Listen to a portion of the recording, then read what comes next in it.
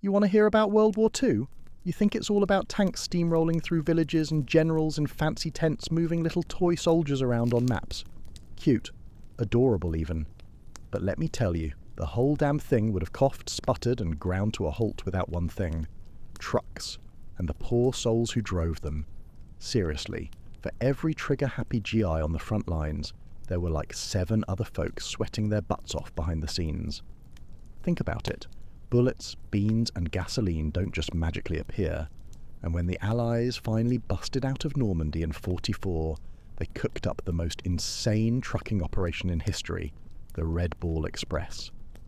Oh, and if you're digging these war stories, do me a solid, hit that like button or subscribe. And seriously, where are you all listening from? Drop a comment with your location and what time it is there. It always blows my mind that people are falling asleep to this all over the world. Alright, buckle up buttercups. We're heading back to 1944. Trust me, it's going to be a wild ride. But first, get comfy. Seriously, adjust those pillows, pull up that blankie, because where we're going, you're going to want to be cozy. Welcome to the mud, son. So, congratulations. You just woke up in 1944. Meet James Wilson, a fresh-faced 19-year-old from Cleveland, Ohio. Your eyes snap open at 0400 hours to the delightful sound of a whistle shriek, blasting outside your tent. The canvas above you glows a faint, sickly grey in the pre-dawn gloom. That rough wool blanket. Yeah, it scratches your chin like a cheap date, a far cry from the silky sheets back home. The air smells like a delightful blend of diesel fumes, wet canvas, and the faint yet persistent tang of unwashed bodies. Classy. It's been raining all night, naturally. You can hear it pattering on the tent, and the ground beneath your cot has officially transformed into a muddy, squelching soup. Unlike your warm, dry bed right now, everything in this new glorious world is damp. Your socks, damp. Your cigarettes? Yep, even those. Wilson, on your feet, a voice barks from outside.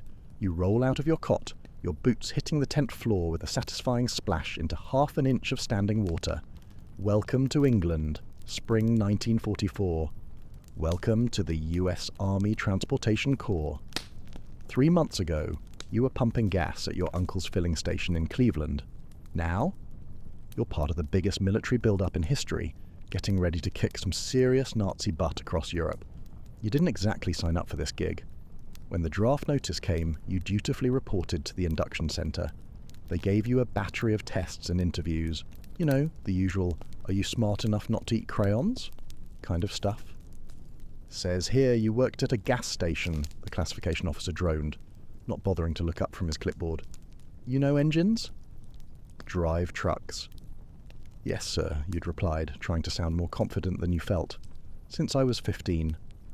Good. Transportation Corps it is. And that was that. Not infantry, not tanks, not the super glamorous Army Air Corps. Nope. You were going to be a truck driver. And though you didn't know it yet, you were about to become part of one of the most important operations of the entire war. The monstrous Jimmy. The training? Oh, it was intense. Learning to drive those enormous 2.5-ton GMC CCKW trucks. Jimmy, or Deuce and a Half as everyone called them, was nothing like joyriding in your uncle's Ford pickup. These bad boys weighed 5 tons empty, had 6 wheels with dual drive, and a peculiar double-clutch transmission that fought you every inch of the way. The first time you tried to shift gears, the grinding sound made your instructor wince so hard his face looked like a prune. Jesus, son, he'd bellowed. You trying to turn this transmission into scrap metal? Double-clutch it. You got it. And you did. You learned to double-clutch like a pro. You learned to drive in pitch-black blackout conditions with only the dim cat eyes of the truck in front of you visible. You learned to change a tire in a downpour, to replace a fan belt, to dig a truck out when it got stuck in mud up to its axles. And you learned something else, something unspoken but understood. In your company of 200 drivers, 150 were black, like you. The mechanics were white, the officers were white, the combat troops you'd be supplying were white. The US Army in 1944 was as segregated as a checkerboard, and the Transportation Corps was where they put most of the black soldiers, Not trusted to fight, but definitely trusted to drive, to haul, to labour. "We're going to prove them wrong," your friend Davis told you one night, as you sat on your bunks polishing boots. "We're going to show them what we can do." And now, as you splash through the mud toward the mess tent, the smell of burned coffee and powdered eggs wafting through the damp morning air, that's exactly what you intend to do. The backbone of war. After breakfast, which tasted suspiciously like rubbery powdered eggs, cardboard toast and coffee strong enough to dissolve a spoon, you report to the motor pool. Today's the day you've been training for. The invasion of Europe is coming, and your company is assigned to the massive build-up of supplies and equipment that will follow the first wave. Your sergeant, a stocky man from Georgia named Harris, stands in front of a row of GMC trucks, their olive drab paint still shiny and new. The front of each truck sports the crisp white star of the US Army. Behind them are mountains of crates, tires, fuel drums and ammunition boxes, all silently waiting to be loaded. "Listen up," Harris barks, his voice cutting through the drizzle. "These trucks are your new home, your new best friend, your new wife. You will treat them better than all three.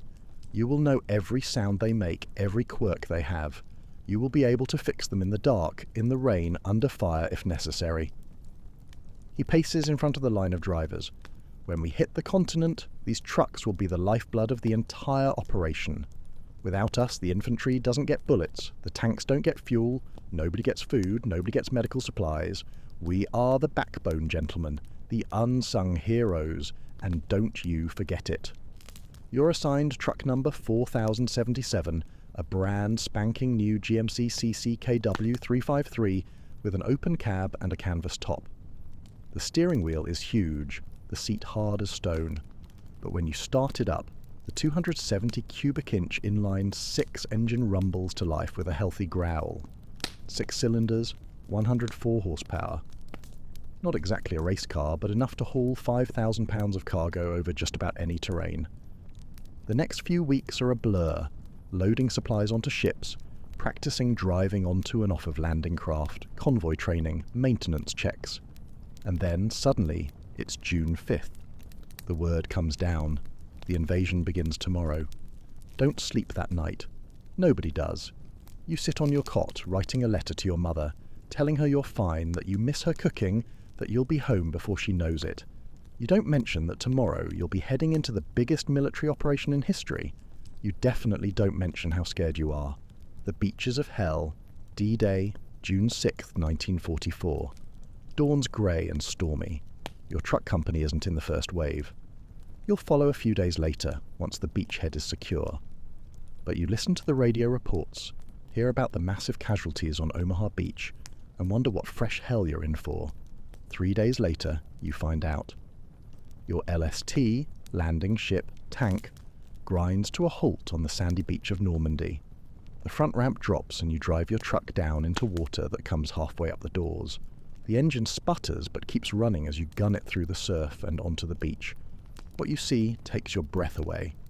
The beach is a hive of utterly controlled chaos. Trucks, jeeps, bulldozers, all moving in seemingly random yet coordinated patterns. Further up, engineers are building temporary roads, MPs are directing traffic at improvised intersections, and everywhere there are signs of the recent battle. Wrecked landing craft, abandoned equipment, even some bodies that haven't yet been collected. "Keep moving," an MP shouts, waving you forward. "Clear the beach. Go." You drive up a steep, sandy track that's been cut into the bluff overlooking the beach. At the top, you join a convoy of trucks heading inland. You've made it to France. The real work is about to begin. The hedgerow hustle. For the next few weeks, your life settles into a routine. Wake up before dawn. Maintenance check on your truck. Breakfast, if you're lucky. Then load up with whatever supplies are priority that day. Ammunition, rations, fuel, medical supplies. And head for the front lines or as close as truck convoys are allowed to get. The Norman countryside is surprisingly beautiful, even scarred by war. Hedgerows line the narrow roads, thick, ancient barriers of earth and vegetation that have turned the region into a deadly maze for the advancing Allied forces. The roads themselves are barely wide enough for your truck with deep ditches on either side. When you pass another vehicle coming the other way, you hold your breath, certain you'll either sideswipe them or end up in a muddy ditch. The front lines in these early days aren't far from the beaches, just a few dozen miles, but it takes hours to make the trip, navigating bombed-out roads, military checkpoints, and occasional enemy artillery fire. The Germans, retreating but still dangerous, have a nasty habit of shelling crossroads and bridges. You learn to recognize the sound of incoming artillery, a distant crump followed by a growing whistle. When you hear it, you dive for the nearest ditch regardless of how muddy or filthy it is, better muddy than dead. Birth of the Red Ball.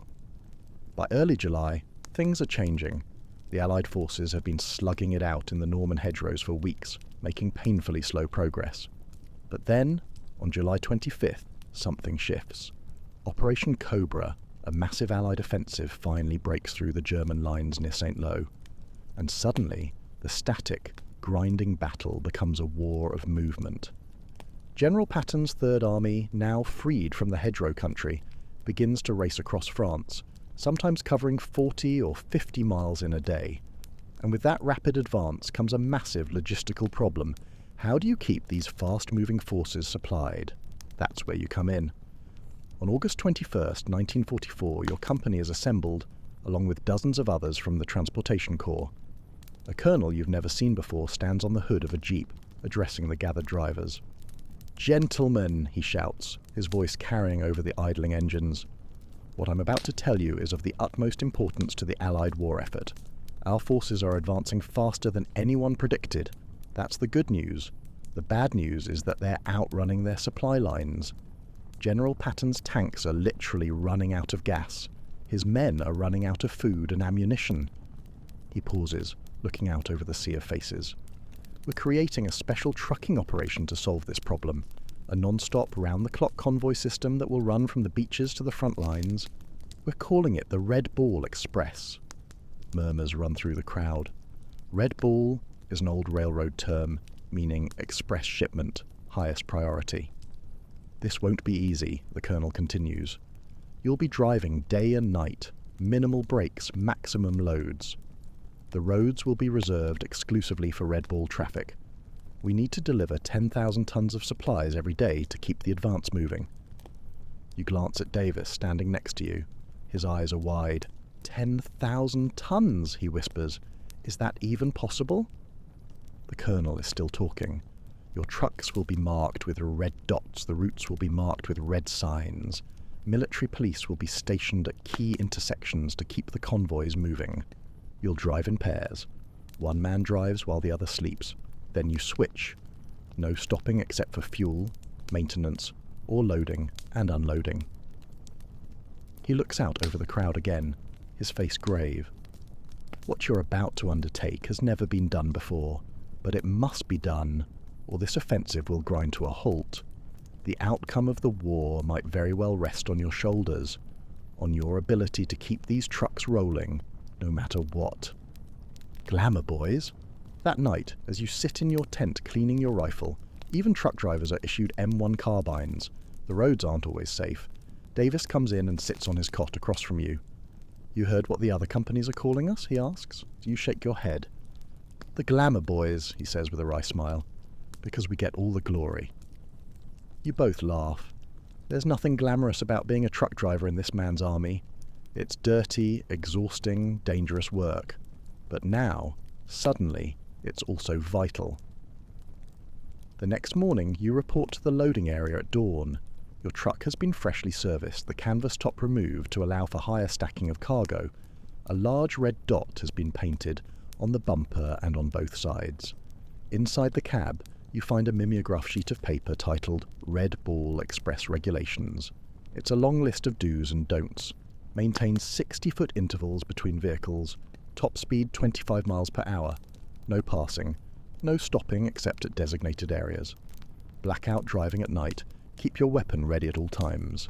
At the bottom in bold letters, keep them rolling. The loading goes quickly, handled by a swarm of service troops.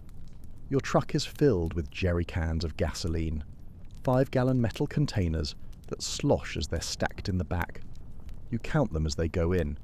96 cans, 480 gallons of precious fuel, destined for the tanks and vehicles of Patton's Third Army. Davis is assigned as your driving partner. He climbs into the cab beside you, his rifle propped between his knees. "Ready for this?" he asks. You nod, trying to look more confident than you feel. "Red Ball Express," you say, testing the words. "Has a nice ring to it." The convoy forms up, dozens of trucks stretching as far as you can see in both directions. An MP stands at the head of the line, holding a flag. At precisely 0600 hours, he drops it and the convoy lurches into motion. The Red Ball Express is rolling. Dust, mud and mosquitoes. The first few hours are uneventful. The roads close to the Normandy beaches are well maintained, widened by Army engineers to accommodate the massive flow of traffic. MPs stand at every intersection, waving you through without stopping. Your convoy maintains a steady pace, the trucks ahead visible through the dust they kick up from the unpaved sections of road. Around noon, you pull into a designated refueling point. Service troops swarm over the trucks, filling gas tanks, checking oil, making minor repairs. You and Davis have exactly 20 minutes to use the latrine, gulp down some cold coffee and a K-ration lunch, and then you're back on the road. As the day wears on, the roads get worse. Further from the beaches, there's been less time for the engineers to work their magic. You navigate around bomb craters, through villages with streets barely wide enough for your truck, across bridges hastily repaired after being blown up by retreating Germans. The dust is incredible. It coats everything, your skin, your uniform, the inside of your mouth. It forms a thick paste with your sweat, caking in the creases of your elbows and neck. You've been issued goggles, but they fog up in the summer heat, so you push them up onto your helmet, squinting against the grit instead. By late afternoon, you're deep into what was, until recently, German-held territory. Signs of fighting are everywhere: burned-out German vehicles, shattered buildings, fields cratered by artillery shells. Occasionally, you pass groups of German prisoners being marched toward the rear, guarded by American infantrymen. The Germans stare at the convoy with dull eyes. Some look relieved to be out of the fighting. Others glare with undisguised hatred. One, a tall officer with a bandaged head, watches your truck pass and then spits in the dust. "Charming folks," Davis mutters. The darkness and the rain. As dusk approaches, you reach your first destination, a supply dump about 10 miles behind the front lines. The area is a hive of activity. Trucks coming and going, forklifts moving pallets of supplies, soldiers sorting ammunition, rations and medical supplies into piles. The sound of distant artillery fire provides a constant background rumble. An officer checks your manifest and directs you to an unloading area. Service troops swarm over your truck, efficiently removing the jerry cans of gasoline and stacking them in pyramids. "How far to the next stop?" you ask the sergeant supervising the unloading. "About 30 miles, he says, "but it'll take you 4 hours in the dark. Roads are shit and you'll be driving blackout." Blackout driving. You've practiced it in training, but doing it for real in potentially hostile territory is another matter entirely. As the last of the gasoline is unloaded, you check your watch. 2100 hours. You should reach the next supply dump around 0100. If all goes well, you and Davis switch places. He'll drive the first leg while you try to get some sleep, then you'll take over. It's almost impossible to sleep in the bouncing, jolting truck, but you've learned to grab rest whenever you can. The sun sets as the convoy reforms, and the world transforms. Gone is the dusty, sun-baked landscape of daytime. In its place, a realm of shadows and muted sounds. The only illumination comes from the stars overhead, and the dim glow of your truck's blackout lights, heavily hooded headlamps that cast just enough light to see a few feet ahead, but can't be spotted from above by enemy aircraft. Davis drives slowly, hunched forward over the wheel, straining to see the road.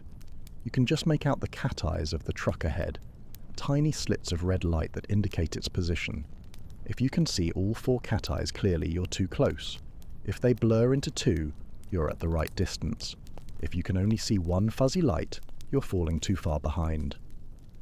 The convoy creeps along at 15 miles per hour, the trucks maintaining their precise intervals.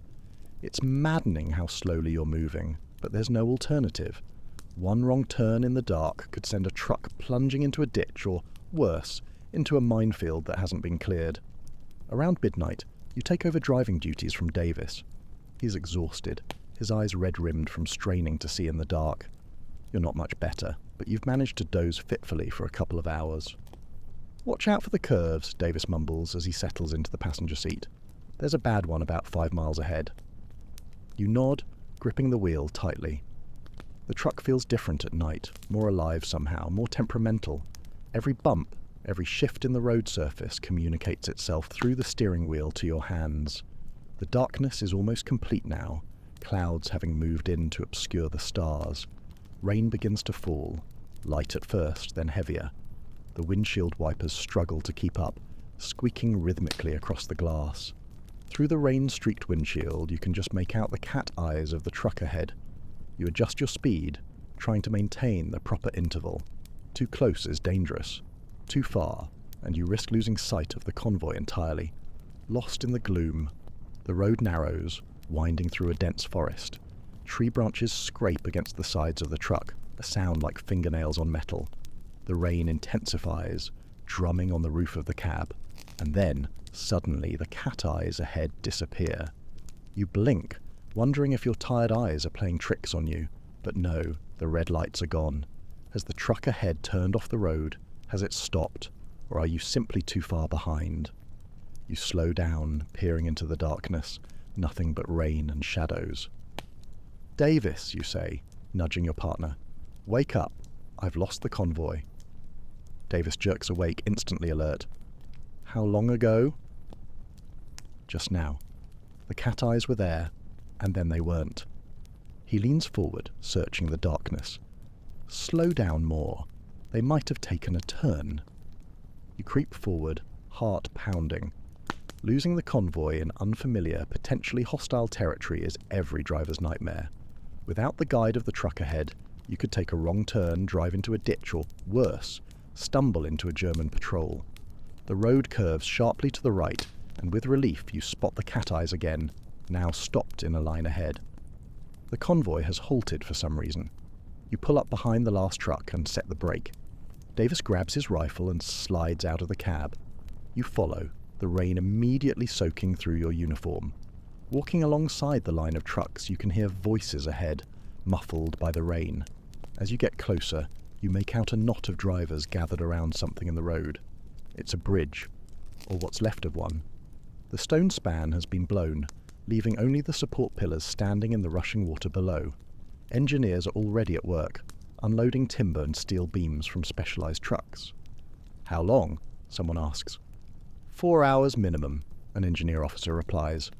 "Probably more in this rain." 4 hours. That means you won't reach the next supply dump until well after dawn. The schedule is already slipping, on the very first run of the Red Bull Express. You and Davis make your way back to your truck. "Might as well try to get some sleep," he says. "Gonna be a long night." You climb into the cab, soaked to the skin and bone-tired. But as you settle into the hard seat, you can't help but think of what lies ahead. Hundreds of miles of dangerous roads, thousands of tons of vital supplies, an entire army depending on you and your fellow drivers. The Red Bull Express is just beginning, and somehow you know that this night, this rain, this destroyed bridge, this delay, is just the first of many challenges to come. But for now, as the rain drums on the roof of the cab and the engineers work to build a temporary bridge, you close your eyes. Tomorrow will come soon enough, and with it, another day of keeping the Red Bull rolling, catching up to chaos. You wake with a jolt as someone pounds on the door of the truck cab. Grey dawn light filters through the rain-streaked windshield. Your neck is stiff from sleeping upright, and your uniform is still damp from last night's downpour. "We're moving out," it's Davis. His face is haggard from lack of sleep.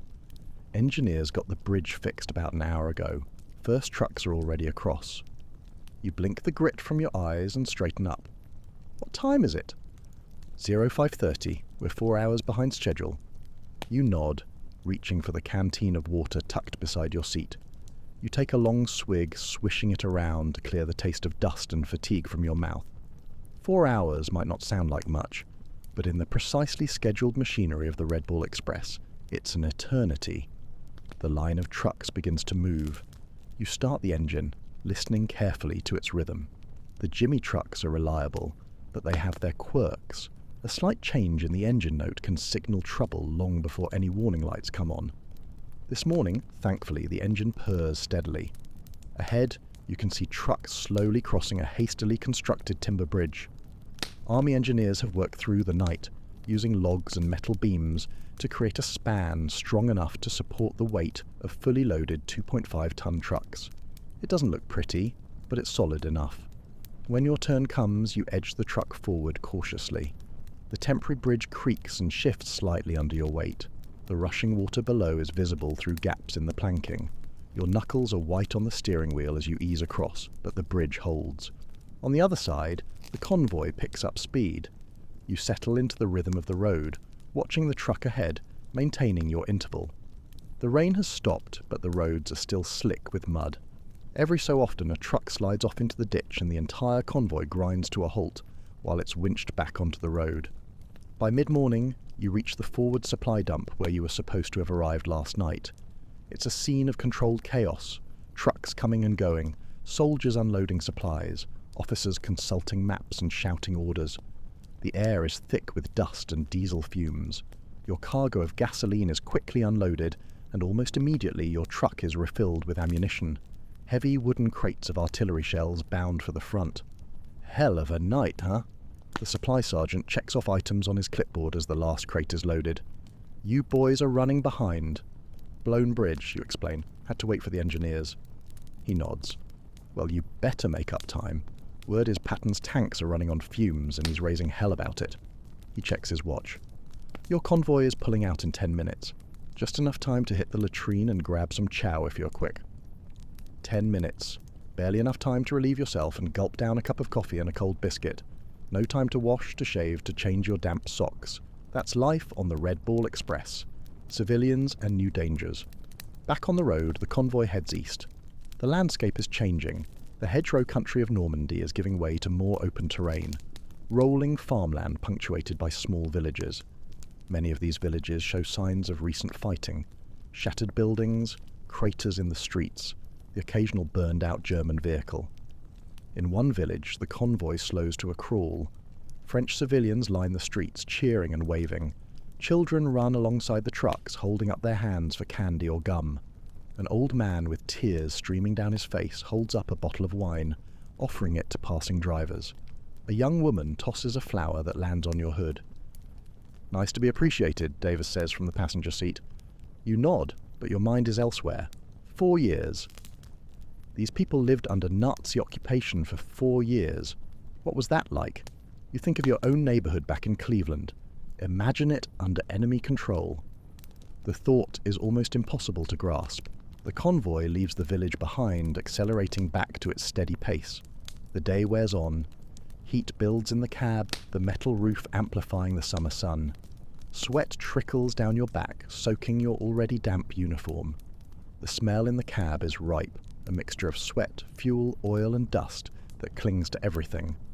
Around mid-afternoon, you switch places with Davis. He takes the wheel while you try to catch some sleep.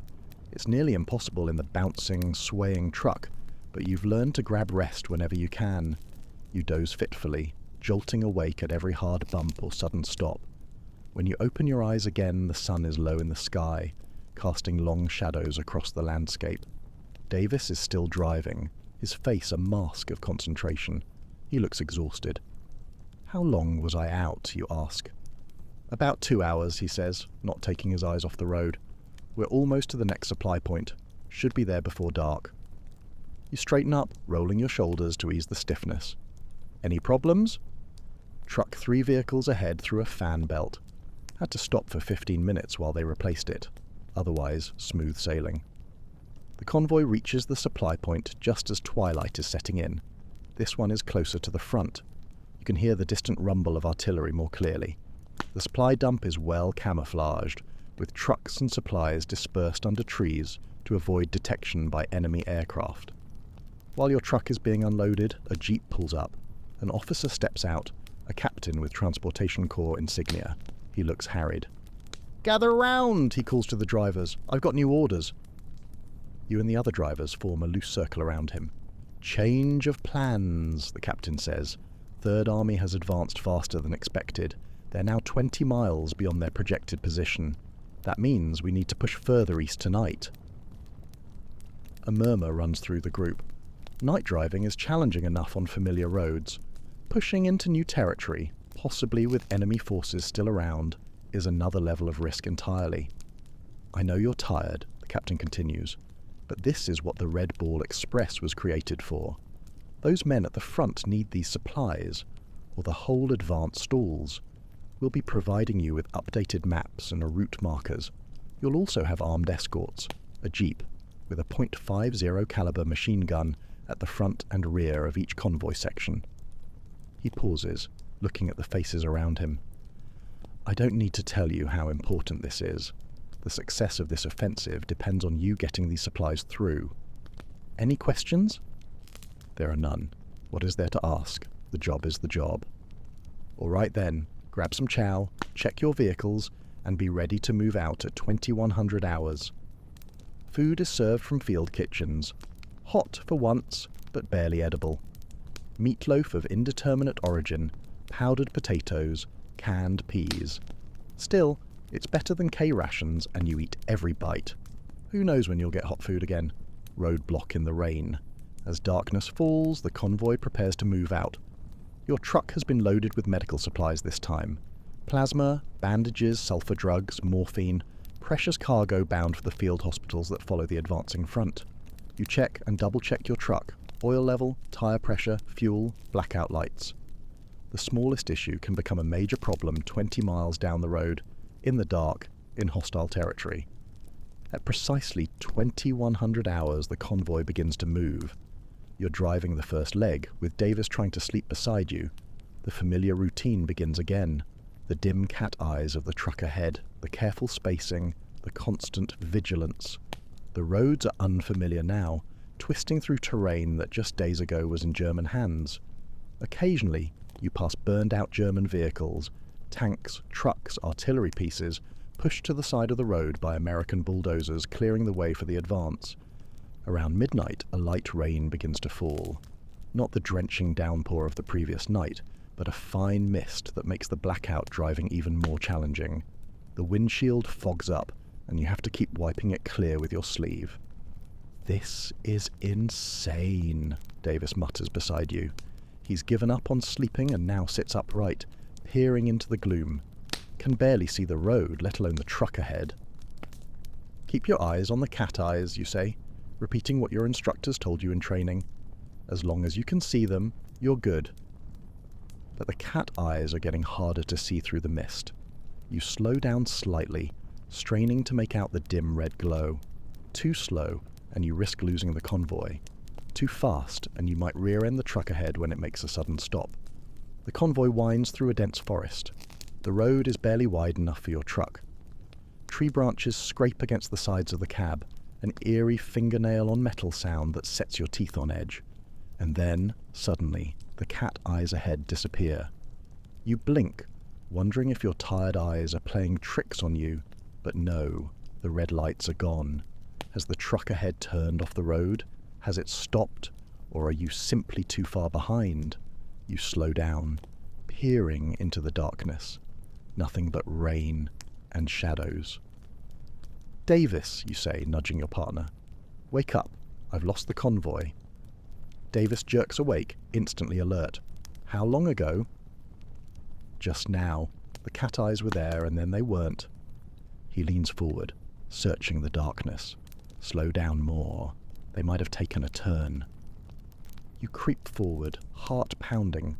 Losing the convoy in unfamiliar, potentially hostile territory is every driver's nightmare. Without the guide of the truck ahead, you could take a wrong turn, drive into a ditch, or, worse, stumble into a German patrol. The road curves sharply to the right, and with relief you spot the cat eyes again, now stopped in a line ahead. The convoy has halted for some reason. You pull up behind the last truck and set the brake. Davis grabs his carbine from beside the seat. Stay here, he says. I'll find out what's going on. He disappears into the darkness. You sit tense and alert, one hand on the wheel, the other near your own weapon. The rain taps softly on the roof of the cab.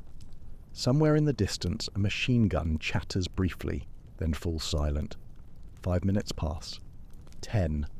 Where is Davis? You're about to go looking for him when he materializes out of the darkness, climbing back into the cab. Road's blocked, he says, breathing hard. German roadblock about half a mile ahead.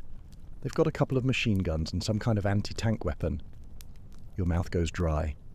Germans, you thought they'd all retreated. Seems like a rear guard, maybe got cut off during the advance. Captain says they've radioed for support, but it could be hours before anyone gets here, so we wait. Davis shakes his head. No time. Those supplies need to get through. They're sending a patrol to flank the roadblock, see if they can clear it. Rest of us need to be ready to move as soon as they do. You nod, trying to ignore the knot of fear in your stomach. You're a truck driver, not an infantryman. You've heard gunfire, seen the aftermath of battles, but you've never been under direct fire yourself. What do we do if the patrol can't clear it, you ask? Davis doesn't answer immediately. Then he says, Captain mentioned there's a secondary route. Longer, rougher, but it would bypass the roadblock. We'll only use it if we have to, though. Already behind schedule as it is. Time crawls by. The rain increases, drumming harder on the roof. You find yourself listening intently, trying to distinguish the sound of gunfire from the rain, from the distant rumble of artillery, from the creaking of the truck as it settles on its springs. Then you hear it, a sharp crack, followed by the stuttering of an automatic weapon, closer this time. The patrol. They've made contact. The firing intensifies, a furious burst of machine gun fire, then another, then the distinct thump of grenades. You grip the steering wheel, your knuckles white. This is it. This is why you carried that carbine. But you're a driver, damn it. Not a fighter. Davis leans forward, peering through the windshield. Sounds like they're giving 'em hell. More gunshots echo through the forest, closer still. You hear shouts, not in English, German. They're getting closer. This is not good, you whisper. Suddenly a voice screams from up the line of trucks. They're coming around the flank. Get ready. Your heart leaps into your throat. Coming around? That means the patrol didn't clear them, or at least not all of them. Davis quickly pulls his carbine to his shoulder, ready. You quickly grab yours, fumbling with the safety. A frantic voice shouts, Captain says secondary route. Move it, move it. Davis shoves the transmission into reverse, the gears grinding loudly. You quickly turn the wheel, trying to get the heavy truck turned around on the narrow, muddy road. It's almost impossible in the dark and the rain. Another round of machine gun fire erupts, closer this time, and you hear the distinct thump-thump of bullets hitting the metal of the truck ahead. Go, go, go, Davis yells. You gun the engine, the tires spinning wildly in the mud. The truck lurches backward, then forward, barely turning. The roar of the engine is deafening, and over it you hear the shouts of men and the terrifying thwack of bullets tearing through canvas. This isn't just about getting supplies through anymore. It's about survival. You finally manage to get the truck pointed in the right direction, bumping off the side of another Jimmy. You hear a loud shout, but you don't stop. You stomp on the gas, the heavy truck lurching forward, bouncing wildly over the uneven ground. The cat eyes of the truck ahead are barely visible as it struggles to navigate what is clearly a makeshift muddy path, the secondary route. The journey is hellish. The road is nothing more than a muddy track, carved out by previous vehicles. Branches slap against the windshield, mud splashes up, obscuring your view.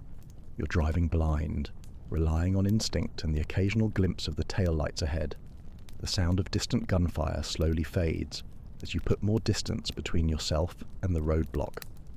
But the memory of it, the chilling realization of how close you came, stays with you. By the time you reach the next supply dump, the sun is high in the sky.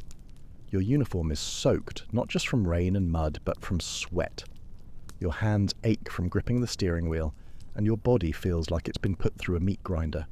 The truck, number 4077, is covered in mud, scratched, and looks like it's seen a month of war, not just one harrowing night. You and Davis stumble out of the cab, your legs shaky. Other drivers are doing the same, their faces grim, but with a shared, silent understanding. No one says much. The events of the night have burned a new kind of fear into you, but also a fierce determination. You are part of the Red Ball Express, and you just kept it rolling. As your truck is unloaded, another takes its place. ready to head back to the beaches. The endless cycle of supply continues.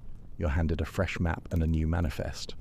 The next run will be even further east, deeper into liberated but still dangerous territory. You look at Davis. He nods, a tired but resolute look in his eyes. "Another day," he says. You just nod, too exhausted to speak, but you know what he means. Another day, another ton of supplies, another stretch of road to conquer.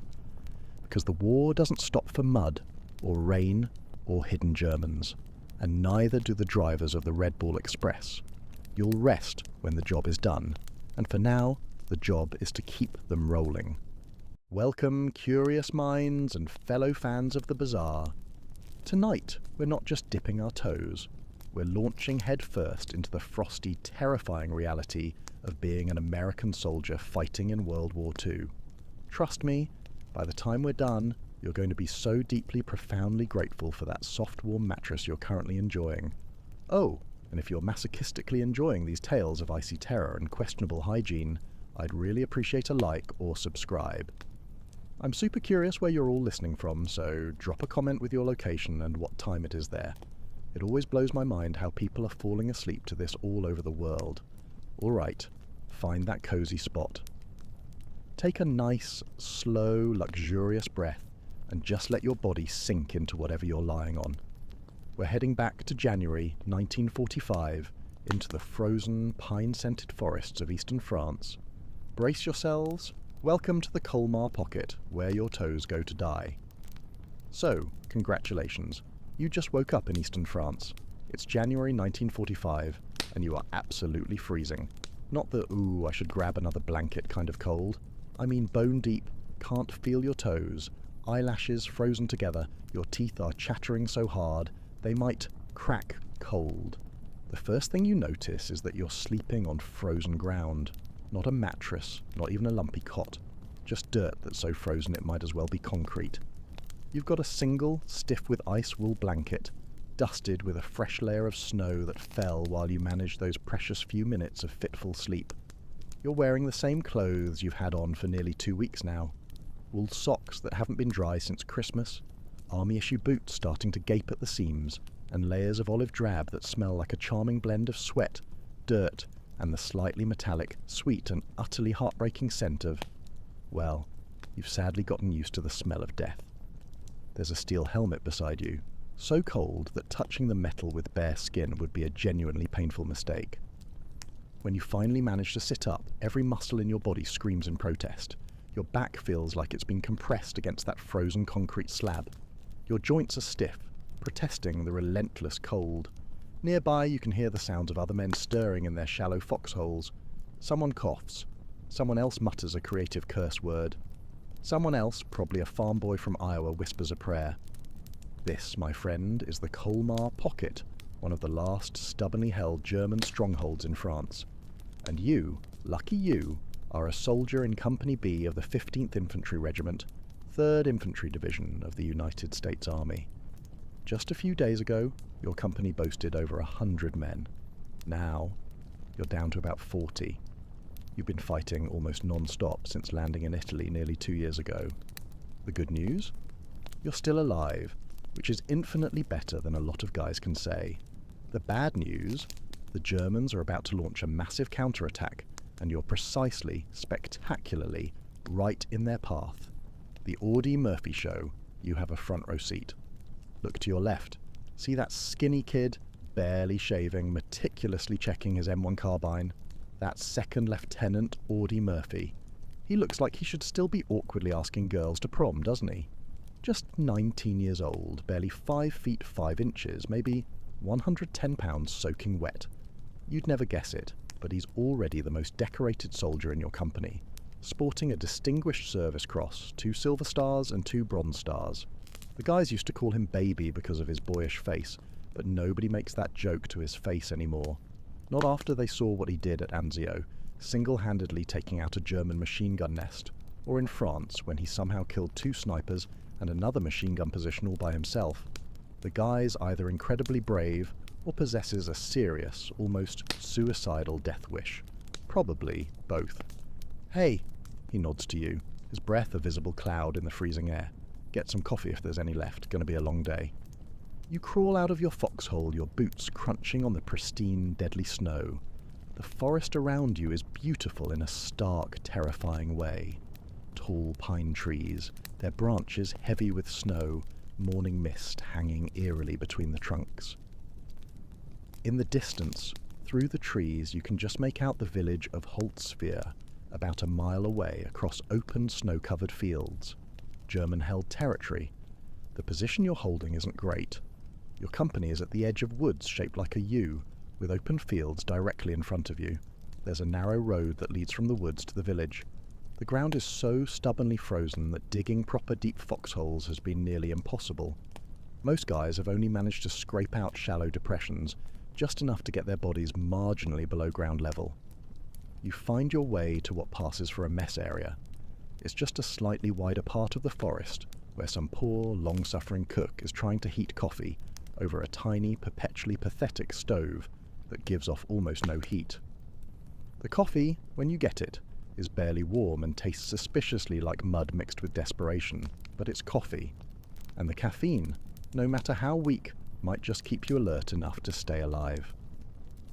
Germans are moving, a sergeant says, his face weathered and lined far beyond his years. Scouts spotted activity in the village. Could be nothing, could be everything. You take a sip of the terrible coffee and feel it hit your empty stomach. When was the last time you ate a real meal? You genuinely can't remember.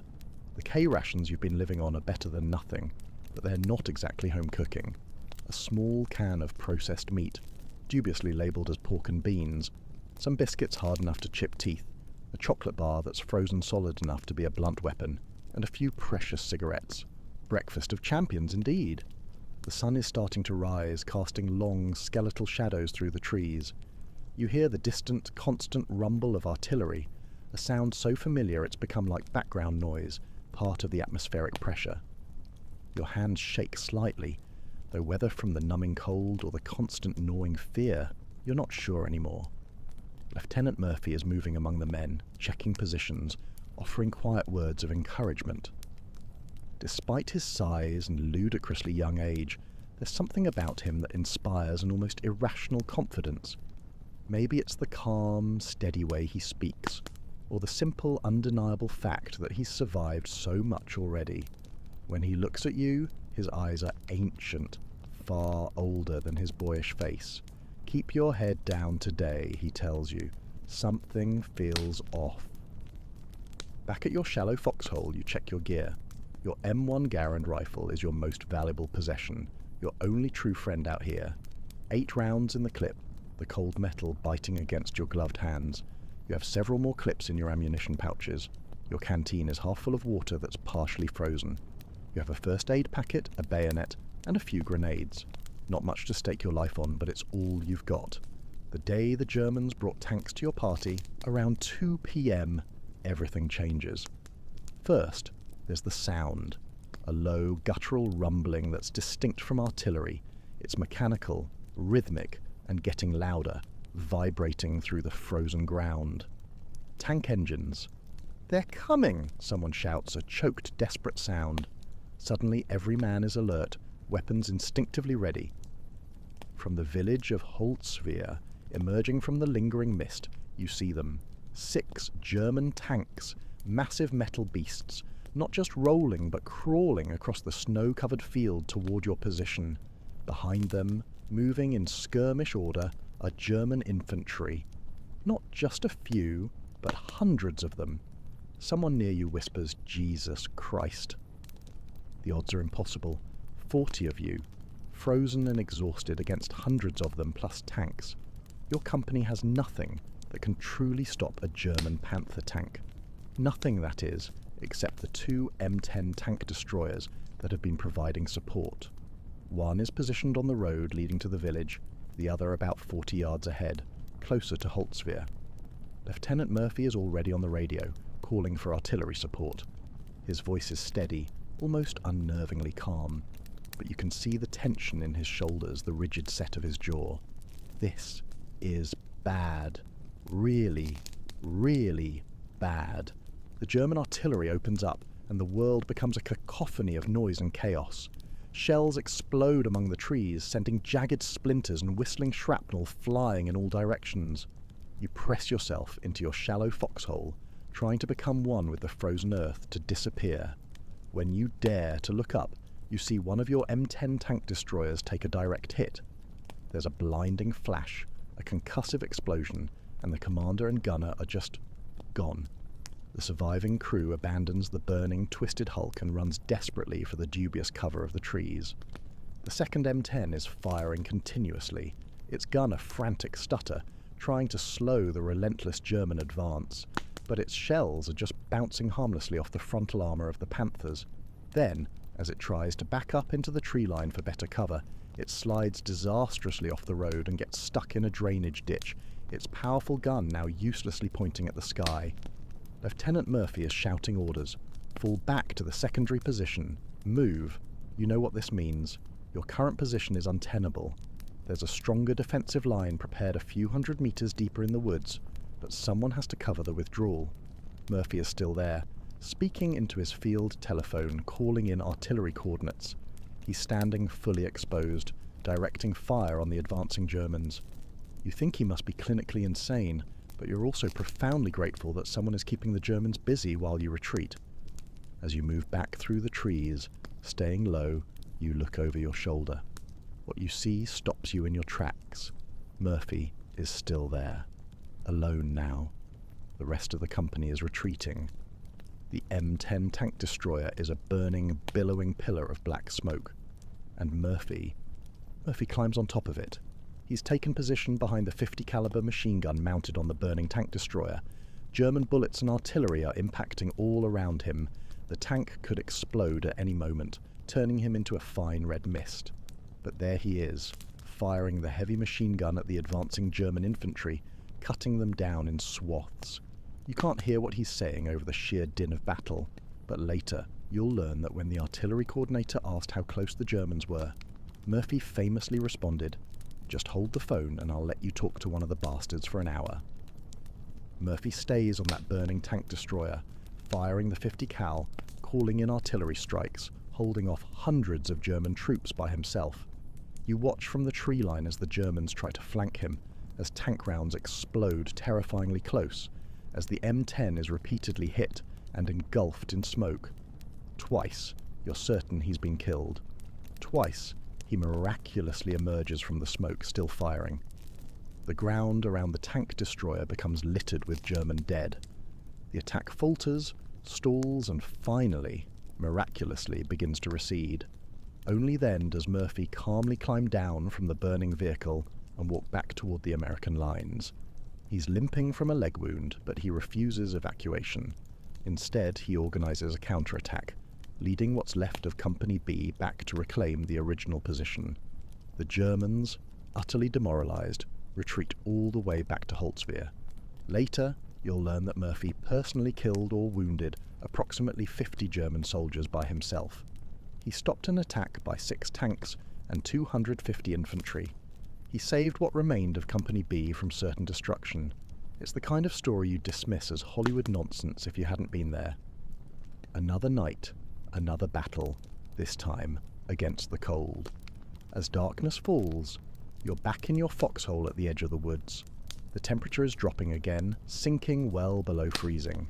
Your hands are numb, your feet feel like solid blocks of ice, and you're exhausted beyond belief. But somehow, you're still alive. Murphy moves among the men, checking on everyone, making sure the wounded are being treated. When he passes your position, you notice that despite everything, his hands are steady, unwavering.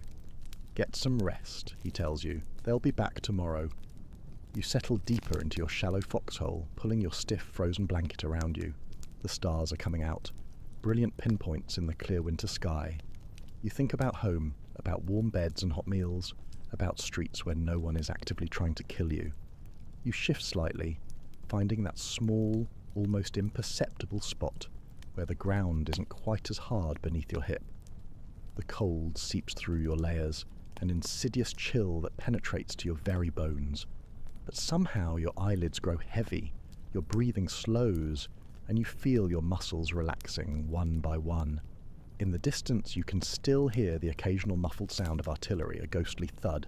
But here, in this moment, there's a strange kind of peace. You're still alive. Your unit held. Tomorrow will bring what it brings. You yawn quietly, feeling your jaw crack from the cold. Your fingers finally start to warm up inside your gloves as you tuck them against your chest.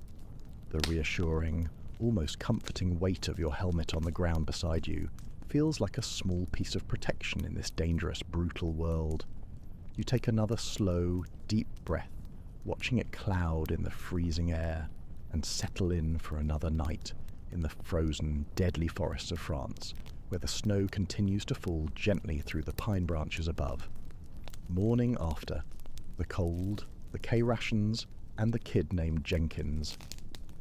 Morning comes too soon in the frozen forest, not with the gentle transition of sunlight filtering through curtains, but with the harsh, jarring voice of a sergeant kicking the bottom of your foxhole. Up, Annam, soldier! Germans didn't go home just because you're tired. Your body feels like it's made of lead and broken glass. Every joint aches from the relentless cold. Your back is one solid knot of pain from sleeping on frozen ground. Your mouth tastes like you've been chewing on old pennies. The temperature dropped even further overnight. They say it's the coldest winter in Europe in decades, and you believe it. Ice has formed on the inside of your helmet where your breath froze. Your canteen is now a solid block of ice. Even your shoelaces are stiff and uncooperative as you try to tighten your boots. Around you, the other men of Company B are going through the same morning ritual, groaning as they stretch frozen limbs, cursing under their breath as they discover which parts of their equipment have frozen solid overnight, trying to light cigarettes with numb fingers. Hey, pass the matches, says the guy in the next foxhole over. He's new, a replacement who arrived just 3 days ago. Jenkins, or Johnson, something like that. They come and go so fast nowadays that you barely bother learning names. Mine are wet. You toss him your matchbook.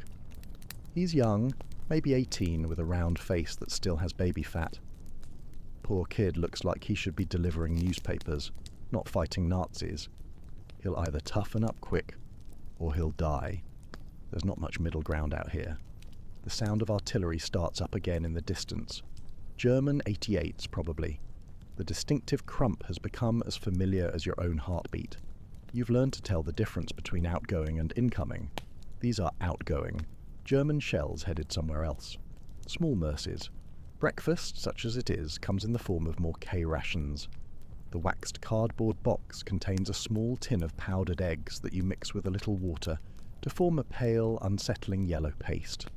There are also a couple of rock-hard biscuits, a small chocolate bar that's still frozen solid, and more of that awful instant coffee. Gourmet dining, army style. You eat mechanically, not because it tastes good, but because you desperately need the calories. The cold burns energy faster than summer combat. Just staying warm is a battle in itself.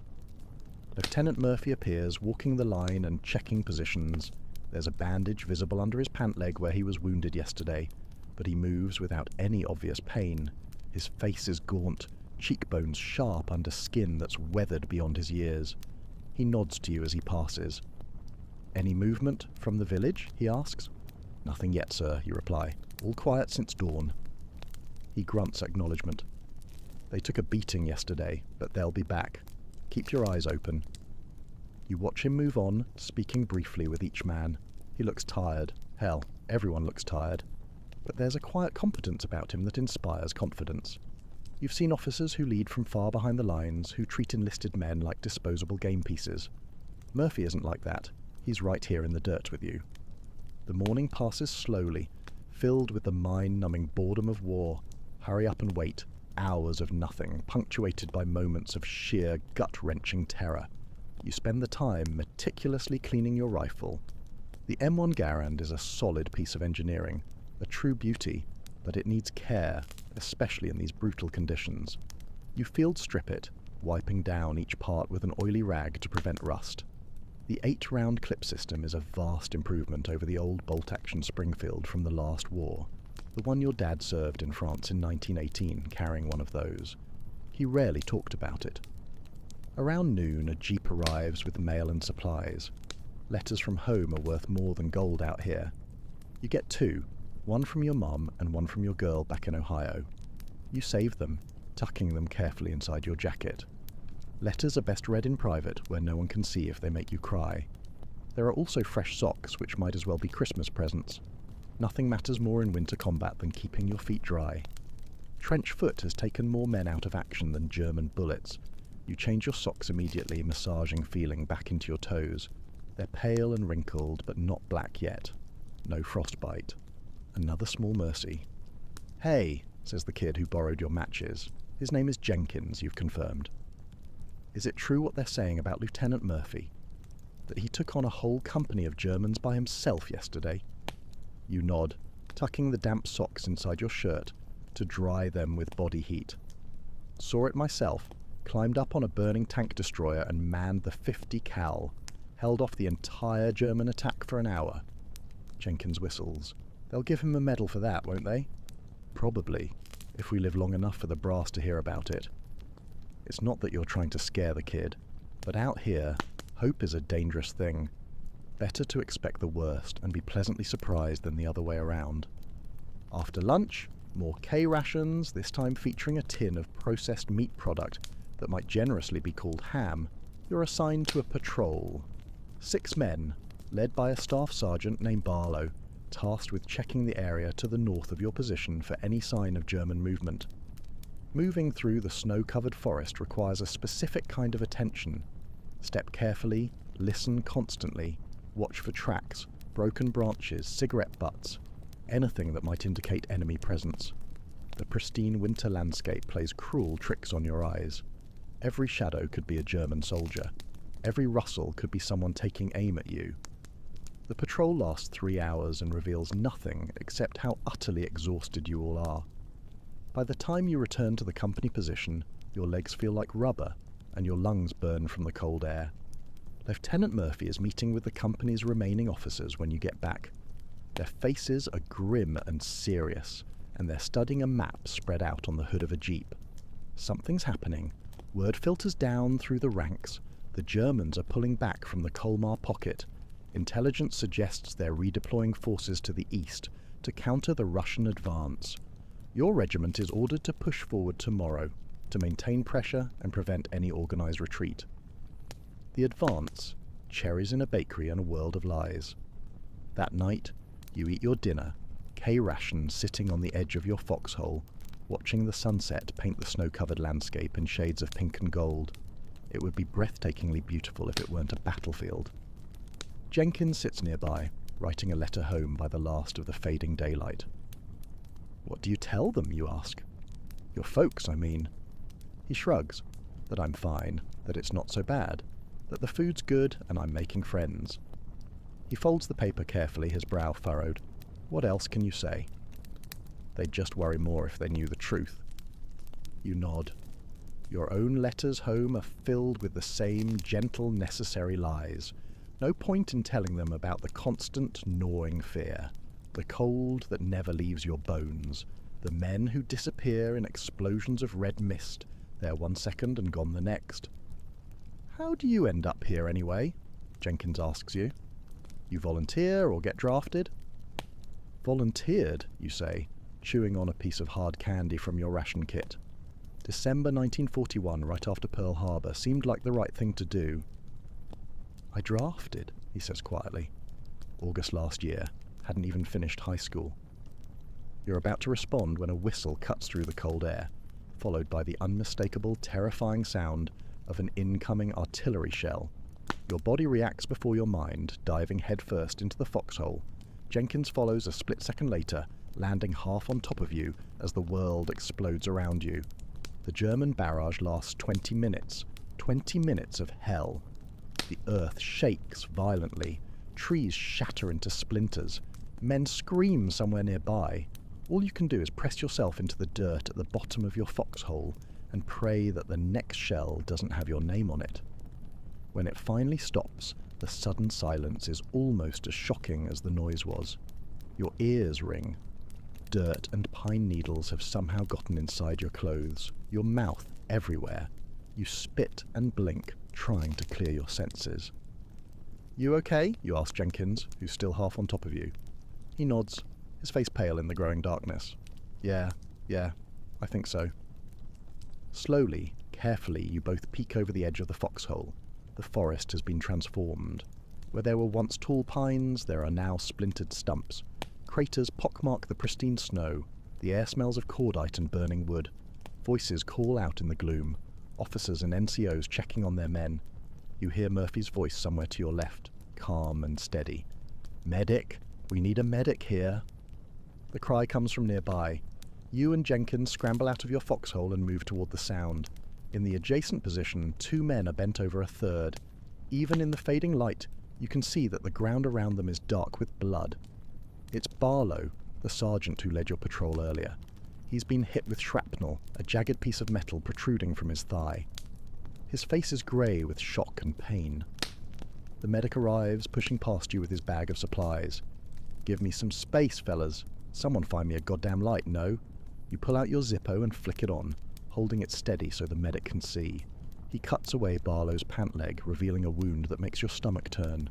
The sergeant grits his teeth, refusing to cry out, even as the medic probes the injury. "You're going to be okay, Sarge," the medic says, working quickly to clean and bandage the wound. "This is your ticket home." Barlow shakes his head weakly. "Can't leave my boys." "Not your choice, I'm afraid. This needs surgery." 2 men arrive with a stretcher, and they carefully load Barlow onto it. He reaches out and grabs your arm as they lift him. "Keep an eye on the new kid," he says, and nodding toward Jenkins. "He's greener than grass." You nod. "Will do, Sarge. See you stateside." But you both know it's unlikely you'll ever see each other again. That's just how it is out here. People come and go. Mostly go. You don't dwell on it. The night grows darker and colder.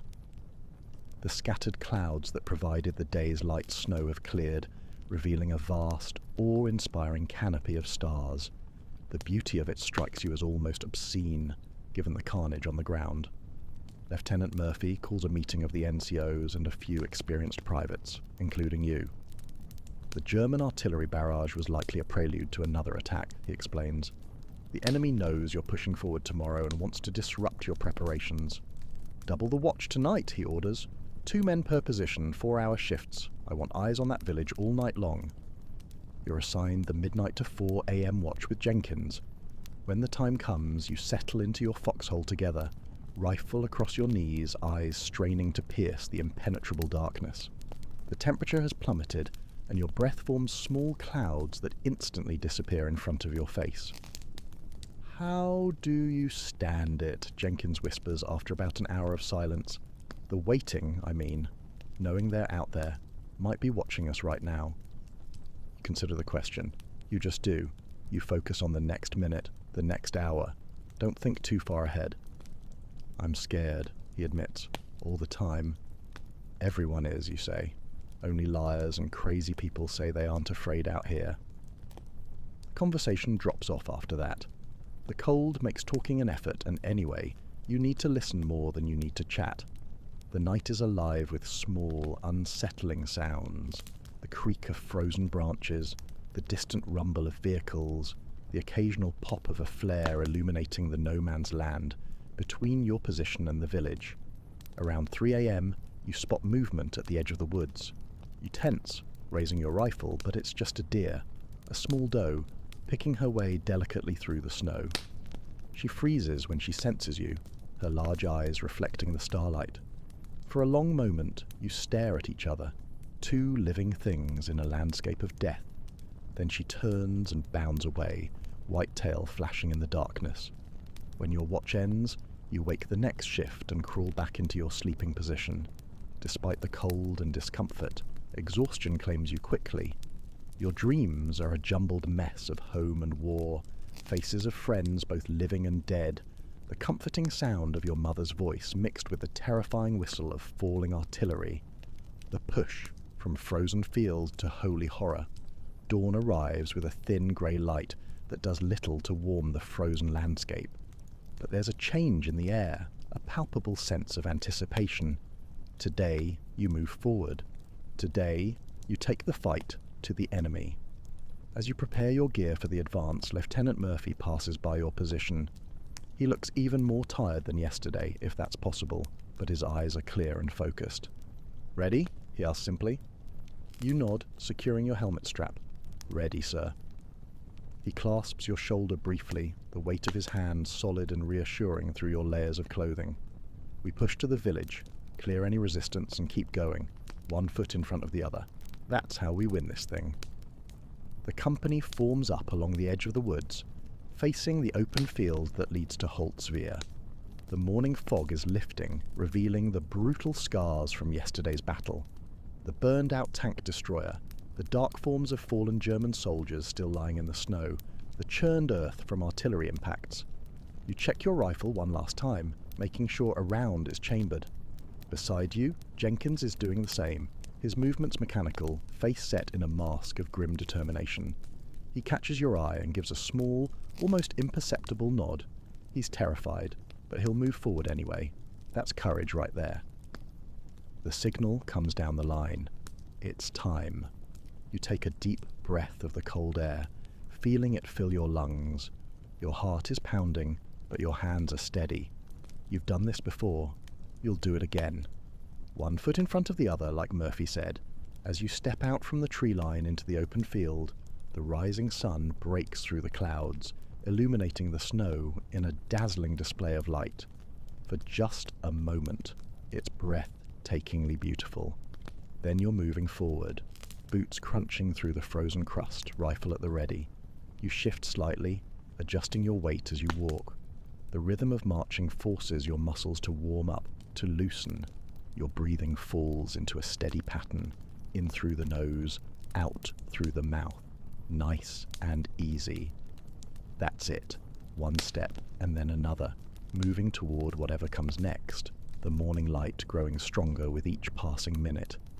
The village of Holtzwihr looms ahead, a cluster of stone buildings with red tile roofs, now partially covered with snow.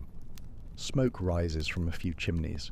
It looks almost peaceful from a distance, like something from a Christmas card. It's hard to believe it's full of Germans trying to kill you.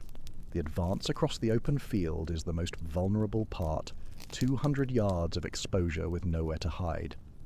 Lieutenant Murphy has called in artillery support to suppress any German resistance, but artillery is never precise.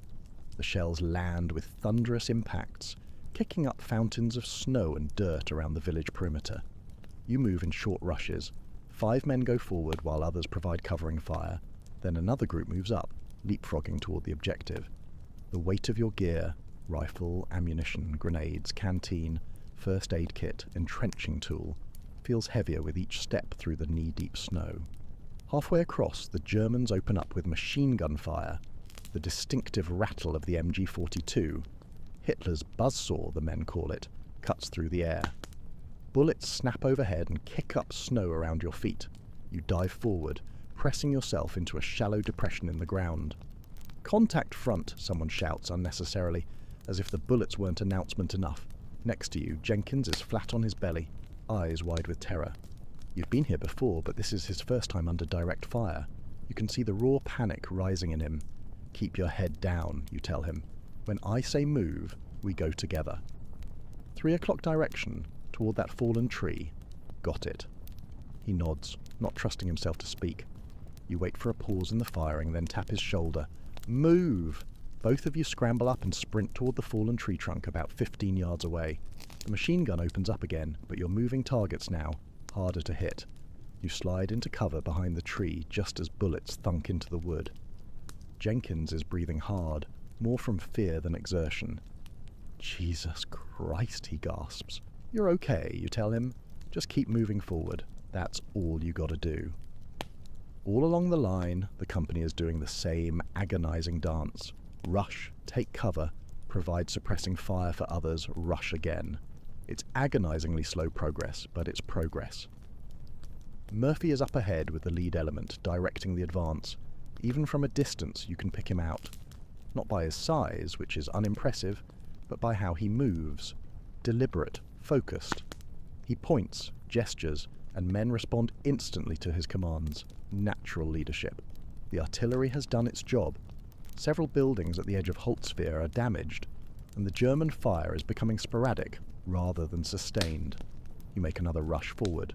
closing the distance to the first buildings. Urban combat is its own special hell. The village consists of about 30 buildings clustered around a small central square. Each one could hide snipers, machine gun nests, or troops waiting to ambush you. Each window is a potential firing position, each doorway a possible death trap. You clear buildings in teams of 4. One man kicks in the door, 2 enter with weapons ready, covering different sectors, while the 4th provides security outside. It's a dangerous, nerve-wracking process. The first house you enter with Jenkins and 2 other men is a small farmhouse. The interior is freezing cold, but shows signs of recent occupation.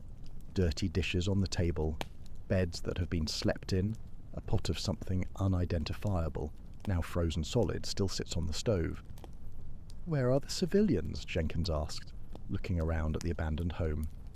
"Evacuated, if they're lucky," you reply, "or hiding in cellars, or dead." This place has changed hands 3 times in the last month.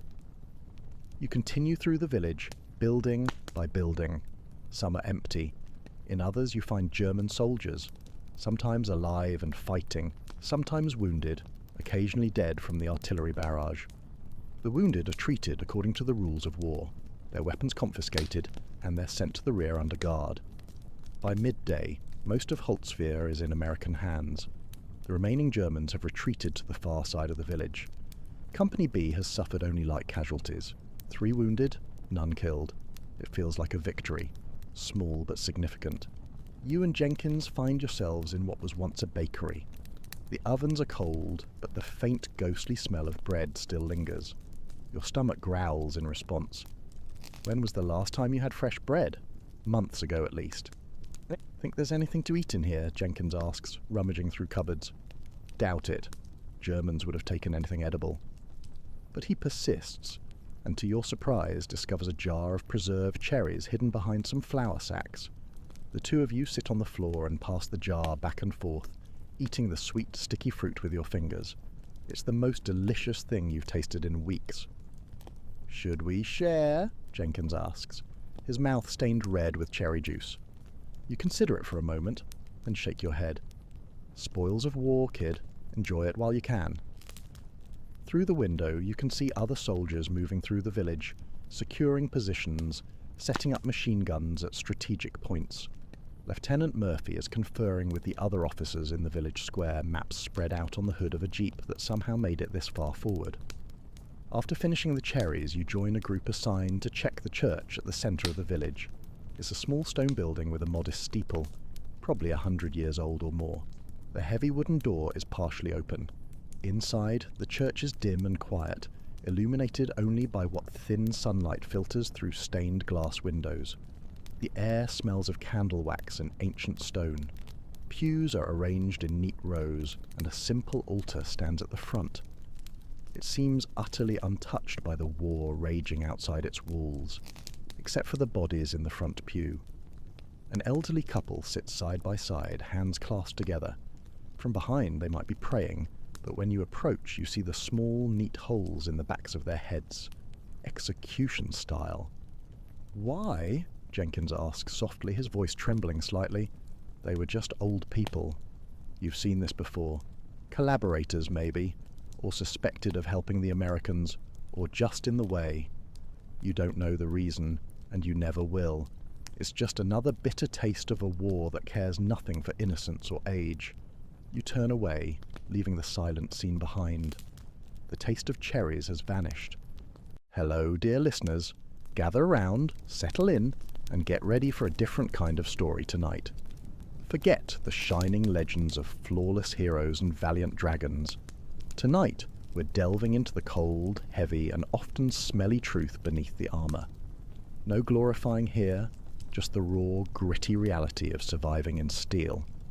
Before we dive into the delightful world of medieval bruises and bad sleep, tell me, where are you all tuning in from? Are you cozying up in a modern apartment, maybe enduring a long commute, or perhaps like me, just enjoying a moment of peace hidden from the general chaos of life? Drop a comment below and let me know your location and the time. And if this kind of unvarnished storytelling brings you even a smidgen of peace, or at least keeps you from doom scrolling, then a quick like and subscribe would be greatly appreciated. It's oddly comforting to know who else is drifting off to the same slow march through history. So, dim the lights, or, just turn your phone screen down. Let the imaginary fire in your imagination warm those stone walls, settle in, and let's begin with the rather undignified making of a knight. You are 7 years old when the path to knighthood begins, not with a gleaming sword, but with a rather unsentimental farewell. Your parents, undoubtedly proud and perhaps a touch relieved to offload a small, perpetually dirty human, send you off to serve in the household of a noble lord.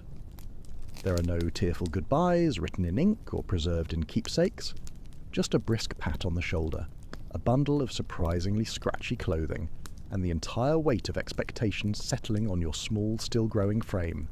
No one asks if you are ready. In truth, readiness is utterly irrelevant. You are a page now. The castle looms above you, stone towers stretching into a grey, perpetually judgmental sky. Its silhouette promises both greatness and hardship, but mostly it promises chores. The gate creaks open, groaning like an old knight after a particularly heavy feast. What lies beyond is not a world of honour and glory, but one of scrubbing, serving, and desperately trying to avoid getting trampled by a particularly ill-tempered stable boy. Chivalry, you quickly realise, will come much, much later, after years of fetching, carrying, and cleaning up after horses and noblemen with equally foul temperaments. Your duties are endless, stretching from sunrise to well after dark. You run errands, sweep halls, often for the third time that day because dust apparently multiplies. Deliver messages, usually to someone who then yells at you for the message, not the messenger, and assist with meals. On especially lucky days, you're permitted to polish armour, which sounds glamorous until you realise it means meticulously scraping dried mud and, shall we say, equine deposits from heavy iron boots. Your hands are perpetually blistered, your back aches in places you didn't even know existed, and the knights, they barely notice you. You are not yet one of them. You are the help, the invisible, perpetually grimy help. But even in these early, unglamorous days, training begins. Wooden swords are handed out like brooms, and bruises bloom across your arms and shins with alarming frequency as you spar with other boys who, like you, are eager to prove something, usually by whacking each other vigorously. You're taught how to fall from a horse without immediately breaking your neck. You fall often. Some days, it feels like falling is the main lesson, punctuated by surprised grunts and the smell of fresh earth. No one praises you for bruising well, but they do scold you for weakness, which mostly means showing pain, crying, or looking generally pathetic. You learn quickly. Pain is to be swallowed, not displayed. Discipline is everything. Speak only when spoken to, bow deeper to those of higher rank, even if they just spilled ale on your head, and never, ever question a command, no matter how trivial or humiliating. Your mistakes are corrected with the back of a hand, usually a large calloused one, or a weak scrubbing chamber pots, which makes you question the very concept of noble living. One boy forgets to remove his cap in the presence of the lady of the house. He spends 2 days on his knees in the chapel, praying for humility, probably wondering if God had a sense of humour about headwear. No one forgets again. If your family is wealthy, a tutor may be assigned to teach you reading, writing, and perhaps a bit of Latin, though the Latin mostly seems useful for understanding church services and the incredibly depressing inscriptions on tombs. If not, you learn by imitation. You listen, you memorize prayers, you copy letters with shaky hands when the steward is generous enough to share a scrap of parchment. Literacy is a luxury. Muscle and obedience matter more. Still, you learn. You learn which fork to use, though most prefer fingers, which is far more practical. You learn to stand perfectly still for hours during court feasts, balancing platters of steaming meat while nobles talk politics and loudly complain about the wine. You learn to become a ghost when tempers flare, and to disappear entirely when drunken knights start boasting about past battles, which inevitably leads to more yelling and possibly a thrown goblet. Every moment is an education in survival, like a very intense, very unscheduled, and very painful masterclass in avoiding trouble. Mornings begin with Mass. The castle chapel is cold year-round, and your breath fogs in the air as you kneel on unforgiving stone floors and try not to fall asleep during the incredibly long liturgy. Faith is not optional. It is as much a part of your training as swordplay. You are taught to fear hellfire, to respect the church and its very powerful landholdings, and to confess regularly, mostly so the priests know all your dirty little secrets. They speak of divine purpose, of holy duty. You nod along, trying to stay awake, mostly praying not to get sick, because there are few remedies and fewer recoveries. Meals are brief, usually consisting of bread, cheese, and meat if you're lucky. Vegetables are suspect. Many believe raw greens cause illness, which is probably true given the sanitation of the era, and so you develop a steady diet of salted meat and dry crusts. You eat quickly, knowing your next soul-crushing task waits. On rare feast days there may be roast pig or honeyed oat cakes. These days are remembered for years, like hazy, delicious dreams glimpsed through smoke. In the evenings, the great hall grows lively. Minstrels sing ballads recounting tales of Arthur and Roland and saints who slayed dragons, and presumably their own laundry. You sit on the edges near the fire trying to catch every word. The songs are meant to inspire, but you are often too tired to be moved. You think more of your sore feet than of chivalric deeds. Still, something stirs in you. A hope, perhaps, that someday someone will sing of you, even if it's just about your remarkable ability to clean a latrine with dignity. You sleep where you can, often in the servants' quarters, shoulder to shoulder with other boys on straw pallets that smell vaguely of sweat, mildew, and existential dread. Some nights, you are pulled from sleep to help with late arrivals or unexpected guests. You learn to rise without complaint, to work through exhaustion, to never let your eyes betray fatigue. A knight, you're told, must be ready at any hour. The training starts here with the grim reality of forced midnight errands. You're not alone. Other pages suffer with you. You form silent friendships, built on shared glances, knowing nods, and muttered complaints that would get you a week in the stocks if anyone overheard. Together, you learn the rhythms of castle life. You learn which knights are cruel, and which will look the other way when you steal a second helping of stew. You learn who to trust, who to fear, and which hidden corners of the castle offer a fleeting moment's peace from the endless demands. There are moments of levity, a jest from the cook, who surprisingly has a dark sense of humour, a clumsy knight tripping over a sleepy hound, a stolen apple that tastes like pure freedom. You cling to these moments. They remind you that life exists beyond duty, that laughter still has a place, even here, amidst the stone and grit. Occasionally, you catch a glimpse of the world beyond the walls, merchants arriving with silks and exotic spices, a troupe of travelling performers who smell suspiciously like unwashed animals, or a noble woman riding past with her ridiculously large retinue. These sights feel foreign, like stories glimpsed through a thick fog. You're not part of that world yet, but maybe one day. Maybe. At times, doubt creeps in. The stories of glory feel impossibly distant. The reality is far more grinding. You wonder if all of this, the aching limbs, the scoldings, the constant low-level hunger, is truly the path to honour. But every so often you see a knight ride out in gleaming armour, pennant flying, and your chest tightens with the thought, someday that could be me, if I don't die from an infected blister first. Your lessons in humility do not stop with bruises and hunger. There are also ceremonies to attend, even though you're barely more than background noise in them. You observe as nobles gather, dressed in fine fabrics you're not allowed to touch, much less wear. You're reminded by their casual glances and sometimes their cutting words that your position is somewhere between useful and entirely invisible. When dignitaries visit, the castle becomes a bustling, anxiety-ridden theatre. You help prepare guest rooms, polish silver until your arms ache, and sweep the same corridors 3 times over. If anything is out of place, the pages are blamed, and if something goes wrong, say, a particularly ill-tempered dog bites a visiting bishop's leg, well, let's just say it helps to know how to look busy while being nowhere near the problem. You quickly master the art of looking furiously industrious while being completely unhelpful. On festival days, there is music, dancing, and entirely too much wine, at least for the adults. You're allowed to watch from the corners, soaking in the sounds and sights while pretending not to be watching too intently, because that would be creepy. Occasionally, someone slips you a sweetmeat or a bit of cake, and for a moment, the burdens of your position feel lighter, almost fluffy. But these small kindnesses do not erase the reality.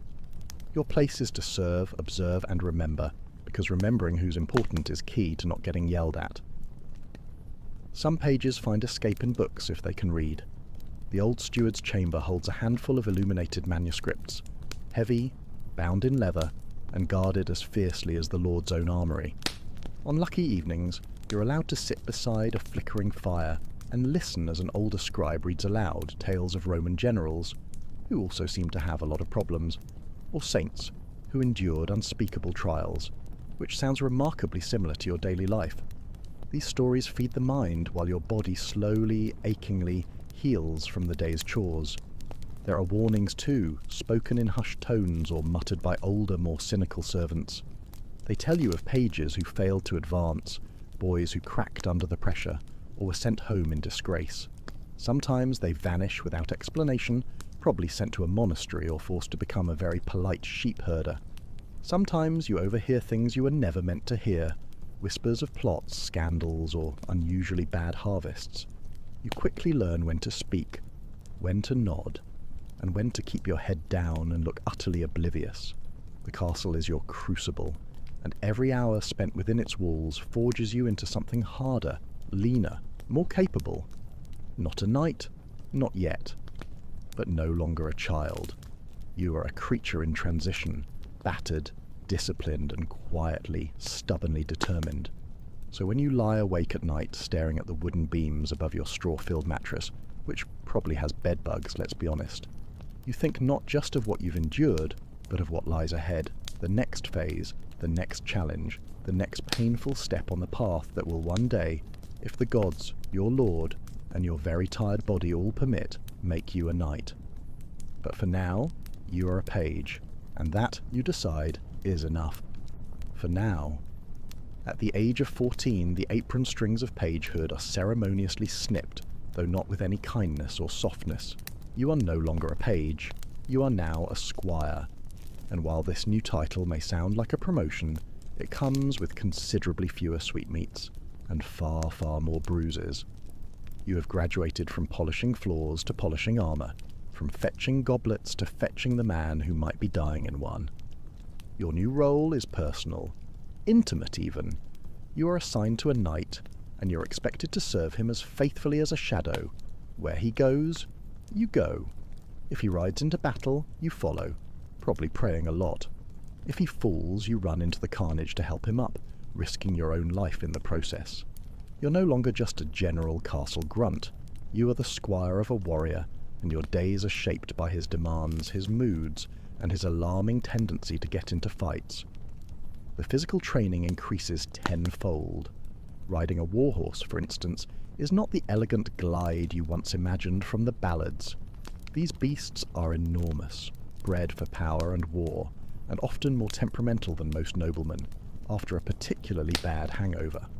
Mounting them is a small battle in itself. Controlling them, a constant sweaty negotiation. Your thighs ache, your spine jars with every thunderous step, and your backside hasn't felt normal since Michaelmas. Sword training intensifies. You now wield live blades, not to kill, usually, but sharp enough to cause serious concern if your opponent happens to be better rested or less distracted than you. You spar daily, your body covered in bruises that never quite fade before new ones bloom. Every session is an exercise in humility. For every swing you land, you take 3 in return. The knight you serve doesn't expect grace. He expects grit and a surprising tolerance for pain. But perhaps the most tiresome, soul-crushing part of your duties is equipment care. Armour, you quickly learn, is not just metal. It is an ecosystem. Sweat, grime, and the occasional lost slug somehow make their way into the joints of plate mail. You clean it, polish it, inspect every hinge and strap, with the meticulousness of a nervous surgeon. If the greaves pinch or the helmet visor sticks mid-battle, that's your fault. If your knight dies because you missed a cracked buckle, you'll likely wish you'd died first, just to avoid the angry ghost of your former master. Weapons need sharpening daily. Lances must be tested for structural integrity, usually by whacking them against a tree. Shields examined for cracks. Your knight's life and your rapidly developing reputation depends on the absolute precision of your work. No one thanks you when everything goes right, but everyone notices when it doesn't. And then there are tournaments. They were romanticised when you were a page. Colourful affairs of trumpets and cheering maidens. Now, you see the blunted swords break bones. You are the one saddling the horse, carrying the ridiculously long lances, wiping the blood from your knight's cheek so he can smile for the crowd, and hopefully not pass out. If he wins, you collect the prize money, which he mostly keeps. If he loses, you collect his broken ribs and what remains of his dignity. It's like being a medieval sports therapist, but with more impalement risk. When real war comes, and it always does because medieval lords really loved a good skirmish, you march beside your knight into mud, rain, and uncertainty. Campaigns are long, uncomfortable affairs. Food is scarce. Sleep is scarcer. Your armour, if you have any, chafes in places you didn't know existed. You begin to understand the real meaning of exhaustion when your limbs move, only because you know you must, not because they want to. Battle is not glorious. It is a cacophony of screams, the clang of metal, and orders lost in the wind, the sickening clash of bodies, the stench of blood and sweat, the sudden, terrible silence of a dying man. These become your grim education. You learn to distinguish between fear that sharpens you and fear that paralyzes you. You pray the former shows up more often. You're not there to fight, not yet. But that does not mean you are safe. When your knight is unhorsed, it is your job to reach him, lift him, pull him out of danger. Imagine dragging a man in full armour, each piece weighing more than a holiday roast, across a muddy field while arrows fall like very sharp rain. It is not heroic, it is back-breaking, and the reward is usually just the chance to do it again tomorrow. When your knight is injured, you tend to his wounds, often with surprisingly little medical knowledge. If he is captured, you're expected to negotiate or deliver messages to secure his release. Sometimes this means dealing with men who would rather see him rot in a dungeon, or worse, make him pay an exorbitant ransom.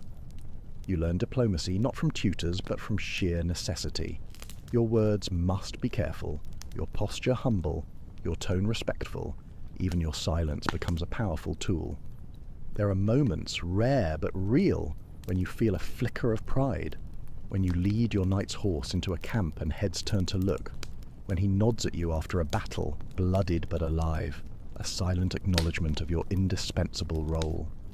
These moments are fleeting, like sunlight through arrow slits, but they matter, they keep you going. Back at the castle, your duties continue. You train younger pages, passing on the same hard lessons you once learned, perhaps with a touch more or less sympathy than you received. You serve at banquets, help organise hunts, and remain at your knight's side whenever guests of importance arrive. Your sword is worn, your boots are cracked, and you move like a man twice your age, but you are no longer merely a servant. You are being watched, evaluated, measured. The priests still expect your prayers, your lord still expects your loyalty, and your body expects rest, which it rarely receives, but there is no turning back. The only way forward is through. You begin to think about your own coat of arms. What colours? What symbols? You dream about the moment of dubbing, the sword tapping your shoulders, the moment you rise, not as a squire, but as a knight. It feels impossibly far, it feels inevitable, it feels both. Then there are the hard days. The days when you bury a fellow squire trampled beneath a warhorse, or run through by a lance that didn't look blunted enough. No one sings songs for squires. No one writes poems for the boys who almost made it. You learn to carry grief without showing it. You learn to keep working even as the ground shifts beneath you, because the world doesn't stop for tears. If you are lucky, your knight teaches you more than just battle. He teaches you how to think, how to judge a man's character, how to read a battlefield, how to lead. If he is truly wise, he teaches you when to speak and when to hold your tongue, how to pick your battles, and how to lose with a shred of grace. These are not things armor can protect you from, but they are just as vital. Winter brings new challenges. You now understand that a sword is only as effective as the hand that can still feel its hilt. Your fingers crack from cold, and the metal of your knight's armor feels like ice as you buckle it on each morning. Snow turns the training yard into a mire of frozen mud. Horses slip. So do you. You do not complain. The weather, like war, does not care how you feel. There is talk among the older squires, talk of glory, of rebellion in the east, of a king's summons. You listen, absorb, calculate. You've seen enough to know that glory often looks suspiciously like a fresh grave.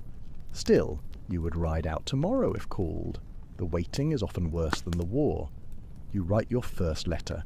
It is stiff, clumsy, and formal, addressed to your parents if they are still alive and telling them little. You're not even sure where to send it, but writing it feels important, like anchoring yourself, like proving you're still someone beneath the bruises, sweat, and steel. One night after a feast, your knight, drunk on mead and nostalgia, tells you of his first campaign. He describes the rain, the hunger, the inexplicable thrill of surviving a desperate charge. Then he grows quiet. He stares into the fire and names 3 men who did not return. You do not speak. You are meant to listen and remember. You practice daily, sometimes in secret. You mimic your knight's stance, his footwork, the way he holds his blade just before a strike. You copy everything, hoping that imitation will one day become instinct. You bleed, you limp, you learn. Then one morning, without fanfare, your name is called. You are to ride with your knight, not as an observer, but as his second. There is no sleep the night before. No sleep is needed. When you mount your horse, you are ready. Not perfect, not fearless, but ready. Your story is still being written, but already it is etched into the cold iron of swords, the dust of roads, the calluses on your hands. You are no longer a boy, not quite a man, but closer now. You are a squire, and you are becoming. You're 21 years old, or near enough. Some squires are knighted younger, some older, but the number doesn't matter half so much as the fact that someone in authority has finally decided you're ready. Ready to kneel, ready to swear, ready, in theory, to kill and die with a little more official ceremony attached. There's no sudden transformation. You don't wake up with a deeper voice or a miraculously firmer jawline. You're still sore from yesterday's training, still have mud on your boots and a scar across your shoulder that won't quite heal. But this is the moment your entire youth has crawled toward. Your body bruised, your pride battered, your hands hardened by years of polishing, sharpening, carrying, and serving. It has all led here to the day of your knighthood. It begins with solitude. You're given a chamber, small and cold, in which to pray, reflect, and fast through the night. There's nothing glamorous about it, just stone walls, a single sputtering candle, and a chapel-supplied blanket that somehow manages to be both thin and incredibly scratchy. You kneel on the floor, bones aching, stomach grumbling, and try not to think about the warmth of the kitchens or the tantalizing scent of roasting pork wafting from below. This vigil is meant to purify the soul, to prepare you to accept the sacred duties of a knight. You're expected to meditate on the responsibilities ahead, defending the weak. Good luck with that. Serving your lord, most of whom are quite demanding, upholding the church, which has many rules, and fighting with honor, which sounds very noble but often involves a lot of mud. In practice, you spend as much time wondering whether anyone would notice if you had a tiny sip of water, or sat down for 5 blessed minutes. You're not alone in your discomfort. Dozens of squires have kept this vigil before you, some trembling with anticipation, others feigning serenity. You wonder which you are. You try to remember all the prayers, the creeds, the proper posture. You try not to think about the rumours of squires vomiting from nerves during the ceremony, or passing out mid-kneel. That would be unfortunate. Memorable, but unfortunate. Come dawn, you are escorted to the main hall. It is transformed for the occasion. Banners hang, candles flicker, and nobles, knights, and priests gather in ceremonial dress, whispering politely behind gloved hands. A hush falls as you enter. Your name is announced. You kneel. Your lord, or perhaps the king, depending on your station and how important you are, approaches. He carries a sword, a symbol of service and power. It may not be his own blade. Some lords keep a ceremonial sword just for this purpose, polished to a mirror shine and never actually used in battle. You try not to look too closely. You try not to shake. The sword taps your shoulders, left, then right. The dubbing. In some traditions, you're also given a symbolic slap, a reminder of the physical and moral pain you must now endure without complaint. It's less of a blow and more of a firm pat, but the message is clear. A knight's duty is not to comfort, but to sacrifice, and occasionally get slapped. Then comes the oath. You speak solemnly, pledging loyalty to your liege, to God, and to the increasingly aspirational ideals of chivalry. You promise to defend the weak, to protect women, to speak truth, and to fight with honour. You repeat the words with as much gravity as you can muster, though you silently wonder how many knights still actually live by them, especially the truth part. With the oath complete, you rise. Not as a boy, not as a servant, but as a knight. The change is subtle, internal, and yet profound. People who barely glanced at you yesterday now nod in solemn approval. Your peers clap your shoulder, their expressions a mixture of respect and mild envy. Your lord offers a tight-lipped smile, which by noble standards might as well be a standing ovation and a confetti cannon. There may be a feast afterward, depending on the wealth of your lord or the mood of the court. If so, you sit a little higher at the table, drink from a finer cup, and receive congratulations from nobles you once served wine to. It's quite the upgrade from the straw pallet. Some squires are knighted on battlefields, their ceremony improvised amidst carnage, which is much more dramatic, but less comfortable. Others receive the full pageantry. Either way, the weight of the title settles on your shoulders, heavy as chainmail. Knighthood, as it turns out, is not a destination, but a doorway, a very heavy, creaky doorway that leads to more responsibility. The world does not slow down for you to enjoy your new status. Your duties expand immediately. You're now expected to lead men, not just follow them, to make decisions, not simply obey, to ride at the front, not the rear. The same sword that dubbed you a knight is now yours to wield, and no one will double-check your choices anymore. If you err, it will be public, and it will be costly. You're also now accountable in new ways. A knight's word is binding. Your signature carries weight. Your absence at court is noted, and your presence in church is assumed. So no skipping mass, even if your foot hurts. If you drink too deeply or speak too freely, it reflects not only on you but on your household, your banner, and your liege. A slip of the tongue can sour alliances. A drunken scuffle can undo months of delicate diplomacy. In short, your margin for error shrinks dramatically the moment your shoulder is tapped with a sword. Suddenly, everyone expects you to be a grown-up. Your responsibilities extend beyond battle. If your lord grants you land, and hopefully he does because knights need to eat, you are expected to manage it wisely. That means collecting taxes from those perpetually hungry peasants, settling disputes among peasants, usually about a cow or a chicken, maintaining roads, which are always muddy, and ensuring the harvest is strong. Knights are often imagined as warriors alone, but in truth they are administrators, enforcers, and landlords.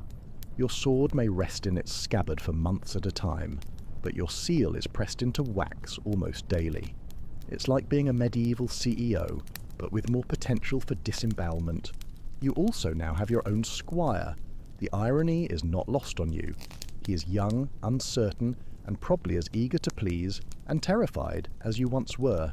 You teach him to polish your armour just so, to saddle your horse without bruising its haunches, to pour wine without spilling. You correct him gently at first, then more firmly, because you're a knight now, damn it. He reminds you of yourself. It is humbling, and slightly amusing, to see how far you've come and how far you still have to go. There is also the matter of your coat of arms. If you haven't had one before, it must now be chosen. Colours, symbols, family mottos, They all matter. They identify you on the field of battle and in court. They speak before you do.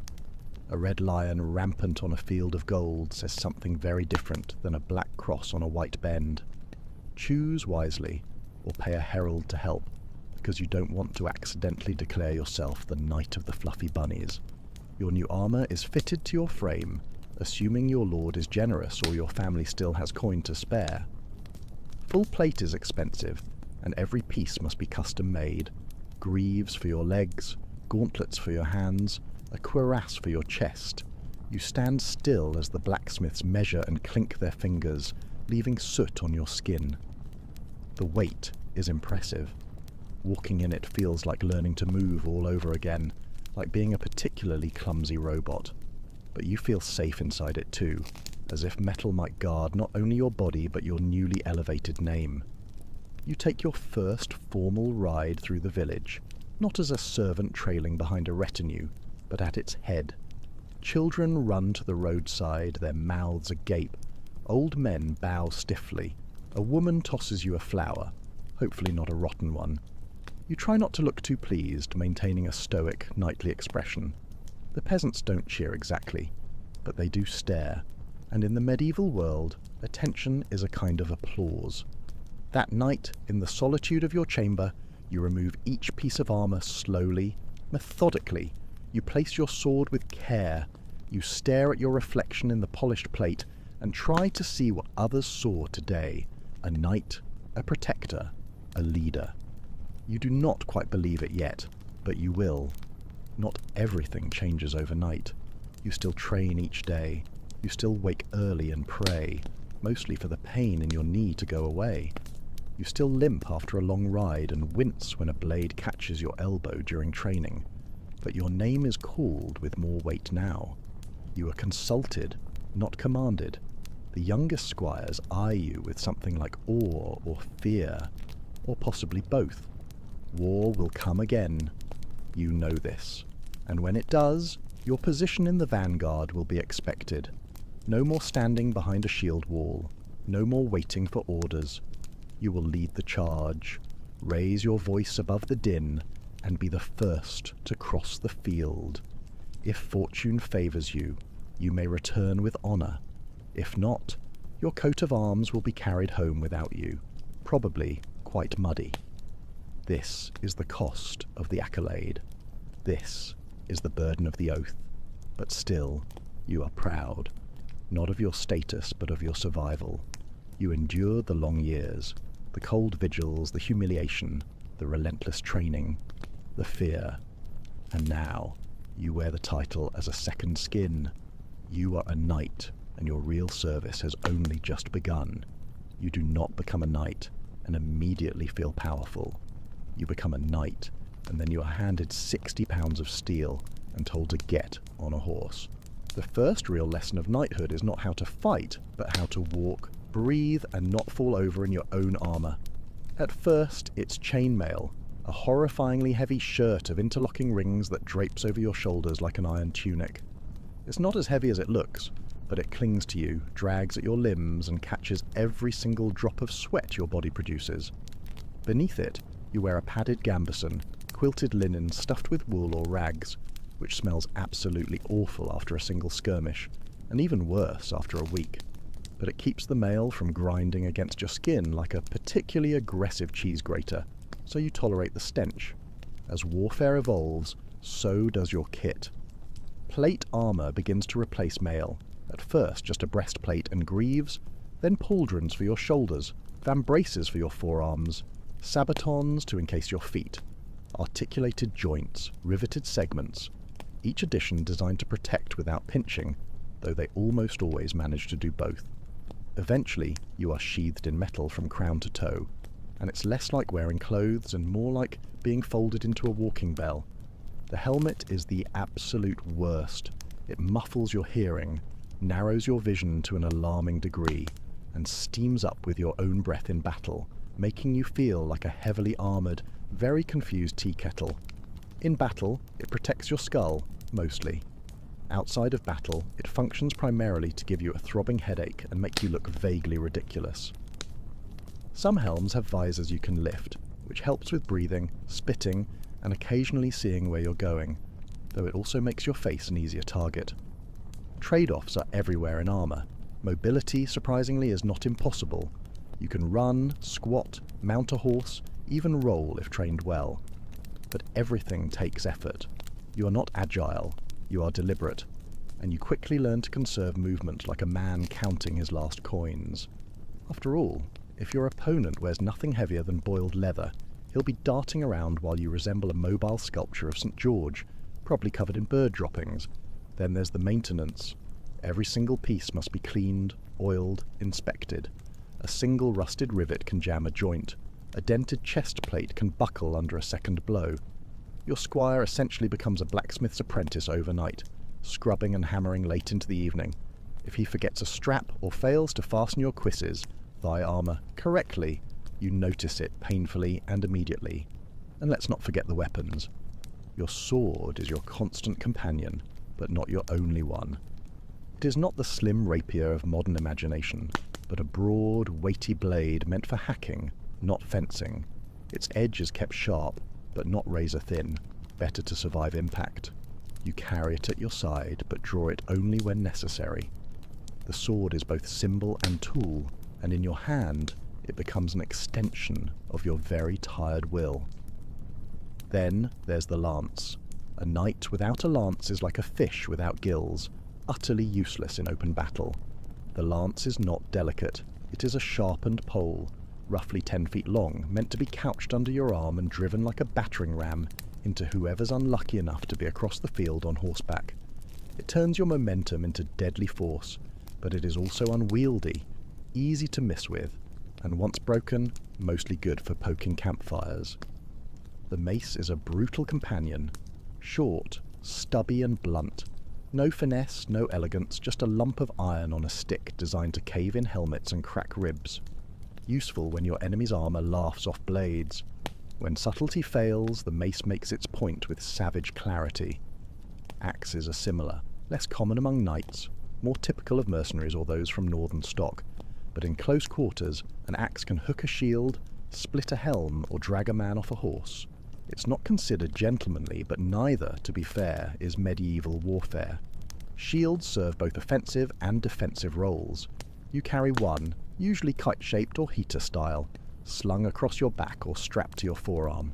It bears your coat of arms, a bright splash of symbolism amidst the mud and smoke. You learn to punch with it, to deflect, to absorb force. A good shield might save your life. A bad one might become your coffin lid. Siege weapons are a different beast altogether. Catapults, trebuchets, and battering rams, handled by engineers and lower soldiers. You observe them more than operate them, unless you're particularly unlucky.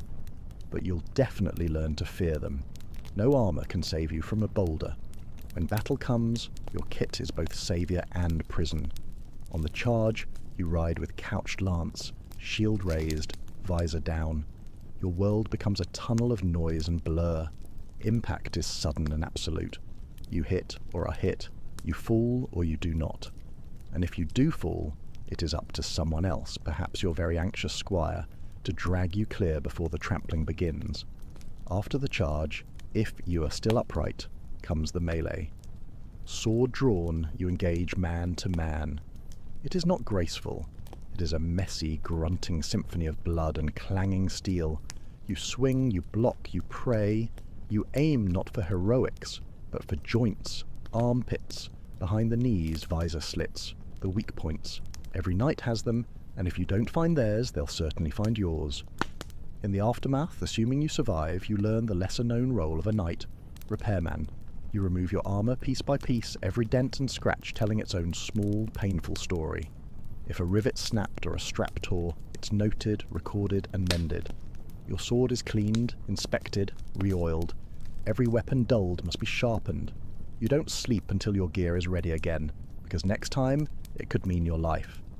You begin to appreciate the subtle differences between good steel and bad. You learn the smiths by name, the balance of a sword, the precise weight of a shield, the exact line where a helmet should rest against your brow. All become second nature. You grow fussy about details that once seemed trivial, the type of leather used in your gauntlets, the weight distribution of a new axe, the way a visor latches shut. Some knights personalise their equipment with flair, engraved pommels, crests etched into breastplates, gilt inlays. You may do the same if coin and vanity permit. But beneath the ornament lies the same brutal reality. Armour is not costume, it is coffin prevention. There are downsides, of course. Armour is expensive. Your share of spoils from war or tournaments often vanishes into repairs and replacements. And then there's the matter of heat. Summer in a full suit of plate is like walking inside a forge, especially in the midday sun. You sweat buckets, faint if you're not careful, and attract flies with all the grace of a walking roast. Despite it all, you come to trust your gear like a second skin. You've tested it under arrow fire. You've felt the jolt of a mace strike echo through your ribs and known the armour did its job. It protects, yes, but it also transforms you. You walk taller in it. People part when they see you coming. Children point, commoners bow. And yet, you know this. The steel does not make you invincible. It merely postpones the inevitable. You can fight well, prepare thoroughly, and equip yourself with the finest gear. But in the end, it's still just you, a very expensive tin can, hoping for a bit of luck. Hey there, thrill seekers, history fanatics, and anyone currently regretting their life choices. Tonight, you'll step into a different kind of history. Forget marble palaces or grand senatorial halls. We're diving into the blood-soaked sand, the iron bars, and the echoing corridors beneath the arena. You'll live the life of a Roman gladiator, from your first day in chains to your last step onto the killing ground. You'll train, bleed, fight, and perform. Not for glory, but for the fleeting applause of a crowd that never remembers your name. If this kind of storytelling helps you rest, feel free to like the video and subscribe, but only if it truly brings you a bit of peace. And let me know in the comments where you're listening from, and what time it is right now. It's strangely comforting to see who else is drifting off to the same quiet story. So, dim the lights, turn on a fan for that soft background hum, settle in, and let's begin. At the moment, you lose your freedom. You do not remember the first time you heard the word gladiator. Perhaps it was shouted from a street corner in some distant market square, carried on the scent of roasting meat and fresh olives, a tale told by a man with too much wine and too few teeth. Or perhaps it was a whisper in a soldier's tent, as spoils were counted and prisoners chosen, a casual remark tossed out as casually as one might discuss the weather. You didn't know then that the word would one day define your existence. It is strange, in a way, how little control a man can have over his own life. One moment you are free, a soldier perhaps, or a farmer, or merely an unlucky soul caught on the wrong side of Rome's endless thirst for conquest. The next, you are shackled, your wrists rubbed raw by iron that does not care if you are noble or common, brave or cowardly. You are cargo now, a thing to be bought, used, and discarded. You have travelled far. The sun here burns differently, glaring down upon a city that seems to pulse with wealth and cruelty in equal measure. The streets of Rome stretch before you, crowded with citizens dressed in brilliant white togas and poor souls in threadbare tunics. You see children darting between market stalls, vendors hawking dates and fish and bolts of purple cloth. Somewhere in the distance, laughter rings out from a tavern. It is a city alive with sound and ambition, and none of it has any place for you. The market where you are taken is not the kind where respectable Romans shop for olive oil or garum. This is the slave market, tucked behind the grander forums and the temples gleaming with marble. Here, men and women are displayed like livestock, their value assessed not in talent or virtue, but in the strength of their limbs and the health of their teeth. You stand with a group of fellow captives, the stink of fear and sweat hanging thick in the air. Some cry openly, others stare blankly ahead. A few, the ones who have perhaps seen too much already, wear an expression of grim resignation. You try to hold yourself steady, though your knees ache and your stomach is hollow with hunger. Days in transit have left you gaunt and dirty, your hair matted with dust. The auction begins. A stout man with a booming voice strides to the front, barking out prices as buyers stroll past. One by one, your fellow captives are dragged onto a crude wooden platform and turned this way and that, as if they were cuts of meat at a butcher's stall. Muscles are squeezed, teeth are inspected, old scars prodded. You watch a wiry man with haunted eyes sell for a pitiful sum. A young woman weeps as she is claimed by a leering merchant. Then it is your turn. Rough hands shove you forward. You climb onto the platform, blinking against the midday glare. Below you, a crowd of buyers mutters and murmurs, eyes flitting over your frame. You are stripped of the remnants of your clothing, left standing naked before them all. The humiliation burns hotter than the sun. You remind yourself not to flinch, not to look away. Show weakness here, and your price will plummet, and with it, any hope of surviving what lies ahead. A man steps forward from the throng. He is tall, broad of shoulder, his tunic dyed a rich crimson. Around his neck hangs a chain of gold, and at his side is a short staff, the mark of a Lannister, a trainer and owner of gladiators. You've heard of such men. They run the Ludus, the grim schools where fighters are shaped into tools of blood and spectacle. To be bought by such a man is no mercy. It means a life of training, pain, and the endless roar of the amphitheatre. The Lannister gestures to the auctioneer. They speak in low tones, glancing your way. He inspects you himself, gripping your arms, thumping your chest, forcing your mouth open to peer at your teeth. You meet his gaze, hoping to project some measure of strength. He grunts, apparently satisfied. A price is agreed upon. You are sold. Iron shackles are fastened once more around your wrists, and you are led away from the market, past streets teeming with life. You catch snatches of conversation, talk of politics, of the latest military victories, of the upcoming games. Oh yes, the games, someone says. Word is there will be a great spectacle next month. Lions and gladiators, and no shortage of blood. The words sink deep into your gut. The Lannister's slaves march you through a heavy iron gate into the courtyard of the Ludus. This is to be your new home, though calling it such feels like mockery. The walls loom high, topped with iron spikes to deter escape. Within the compound, men of every hue and origin toil and sweat beneath the gaze of armed guards. Some train with wooden swords against straw dummies. Others spar beneath the harsh commands of drill masters. The scent here is a pungent blend of sweat, leather, and old blood. You're taken first to the scribes, who record your name, or what passes for it now. Many captives lose even that small piece of identity, given instead a new name chosen by their owner, a name that will look good on posters and thrill the crowd. You may be lucky and keep your old name. You may be reborn as Scaevola or Spiculus, or some other moniker meant to sound suitably fearsome. Either way, the man you were is gone. Next comes branding. You're forced to kneel as a hot iron is pressed to your thigh. The searing pain eclipses all else, and the scent of your own burning flesh nearly makes you retch. The mark identifies you as property of this particular Ludus, a thing to be returned if lost, a thing that can be replaced. Finally, you are shown to your cell. It is a narrow stone chamber, scarcely large enough to stretch out in. The floor is cold, the air damp. A thin straw pallet and a coarse blanket are your only comforts. Still, you are too exhausted to care. You collapse upon the straw, your body aching from days of travel in the fresh torment of the brand. Sleep does not come easily. The sounds of the Ludus seep through the walls. The clash of wooden swords, the bark of orders, the low moans of the wounded. Somewhere nearby, a man sobs softly. You wonder who he was and what path led him here. You wonder the same about yourself. In the morning, training begins.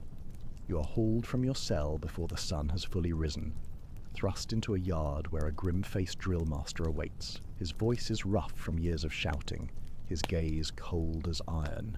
He wastes no time. You are handed a wooden sword and told to fight. Not well, not bravely, but precisely. Every movement is dissected. Every mistake earns a blow from his staff. The training ground is a pitiless place. You learn to march in formation, to lunge and parry, to anticipate the movements of an opponent. The wooden sword feels awkward at first, its weight unfamiliar, but muscle memory comes with repetition, and the certainty that failure means punishment. Already, you see the results upon the bodies of your fellow trainees. Bruises dark as wine, welts across backs and arms, noses broken and left to heal crooked. There is little respite. Meals are brief and uninspiring. Thick barley porridge with occasional scraps of meat or dried fruit, meant to fuel the body, not delight the palate. You eat in silence, wary of the guards and your fellow gladiators alike. Trust is a luxury here, and friendship can swiftly turn to betrayal when the arena demands it. At night, you return to your cell, muscles trembling with exhaustion. You tend your bruises as best you can using what little cloth and water is available. The thought creeps in, unbidden. How many days will pass before you are deemed ready for the arena? How many nights will you spend in this stone coffin dreading the dawn? And yet, a strange thing happens as days blur into weeks. Your body begins to harden. The wooden sword no longer feels so foreign in your grip. Your feet learn to dance across the sand, your eyes to read the stance of an opponent. The bruises remain, but the pain dulls, or perhaps you simply grow used to it. The drill master watches you closely. You cannot tell whether he sees promise in you, or merely another body to be flung into the pit. But you fight harder, train longer, not out of loyalty or pride, but because survival depends upon it. One evening, as the sun dips low and the shadows lengthen, you overhear a conversation between two veteran fighters. The games are coming soon, one says, voice low. 12 new men to be sent in. Few will last a day, without asking that you will be among them. And so you lie upon your straw that night, staring at the cracked ceiling of your cell. The word gladiator echoes in your mind. Not a story, not a boast, not a distant spectacle, but a fate you cannot escape. The crowd will soon roar for your blood, and you will have no choice but to give it. The first lesson you learn in the Ludus is this: your body is not your own. It belongs to the Lanista now, and by extension, to the crowd. You may think of yourself as a man, but the daily routine here will soon teach you otherwise. You are a tool, to be sharpened, displayed and broken for the amusement of others. Whether you live or die is a secondary concern, provided you entertain. Your days begin long before the sun rises. In the darkness of your cell, you stir at the sound of iron keys turning in the heavy lock. The door creaks open, and a guard's voice, coarse from too many years spent barking orders, jolts you fully awake. Out now! The drill master waits. You swing your legs off the straw pallet, muscles already protesting. Sleep was fitful at best. The cold stone beneath your blanket seemed to seep into your bones. Your shoulder throbs from yesterday's blow with a wooden staff, a correction as the drill master called it. You bite back a groan. Pain is expected here. Complaining about it is not. Stepping into the corridor, you join the line of fellow gladiators in training. Some are fresh, like you, eyes wide and limbs uncertain. Others bear the hardened expressions of men who have seen the inside of the amphitheatre and returned. They do not speak. They march in grim silence toward the training yard, each step measured, each glance wary. The yard itself is a harsh expanse of packed dirt, encircled by high stone walls.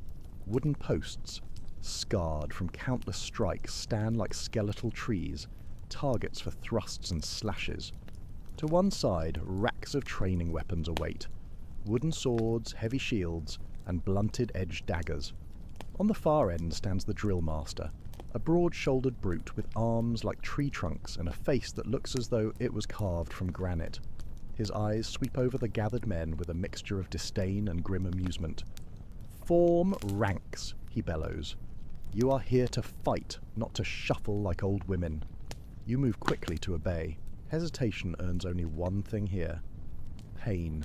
The drill master carries a stout wooden staff, worn smooth from years of use, not for demonstration, but for striking. You have already seen men doubled over from its blows, ribs cracked beneath its merciless arc. The staff does not discriminate, tall or short, strong or weak, it punishes all who falter. Training begins with footwork. You're taught to move in the sand with balance and speed, not the clumsy stomping of a brawler, but the measured steps of a dancer. At first, it feels unnatural. Your feet drag, you stumble. A sharp crack across your thigh reminds you to correct your posture. Pain is a swift instructor. Next come the drills. You are paired with another trainee and handed a wooden sword, a rudis. Deceptively simple in appearance, its weight is intended to build strength, heavier than the real gladius you will one day wield in the arena. You are shown the basic strikes: overhead slash, thrust to the belly, cut to the thigh. Each movement must be precise. Sloppiness is punished with a jab of the staff or a derisive shout. Again, the drill master commands. And again. You will do this until your arms fall off, and then you will use your teeth. You lose count of the repetitions. Sweat pours from your brow, stinging your eyes. Your grip slips. Blisters bloom upon your palms. When you falter, the staff finds your ribs. Hold it like a man, not a fishwife, and the drill master sneers. You grit your teeth and press on. Between drills, you glimpse the veterans sparring at the far end of the yard. Their movements are swift, fluid, a deadly dance honed by countless hours of practice. They strike with controlled ferocity, eyes locked, bodies coiled like serpents. You watch with a mixture of awe and dread. These are the men who survive in the arena. You wonder if you will ever match their skill, or if you will die before the chance. When the sun reaches its zenith, the drill master calls a brief halt. You are herded toward a shaded corner, where large earthen jars of water await. You drink greedily, the cool liquid a rare comfort. Beside the jars sits a large wooden trough filled with barley porridge, thick, coarse, and utterly joyless. Hordiari, they call you behind your backs. Barley men. It is not a compliment. The diet of a gladiator is designed to build bulk and endurance, not pleasure. The palate, barley porridge, beans and occasional scraps of meat, forms the staple fare. Fresh fruit is a rarity. Wine, if given, is watered down to the point of insult. The aim is to keep you strong, not happy. As you eat, you overhear snatches of conversation. A veteran speaks in low tones to another. 2 days more, and they send us to the arena. New batch of Germans, I hear. Should be a fine slaughter. The words chill you more than the morning air. You are not yet ready. No one ever is. After the brief meal, training resumes. Now the focus shifts to defense. You are handed a heavy wooden shield and taught the art of blocking and parrying. The shield strains your already aching arms. The drill master demonstrates with cruel efficiency, striking from angles you failed to anticipate. You learn quickly that a poorly held shield is an invitation to pain. As the hours grind on, exhaustion sets in. Your legs tremble, your breath comes in ragged gasps. Yet the drill master shows no mercy. You think the enemy will tire first, he shouts. You think the crowd cares if you're weary? Fight through it, or die.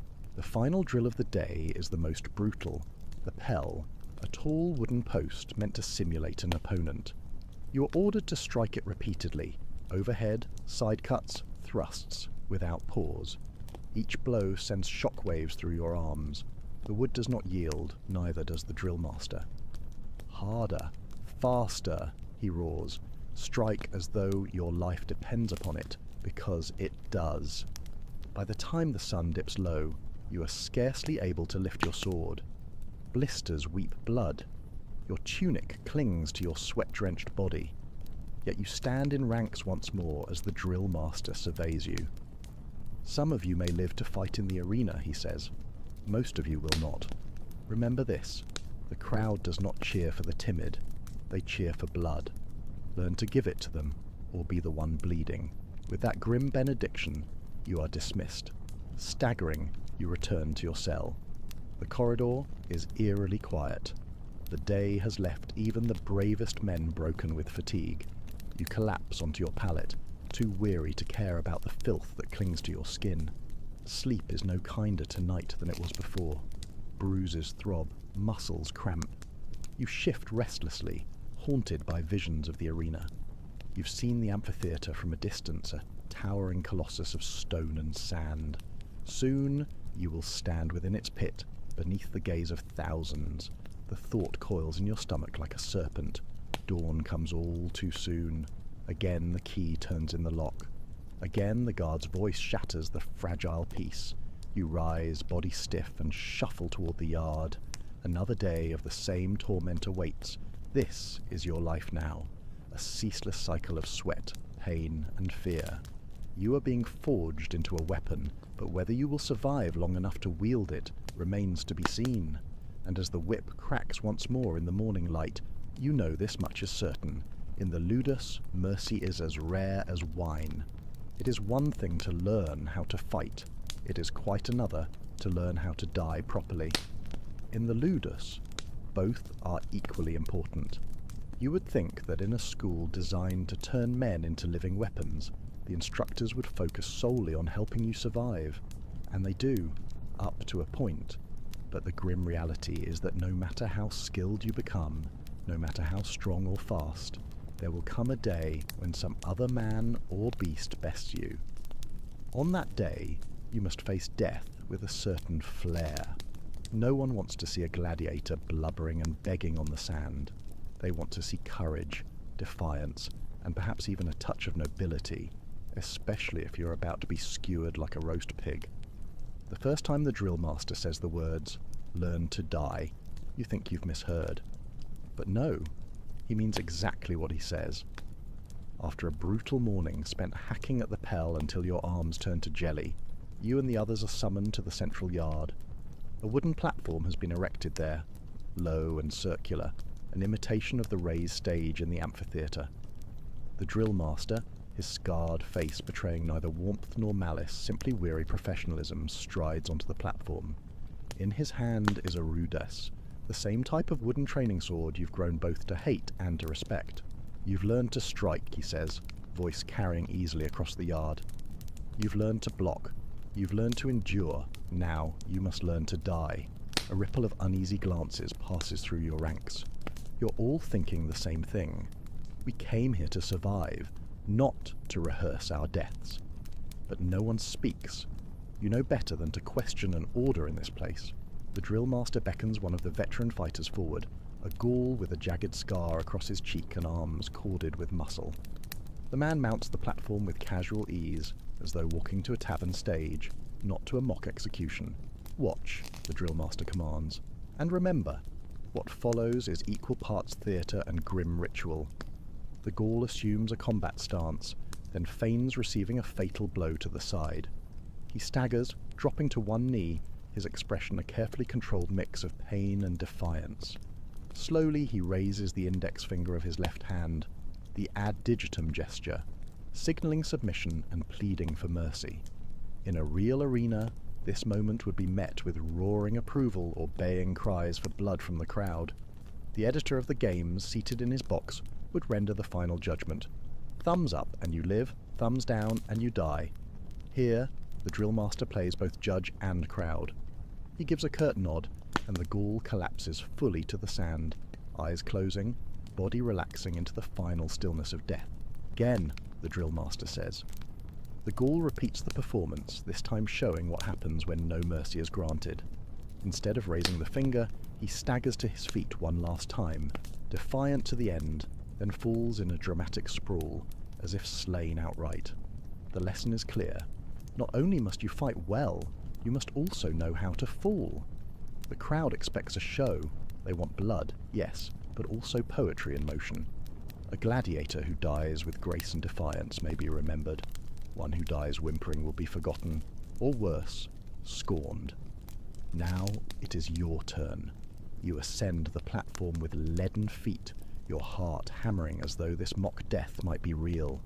The drill master instructs you to imagine a mortal wound. Feel the blade, he says. Feel your strength leaving you, then die well.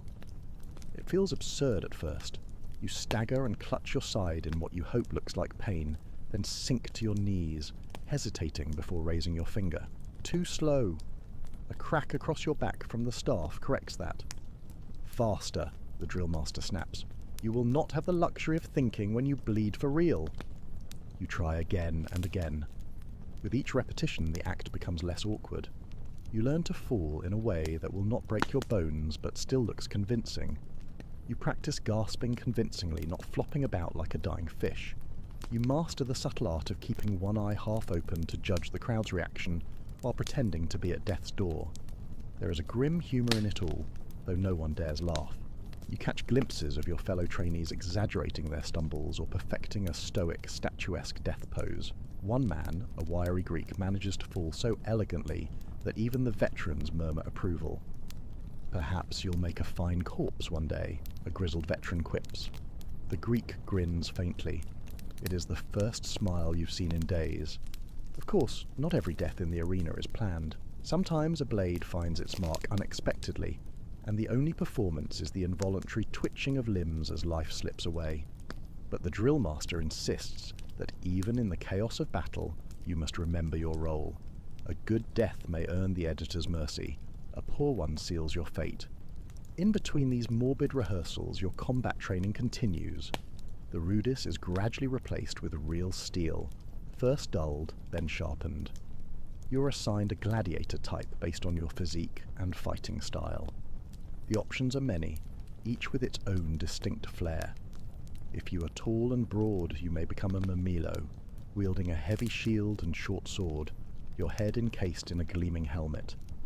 If you are agile and wiry, you might train as a Retiarius, armed with trident and net, darting about like a fisherman gone mad. Others become Secutores or Hoplamachi, each type designed to create varied and thrilling matches. You, as it happens, are chosen as a Secutor, a hunter of the net fighters. Your armour is designed to allow pursuit, your helmet smooth and rounded to deflect the Retiarius's trident. It is a role requiring relentless aggression and stamina, neither of which comes naturally to you. But here, you have no say. You are shaped according to the whims of the Lanista and the entertainment needs of the arena. The first time you spar with a Retiarius is a humbling affair. The net, wielded with surprising skill, tangles your legs and sends you sprawling. The trident's blunted tines thump your chest and ribs with bruising force. You rise gasping, only to be caught again. The drill master watches impassively. "Better to learn this lesson here," he says, "than when the trident is real." You train relentlessly, bruises multiplying with each passing day. The net becomes less mysterious. You learn to cut it away, to close the distance before the Retiarius can strike. You spar against other Secutores, refining your footwork, mastering the brutal rhythm of attack and guard. Yet always, the lessons on dying return. You're reminded constantly, one slip, one missed block, and all your training will end in a final public performance of the most permanent kind. At night, back in your cell, you sometimes wonder at the strange transformation overtaking you. Weeks ago, you were a prisoner, uncertain even how to grip a sword. Now you move with the weary grace of a predator. Your muscles harden, your reflexes sharpen. You think less about survival and more about the next blow, the next feint, the next moment of spectacle. It is a kind of madness, this world of the gladiator. Men cheer for your pain, wager on your suffering, revel in your blood. And here you are, being trained not only to feed their appetites, but to do so with artistry. You lie on the straw listening to the snores and coughs of your fellow captives. Somewhere in the distance a lyre plays a mournful tune. Perhaps a wealthy Roman entertains his guests even now, speaking of the new batch of fighters soon to grace the sands. You close your eyes, picturing the arena once more, but not the structure. You know its towering walls and iron gates well enough by now. No, you imagine the faces, the eager crowd, the calculating editor, the pitiless eyes of your opponent. And in that imagined space, you rehearse the final act, the slow collapse, the raised finger, the resolute stare. If fate decrees that your moment will come, you will meet it with grim dignity. Because here, in the shadow of Rome's greatest theatre of blood, even death must be performed to perfection. You soon discover that the worst enemy in the ludus is not the drill master's staff, the blisters blooming on your palms, or even the certainty of future bloodshed. No, the cruelest torment is found in the friendships you cannot help but form. It happened slowly at first. When you first arrived, gaunt and bruised from captivity in the market, the other gladiators barely acknowledged you. They had seen too many wide-eyed newcomers to waste kindness on one more dead man walking. Yet, as the days grind on and you survive each round of training, something shifts. You begin to share space in the yard with the same cluster of men. You spar against them, fall beside them, rise with them again. You sweat and bleed on the same stretch of sand, stumble to the same troughs for water, curse beneath your breath during endless drills. And somewhere in that weary rhythm, grudging nods turn into brief words, words into conversation, into a strange and fragile form of camaraderie. There is Marcus, an ex-legionary, whose towering frame earned him a Mamillo's shield and gladius. He speaks little of his past, but fights with terrifying efficiency, as though every opponent were a ghost from some long-forgotten battlefield.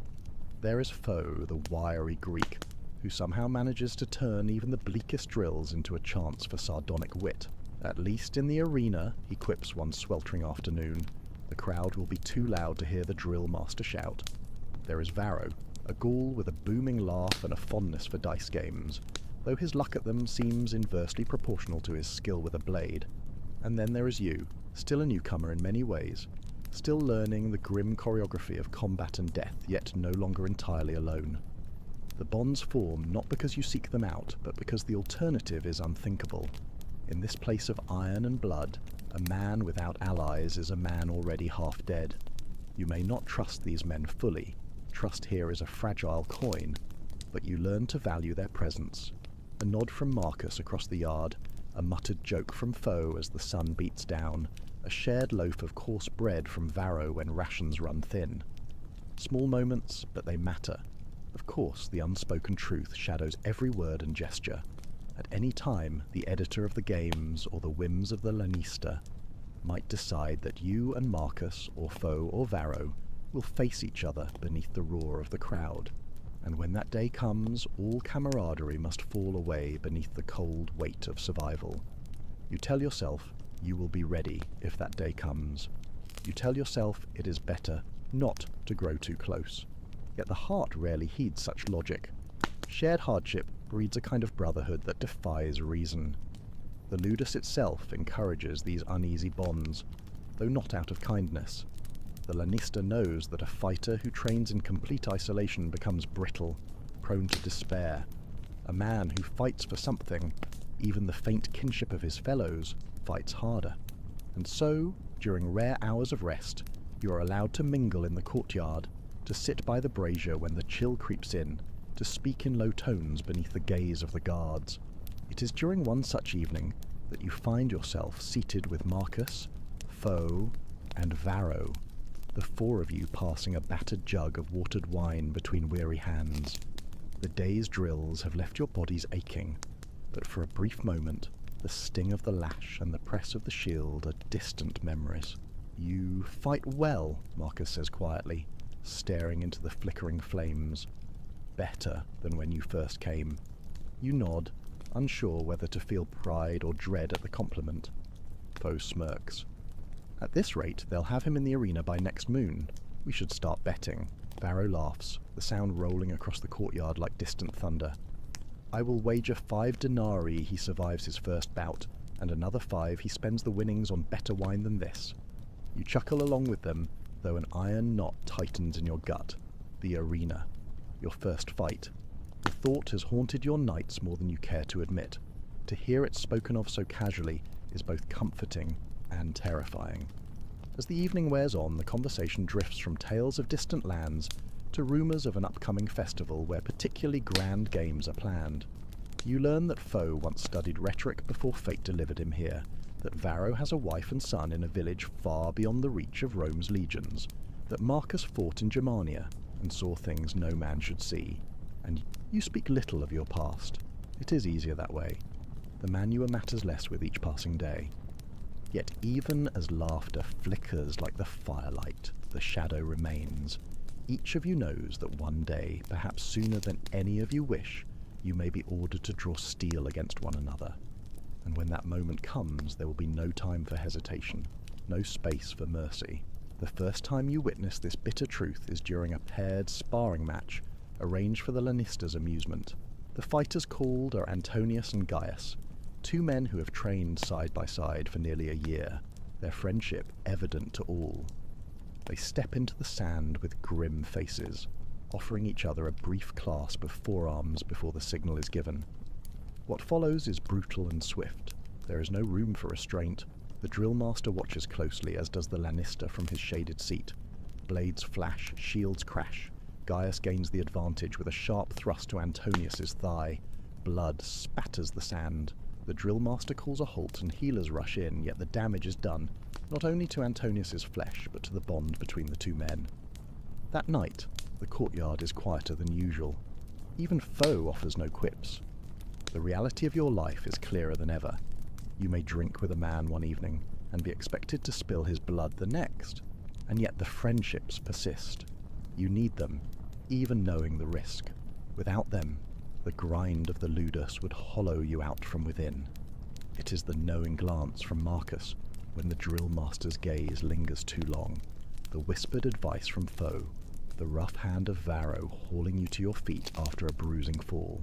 You give such aid in return, though part of you wonders if each small kindness is a seed of future regret.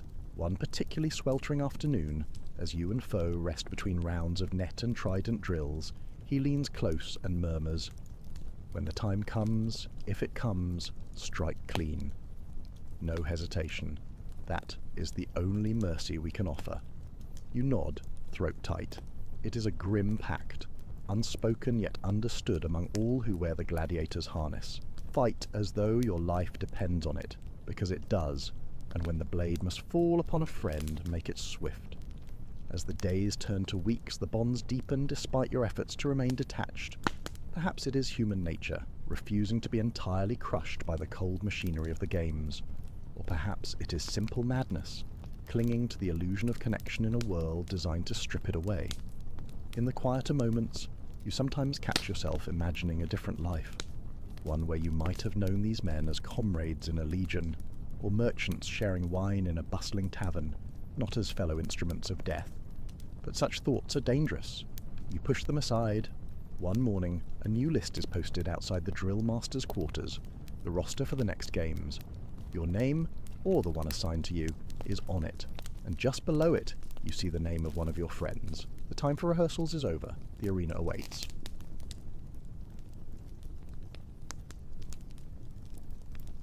Hello. Welcome, one and all. Before we dive headfirst into the fascinating, bizarre, and often hilariously inconvenient world of the Soviet Union, I have a burning question for all you intrepid listeners and viewers out there. Seriously, I'm genuinely curious. Where in the glorious, interconnected world are you joining us from right now? Are you cozied up in California, brewing your morning coffee? Perhaps it's a late-night listen in London, or maybe you're just waking up to this madness in Melbourne. Drop a comment, send a smoke signal, or telepathically transmit your location and the current time, because it absolutely blows my mind that people are falling asleep, waking up, or just trying to survive their commute while listening to me prattle on about shared toilets and questionable 5-year plans. It's a truly global party, and you, my friends, are the star guests. All right, now that we've established our global commune, let's get down to brass tacks. The Soviet Union. Ah, the very name conjures images, doesn't it? For many of us in the West, our understanding of this colossal ideological experiment was largely shaped by Hollywood. You know the drill. Cold War thrillers, steely-eyed KGB agents lurking in the shadows, concrete jungles as far as the eye can see, and a pervasive sense of grim, grey despair. Every Russian apparently lived in a perpetual state of existential dread, subsisting on borscht and propaganda. Well, let me tell you, comrades, the reality was way more bizarre, often funnier, and in some ways infinitely more frustrating than any spy movie could ever truly capture. Forget James Bond's gadgets. Soviet citizens were masters of improvisation, navigating a daily obstacle course of shortages, bureaucracy, and the relentless pursuit of, well, a toilet that wasn't already occupied. Imagine, if you will, waking up in a place where your personal bathroom wasn't personal at all. I'm talking about a toilet and shower shared with, say, 7 other families. Yes, you heard that right. Not just your eccentric Aunt Mildred and her 10 cats, but complete strangers. Every single morning became a strategic military operation just to brush your teeth without someone pounding on the door, threatening to report you to the building committee for excessive gargling.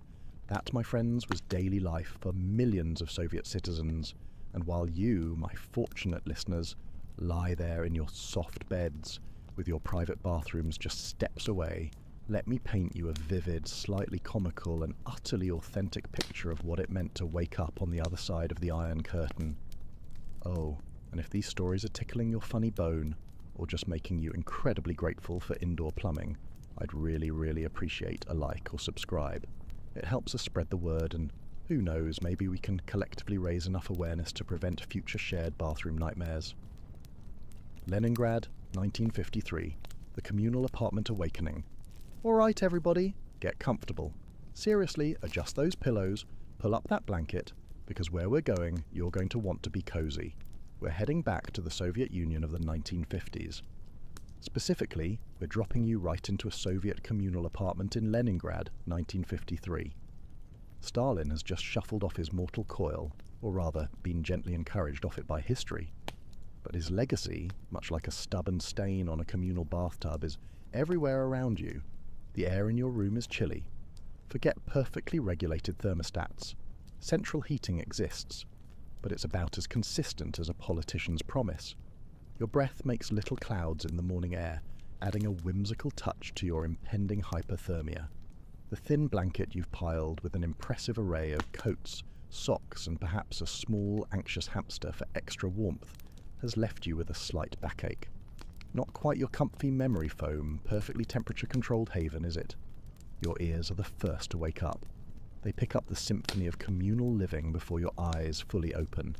The clatter of pots in the shared kitchen.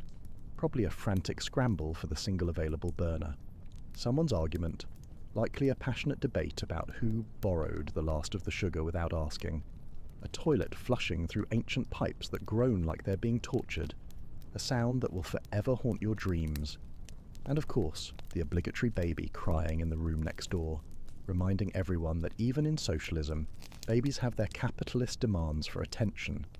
The walls in these old pre-revolutionary apartments are thick, built for a different era, but the doors, paper thin. Sound travels in strange, unpredictable ways, sometimes amplifying the most mundane noises into booming pronouncements. You, my friend, are one of the lucky ones. Your family has a room to itself. A single room, mind you, not an apartment. It measures about 150 square feet, roughly the size of a very generous walk-in closet in a western suburb. This tiny space is your entire universe.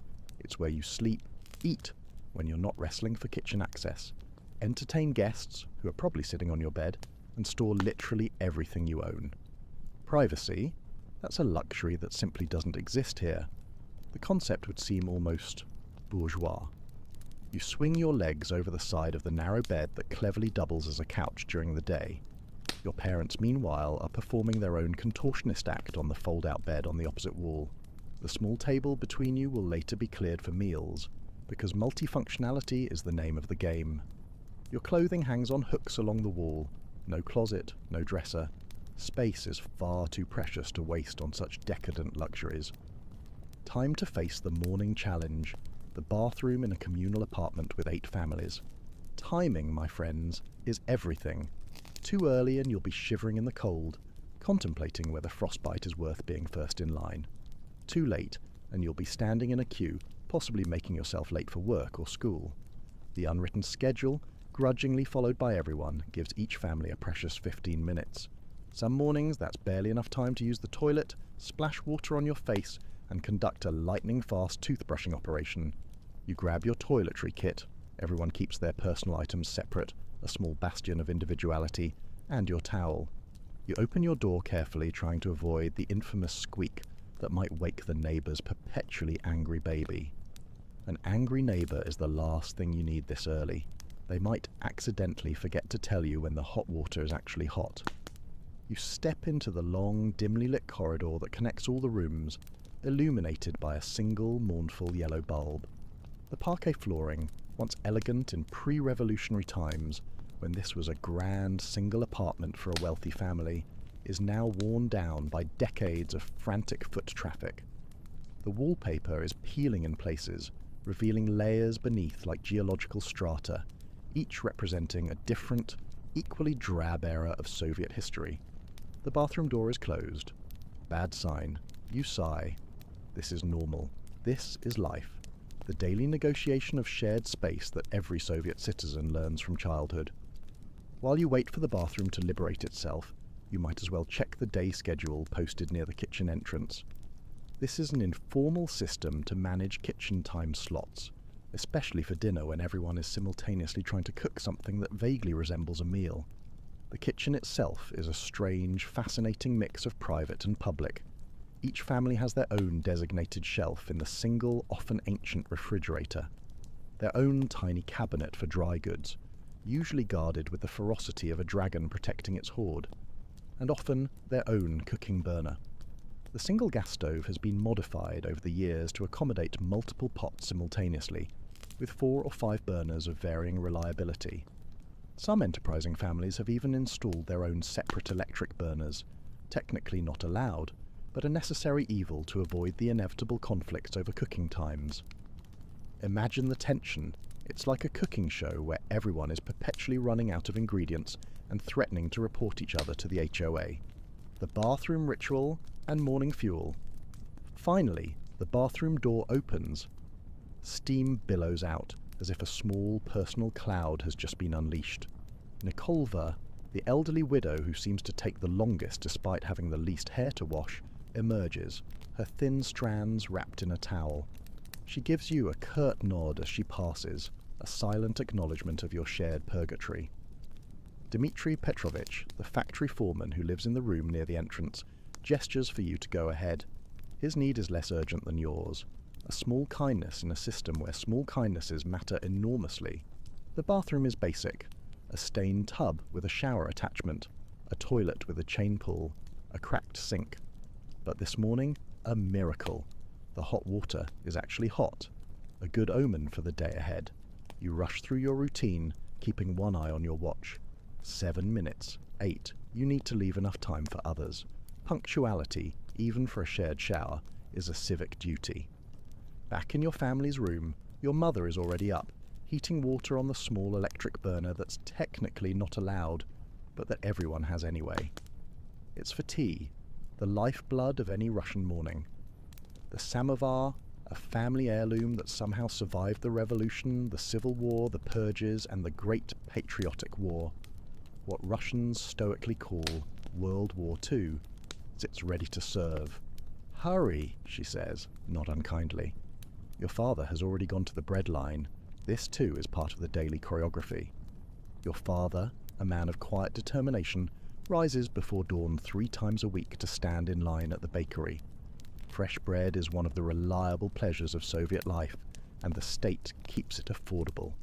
But you have to be willing to wait for it. On his assigned days, your father brings back enough for your family and for the Knyazevs down the hall. On alternate days, Mr. Knyazov does the same. These unofficial arrangements, these systems of mutual aid, are how people truly survive. It's a beautiful, if somewhat desperate, ballet of community. Your mother hands you a cup of strong black tea and a bowl of kasha, buckwheat porridge, sweetened with a precious spoonful of sugar. You eat quickly, standing up to save time. The routine is so ingrained you barely notice it anymore. "They're saying there might be oranges at the gastronome today," your mother says, referring to the state food shop 3 blocks away. "I'll try to go during my lunch break." Oranges. The word itself feels exotic, a burst of vibrant colour in the monochrome winter. They appear rarely, these southern fruits, making their way to Leningrad from Soviet Georgia, or sometimes even from abroad. Their scarcity makes them special. If your mother is lucky enough to get some, one will be saved for a special occasion, maybe even New Year's, still months away. An orange on New Year's. Now, that's luxury. The daily commute, a public spectacle. You finish your tea, grab your heavy wool coat from its hook, practical rather than fashionable, because style isn't a priority in the Soviet 1950s. Functionality matters more than fashion. Before leaving, you check yourself in the small mirror near the door. Your clothes are clean and presentable, if not exactly stylish. You're ready to face the day. Outside the apartment, the stairwell is dark and smells faintly of cabbage and tobacco. The elevator, installed sometime in the 1930s, has been broken for as long as anyone can remember. You walk down 5 flights, your footsteps echoing in the stairwell. The street greets you with a blast of cold air. October in Leningrad means the beginning of the long, slow descent into winter. The sky is the colour of wet cement, and a light drizzle falls, not quite rain, but enough to dampen your spirits along with your coat. People hurry along the sidewalks, collars turned up, heads down against the weather. The tram stop is crowded with workers heading to the morning shift. You join the huddle, stamping your feet against the cold. When the tram finally arrives, it's already full, but somehow everyone manages to squeeze aboard, bodies pressed together in a strange intimacy that nobody acknowledges. It's like a sardine can, but with more layers of practical, unstylish clothing. The tram rattles through the streets of Leningrad, past the grand buildings of the imperial era, now divided into communal apartments like yours. Past newer apartment blocks, built hastily after the war to address the desperate housing shortage. The city is a layer cake of history. Baroque palaces alongside constructivist workers' clubs, alongside classical Stalinist architecture. Through the fogged windows, you catch glimpses of the city waking up, lines already forming outside shops, women with string bags hoping for a delivery of something worth buying. Street sweepers in orange vests clearing the previous day's debris, posters on walls proclaiming the success of the latest 5-year plan, showing happy workers exceeding their quotas, their faces alight with socialist fervour. The reality inside the tram is, shall we say, less enthusiastic. Faces are tired, resigned to another day of work in factories or offices, where initiative is rarely rewarded, and meeting the plan is what matters, not actual productivity or innovation.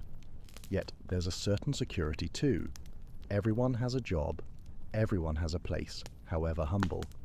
At your stop, you squeeze your way to the exit, mumbling "excuse me" and "pardon" as you step on toes and brush against damp coats. Outside again, you join the stream of workers heading toward the factory gates.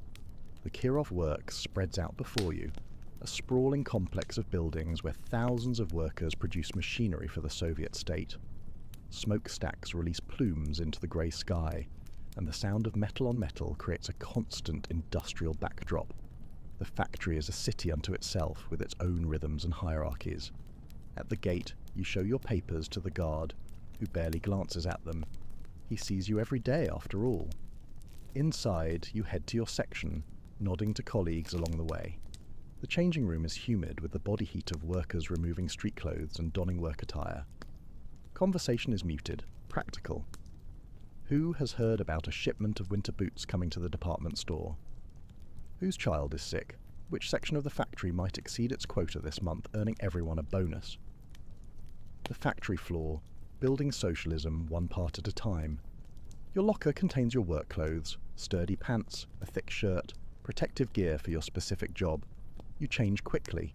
The workday waits for no one, and tardiness can mean trouble with the shift supervisor, or worse, attention from the party representative, who keeps a watchful eye on worker discipline. The factory floor is already humming with activity when you arrive at your station. The noise is immediate and enveloping, machines pounding metal, screeching against metal, the shouts of foremen making themselves heard above the din. The air is thick with the smell of oil and hot metal, and the sweat of hundreds of workers. Your job is precise and repetitive, operating a lathe that shapes metal components for tractors. These tractors will go to collective farms across the Soviet Union, part of the endless drive to mechanize agriculture and increase production. You take pride in your work, despite the monotony. There's something satisfying about seeing the raw metal transformed into a useful part, about knowing your hands have created something that will help feed the country. The morning passes in the familiar rhythm of work. Your hands move almost without conscious thought, muscle memory taking over. Your mind wanders, as it often does, to dreams and plans, maybe saving enough for a radio, maybe one day getting your own apartment through the factory housing list, though the wait is years long, maybe seeing your name on the board of top workers, earning a little extra money and respect. Around you, the great machine of Soviet industry grinds on. Workers at their stations, each a cog in the vast apparatus of the state economy. Quotas to meet, plans to fulfill. The new Soviet man and woman building socialism through labor. But the reality is more complex than the propaganda posters suggest. You see how corners are cut when materials run short. How quality is sacrificed for quantity when the end of the month approaches and quotas loom. How the official numbers reported upward bear little resemblance to what's actually produced. You see too the small resistances. Workers slowing down when supervisors aren't watching, saving their energy. The jokes whispered during breaks. Subtle mockeries of the system everyone depends on but few fully believe in anymore. The informal networks that ensure you can get the parts you need when official channels fail.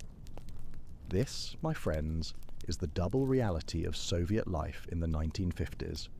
The official story of socialist progress marching ever forward, and the lived experience of ordinary people navigating shortages, bureaucracy, and the thousand small frustrations of daily existence. Mid-morning, the factory horn sounds for the first break. 10 minutes to stretch, to grab a quick smoke for those who do, to exchange a few words with colleagues. The factory cafeteria is open, serving weak tea and basic snacks. Some workers bring their own food from home, a sandwich perhaps, or leftover kasha from breakfast. You step outside for a moment, grateful for the fresh air despite the drizzle. The factory yard is grey concrete, but beyond the walls you can see the city, and beyond that, glimpses of the Baltic Sea. Even through the industrial haze, there's a certain beauty to Leningrad, the city built by Peter the Great as Russia's window to the west, the city that survived 900 days of Nazi siege during the war. The horn sounds again. Break over. Back to the machines. Back to the quotas. Back to building the socialist future, one tractor part at a time. The day stretches ahead, predictable in its demands, yet full of the small human dramas that unfold in any workplace. The lathe spins up again, metal shavings curling away from the blade. Another component takes shape under your practiced hands. Another small piece of the Soviet economy slides into place. The morning shift continues, each hour marked by the factory clock that everyone watches with the same intensity. Time moves differently here, stretching out during the long hours of work, then suddenly accelerating as the end of the shift approaches. There's a rhythm to factory life, as predictable as the seasons, yet never quite the same from day to day. You work steadily, your mind half on the task and half elsewhere. On the evening ahead, on the letter you received yesterday from a cousin in Moscow, on the rumour that the factory might exceed its monthly quota, meaning bonus pay for everyone. Small hopes and concerns, the very texture of ordinary life. Around you, the great industrial symphony plays on, the sounds of machinery, of human voices calling instructions or warnings, of metal and wood and the basic materials of production. This is the sound of socialism being built, or so the slogans say. The reality, as always, is more complicated. But for now, the work continues, carrying you through the morning toward whatever the rest of the day might bring. Moscow, 1962, the thaw and personal space. The factory horn blares, signalling the change of shift. But wait, we're not just changing shifts, we're changing years. It's now 1962, and the Soviet Union has evolved since Stalin's death. Khrushchev's thaw has brought subtle yet significant changes to everyday life. The pervasive fear that once permeated everything has lessened, though it hasn't disappeared entirely. People speak a little more freely, though they still watch what they say and where they say it. And you, my friend, have moved up in the world. After years of faithful service at the Kirov Works, you've been promoted to section supervisor at a newer factory in Moscow. The capital city pulses with an energy that Leningrad, for all its beauty, couldn't match. Moscow is the heart of Soviet power, where decisions that affect millions are made behind the Kremlin walls. More importantly, and prepare yourselves for this earth-shattering revelation, you now have your own apartment. Not a cramped room in a communal, but an actual one-bedroom apartment in one of the new Khrushchevka buildings sprouting across Moscow. These 5-story apartment blocks are basic, cheaply constructed with thin walls and tiny kitchens, but they offer something precious, something almost unheard of just a decade ago. Privacy, your own entrance, your own bathroom, your own kitchen. After years of communal living, this feels like unimaginable luxury. A toilet all to yourself, the dreams of a nation. The buildings themselves are identical, row after row of rectangular blocks arranged in neat micro-districts. From the outside, they look like giant filing cabinets for humans, but inside, each apartment, people create homes applying their own touches to the standardized spaces. Your apartment has a small balcony where you've bravely placed a few plants that valiantly struggle against Moscow's pollution. The furniture is standard Soviet issue, functional rather than beautiful, but it's yours, all yours. Your morning routine is gloriously different now. You wake to an alarm clock instead of the cacophony of neighbours. The bathroom is free whenever you need it. Breakfast is still tea and perhaps bread with butter, but you prepare it in your own kitchen, at your own pace. Small freedoms, but they matter more than words can say. Your commute has changed too. The Moscow metro is a marvel of Soviet engineering and architecture. Unlike the utilitarian subway systems of many Western cities, Moscow's stations are underground palaces decorated with mosaics, sculptures and chandeliers. Propaganda, yes, but beautiful propaganda, designed to elevate the daily experience of the ordinary worker, to suggest that the Soviet system values them enough to make even transit beautiful. It's like riding to work through a museum, albeit one with questionable ventilation during rush hour. You stand on the crowded platform, surrounded by workers heading to factories, offices and construction sites across the capital. The train arrives precisely on schedule. The Moscow metro is famously reliable, and you squeeze aboard with dozens of others. Despite the crowd, there's a peculiar silence. Few people chat during the Moscow commute. Some read newspapers or books, but most just stare ahead, lost in thought, saving energy for the workday ahead. New responsibilities, the supervisor's balancing act. Your stop is in an industrial district on Moscow's outskirts. The factory itself is newer than the Kirov works, built during the post-war industrial expansion. It produces components for Soviet televisions, still a luxury item for many families, but increasingly common as the Soviet standard of living slowly rises. As section supervisor, you have responsibilities beyond your own productivity. You oversee 20 workers, making sure they meet their quotas, maintaining discipline, and dealing with the inevitable problems that arise when materials run short or machinery breaks down. It's a delicate position, caught between the relentless demands of upper management and the often grim realities faced by workers on the floor. It's like being a tightrope walker, but the tightrope is made of red tape, and there are hungry bureaucrats waiting below. You arrive early, as always. Good supervisors set an example. Your office is little more than a glass-walled cubicle at the edge of the factory floor, but it represents your rise within the system. On the desk sits a photo of your family, a telephone that connects to other departments, and stacks of paperwork, the endless documentation that oils the gears of the Soviet bureaucracy. The morning meeting with other supervisors is the first order of business. The factory director, Comrade Volkov, presides. He's a party man, competent enough, but owing his position more to political reliability than technical expertise. His deputy, the chief engineer, Sokolov, is the one who really understands how things work. This division between political authority and practical knowledge is typical throughout the Soviet system. It's like having two captains on a ship, one who knows how to navigate and one who knows all the right songs to sing. "Comrades," Volkov begins, adjusting his glasses, "I've just come from the ministry meeting. The planned targets for the third quarter have been increased. We're expected to raise production by 12%. A murmur runs through the room. 12% is substantial, especially mid-year, when resources have already been allocated based on the original plan. "Where are we supposed to get the additional materials?" asks Antonina Kuznetsova, supervisor of the assembly section. She's been at the factory since it opened and isn't afraid to ask difficult questions. You can almost see the gears turning in her head, trying to make the impossible possible. Volkov shrugs slightly. The ministry assures us the supply increases will follow. In the meantime, we must find reserves within our current allocations. Everyone knows what this means. Reserves is code for cutting corners, for making do, for the 1,000 improvisations that keep Soviet factories running despite the rigid planning system.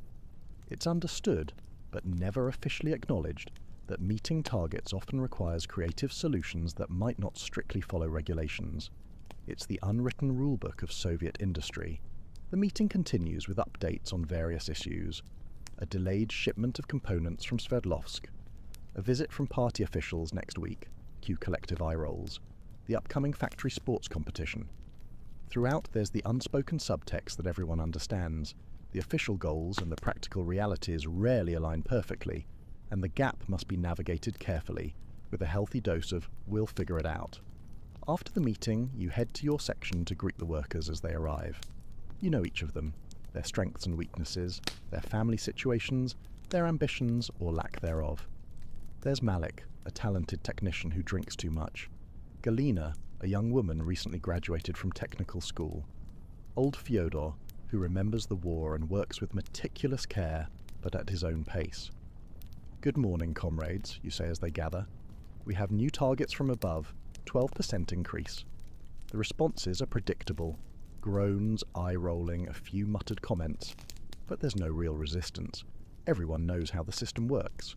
Targets increase, workers adapt, life goes on. "We'll start by checking our inventory," you continue. Galina, Nikolai, go through the storage room, count everything, including the unofficial reserves. Everyone understands.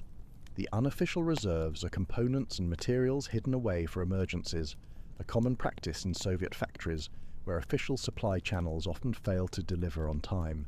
It's technically against regulations, but without such measures, production would frequently grind to a halt. It's like a secret stash of emergency snacks, but for industrial components, navigating shortages and unofficial solutions. As the workers disperse to their stations, you feel the familiar tension of your position. You're responsible for meeting the planned targets, which means pushing your workers to produce more, faster. But you also know their capabilities and limitations. Push too hard and quality suffers or machinery breaks down. Not hard enough, and you miss the targets, with consequences for everyone's bonuses, and possibly your position.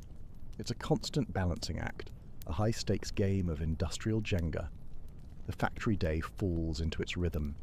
Machines hum, components move along the production line. Workers perform their specialized tasks with varying degrees of enthusiasm and precision. Your job is to keep it all flowing, to solve problems before they become crises, to maintain the delicate balance between quantity and quality that the plan demands. Mid-morning, the first crisis hits. A machine on the assembly line stops working. The operator, Ivan, looks up with frustration. "Same problem as last month, comrade supervisor. The motor's overheating." You examine the machine. It should have been replaced years ago, but the new equipment promised by the ministry never arrived. "Get Pyotr from maintenance," you tell a nearby worker. Then to Ivan, "Can you work on the backup unit meanwhile?"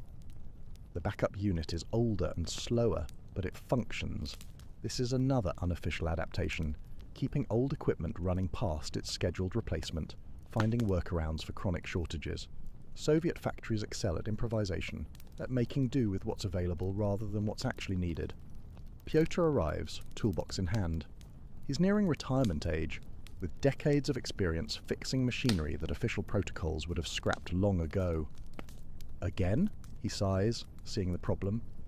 "I'll see what I can do, but we need the new part from Kharkiv." "Is there anything in the workshop we could use?" you ask, meaning, can you fabricate something that will work well enough? Pyotr considers. "Maybe. Let me check what Sergei's been hoarding." He heads off toward the maintenance workshop, where Sergei, the head of maintenance, keeps his own unofficial inventory of parts salvaged from other machines or fabricated in-house. This is how things actually get done, through personal connections, unofficial channels, and creative interpretations of the rules. The formal system, with its rigid plans and centralized allocation of resources, is too slow and unresponsive to meet the daily challenges of production.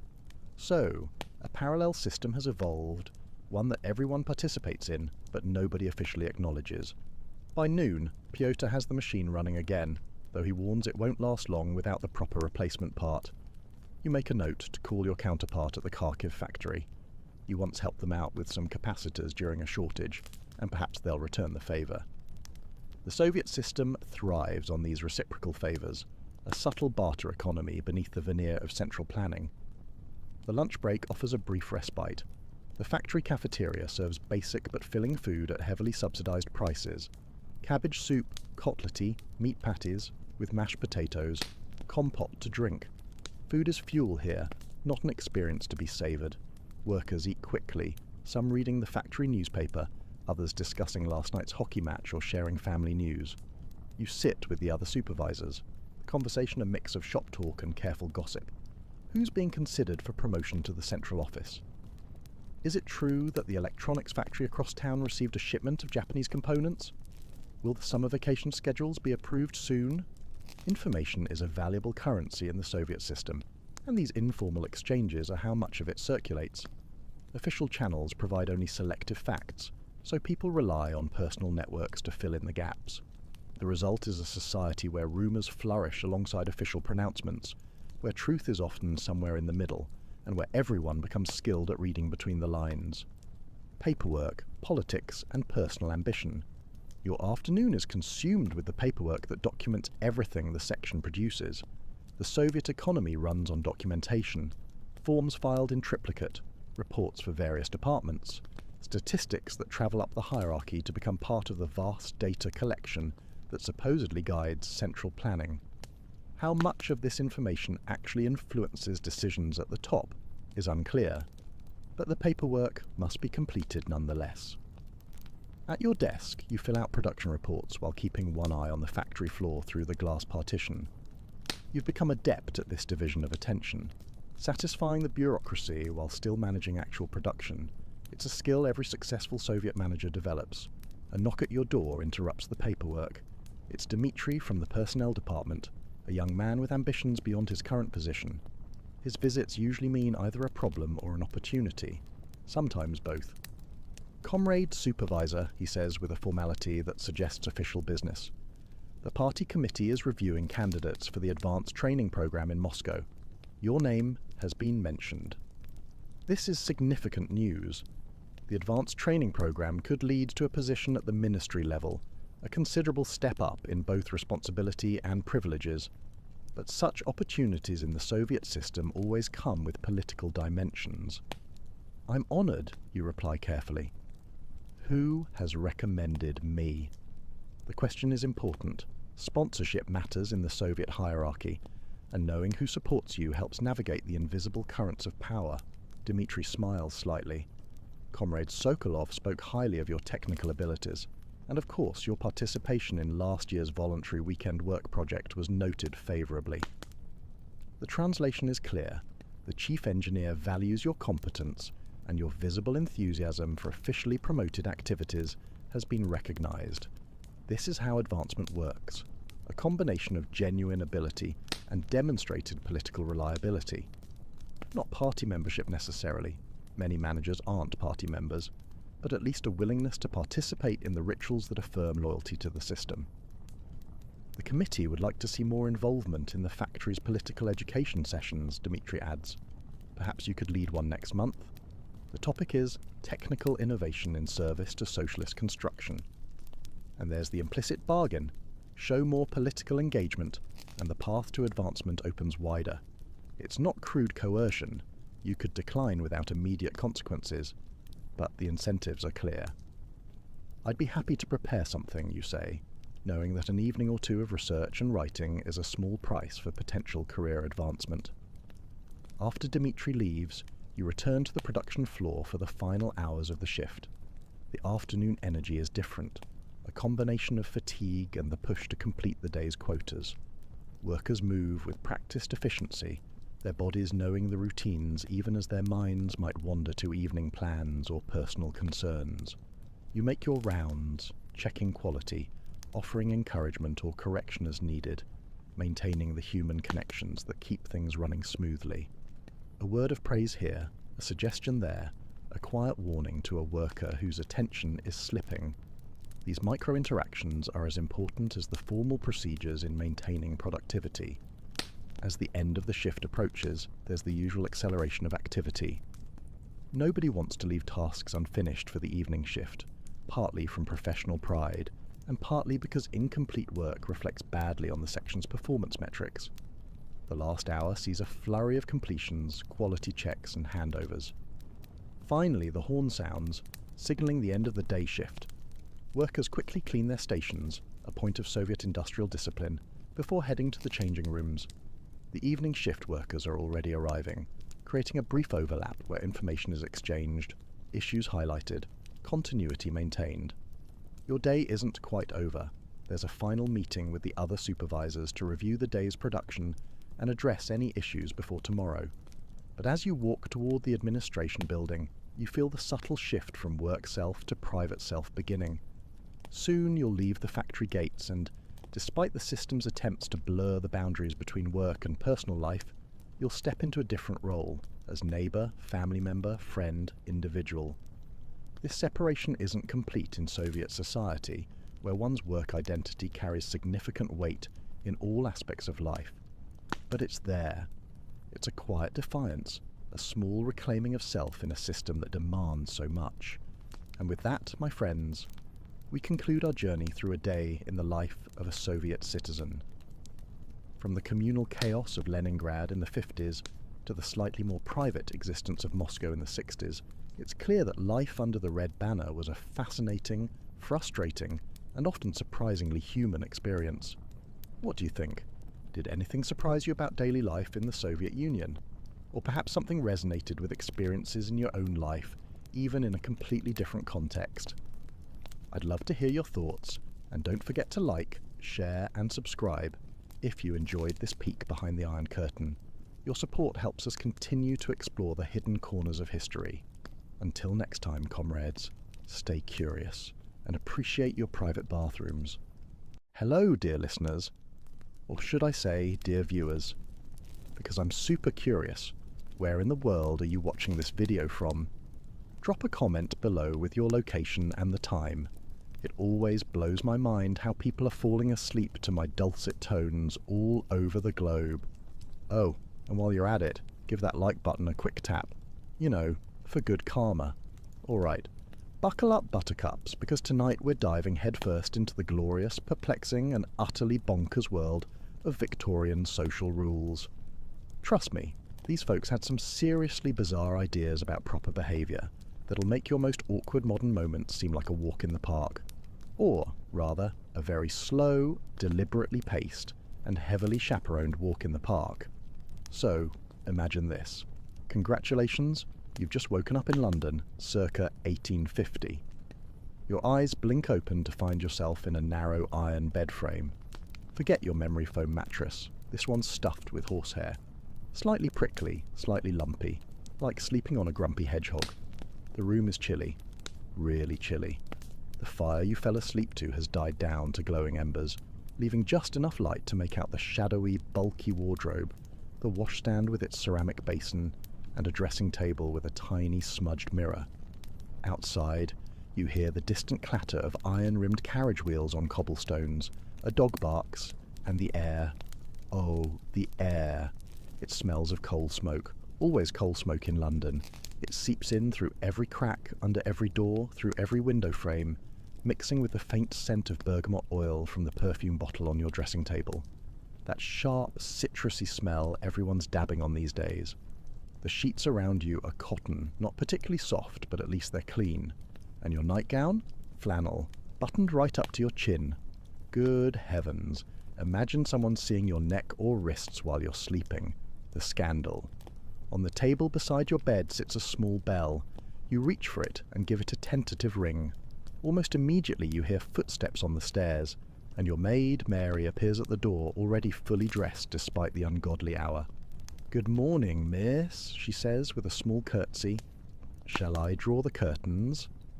Without waiting for your answer, she crosses to the window and pulls back heavy velvet drapes, letting in the weak, grey London daylight. The glass is smeared with soot from the countless chimneys belching smoke into the air. "What would you like to wear today, miss?" Mary asks, moving to the wardrobe and opening it to reveal an array of dresses, each more elaborate than the last. And here, my friends, is where your crash course in Victorian social rules truly begins. Because what you wear, how you speak, how you walk, who you talk to, when you talk to them, and basically everything else you do today will be governed by the most complex unwritten social code humans have ever created. The Victorians were essentially playing life on expert mode. One wrong move and boom, social disgrace. "You have a morning call with Mrs. Hartley at 11, Mary reminds you, as she selects a day dress in a deep blue, and then tea with your cousin Emily at 4 o'clock. Now, these morning calls are your first head-scratcher. Despite the name, they never, ever happen in the morning. Morning calls take place between 3 and 5 in the afternoon. I know it makes zero sense, but call them afternoon calls, and people will look at you like you've lost your mind. Oh, and they last exactly 15 minutes. Not 14, not 16, 15. And you better have a pocket watch to time yourself, because overstaying is considered extremely rude. Mary helps you into your clothes, which, let me tell you, is a whole process. First, the chemise, basically a long cotton slip, then the corset. Oh boy, the corset. Mary puts it around your waist and starts pulling the laces tighter. Tighter, you gasp, remembering that a proper Victorian lady is supposed to have a waist you can span with your hands. "Yes, miss," Mary says, yanking harder until you can barely breathe, your ribs shifting slightly, your lungs only expanding about halfway. This, my dear, is fashion. Next come the petticoats. 1, 2, 3 of them, each adding a layer of bulk to your lower half. Then the crinoline, a cage-like structure made of steel hoops that makes your skirt bell out around you like a giant lampshade. Finally, the dress goes over it all, with its tight bodice and enormous skirt. By the time you're done, you're wearing about 15 pounds of clothing.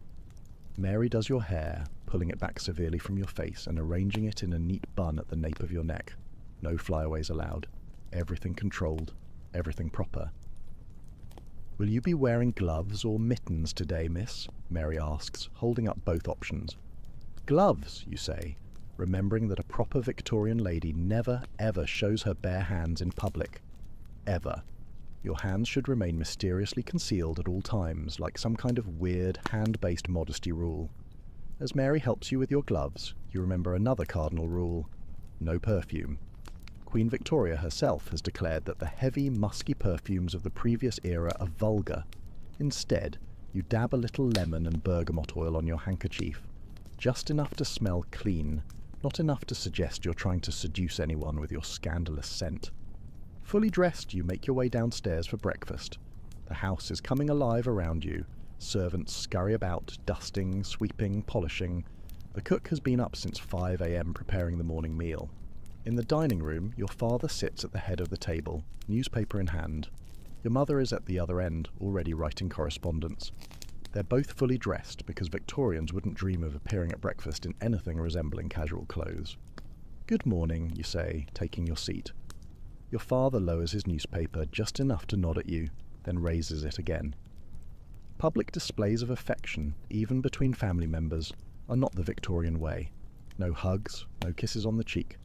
Breakfast is substantial. Eggs, bacon, kidneys, toast, porridge. Victorians eat a lot at breakfast. It's their biggest meal of the day. You pick at yours, your corset making it impossible to take more than tiny bites. "Remember, Jane," your mother says, not looking up from her letter. "Mrs. Hartley's daughter has just become engaged. Be sure to congratulate her, but don't ask any details about the wedding. That would be presumptuous." You nod, making a mental note. This is typical of the invisible rulebook that governs Victorian society.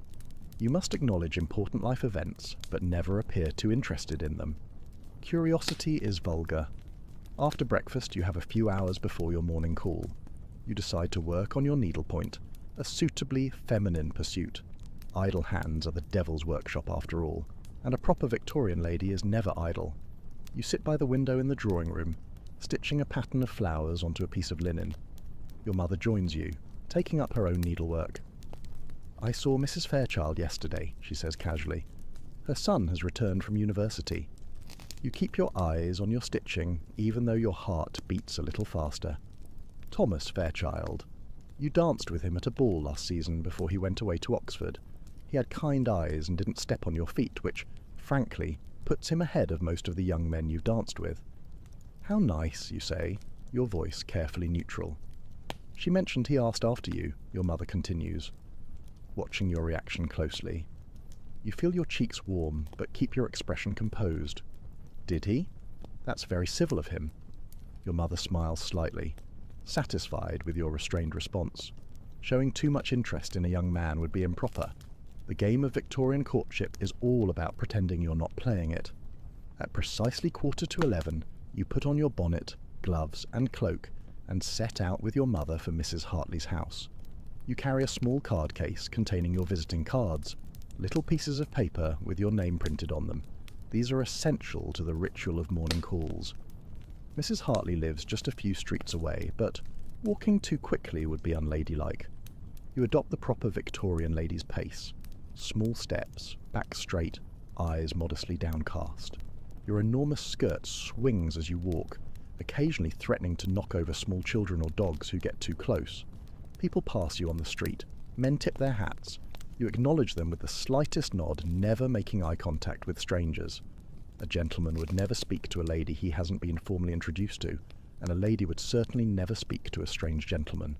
You arrive at Mrs. Hartley's at precisely 11 o'clock. Punctuality is crucial. Being early is as bad as being late. Both suggest you don't have enough engagements to fill your day, which would be embarrassing. The butler answers the door. You hand him your visiting cards, one from you and one from your mother. He takes them on a small silver tray and shows you into the drawing room, where Mrs. Hartley and her daughter Charlotte are waiting. Everyone curtsies. No one hugs or kisses cheeks. Physical contact is kept to an absolute minimum. "How kind of you to call," Mrs. Hartley says, gesturing for you to sit down. You arrange yourself carefully on a small sofa, mindful of your enormous skirt. Sitting gracefully in a crinoline is an art form. You must perch right on the edge of your seat to accommodate the steel cage around your lower half. "We were so pleased to hear your happy news," your mother says to Charlotte, who blushes appropriately. "Thank you," Charlotte murmurs, eyes downcast. "Mr. Edwards is very kind." And that's it. That's all the information you're going to get about Charlotte's engagement. Not what her fiancé is like, not when the wedding will be, not how they met or whether she loves him. Those questions would be prying, and Victorians do not pry. The conversation moves on to safe topics. The weather, cloudy but not raining. Recent sermons at church, uplifting but not too long. And a musical performance you all attended, accomplished but not showy. Everything is described in the most moderate terms possible. Strong opinions are for the lower classes. After exactly 15 minutes, your mother gives an almost imperceptible nod. That's your cue. You both stand up. "It was so lovely to see you," Mrs. Hartley says, also standing. More curtsies, more pleasantries, then you're back out on the street. Morning call successfully completed. "That went well," your mother says as you walk home. "Charlotte looked well, didn't she?" "Very well," you agree. In Victorian conversation, "well" is the highest praise one can give. Back at home, you have a light luncheon, then spend the afternoon reading an improving book. Nothing too exciting or romantic, of course. Novels that stir the emotions are considered potentially dangerous for young ladies.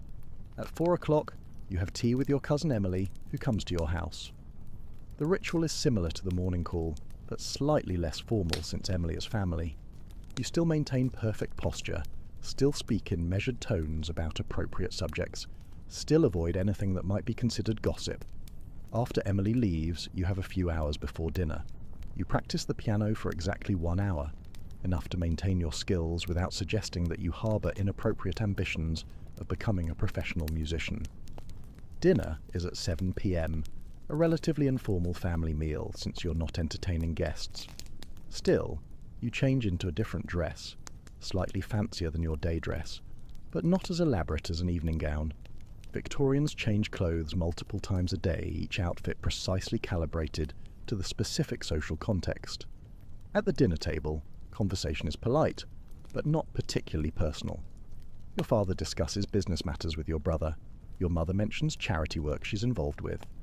You listen attentively, occasionally offering a gentle opinion when directly addressed. After dinner, you all retire to the drawing room.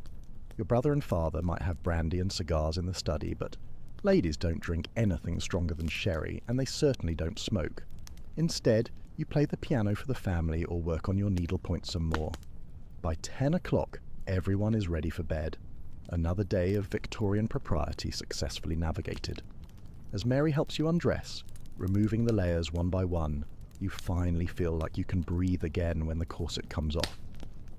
"Will you need anything else, miss?" Mary asks, as she helps you into your nightgown. "No, thank you, Mary," you say, settling into bed with a small sigh of relief. She curtsies and leaves, taking the oil lamp with her. The room falls into darkness, except for the faint glow from the banked fire in the grate. You lie there thinking about the day, all those rules, all that restraint. It's exhausting. But there's also something almost comforting about knowing exactly what's expected of you at every moment. As you drift towards sleep, you wonder what tomorrow will bring in this world of rigid propriety and hidden feelings. You'll need to navigate a formal dinner party, which means a whole new set of rules to remember. But that can wait until morning. For now, you let the distant sounds of the city lull you toward dreams. Your last thought before sleep takes you is of Thomas Fairchild and his kind eyes.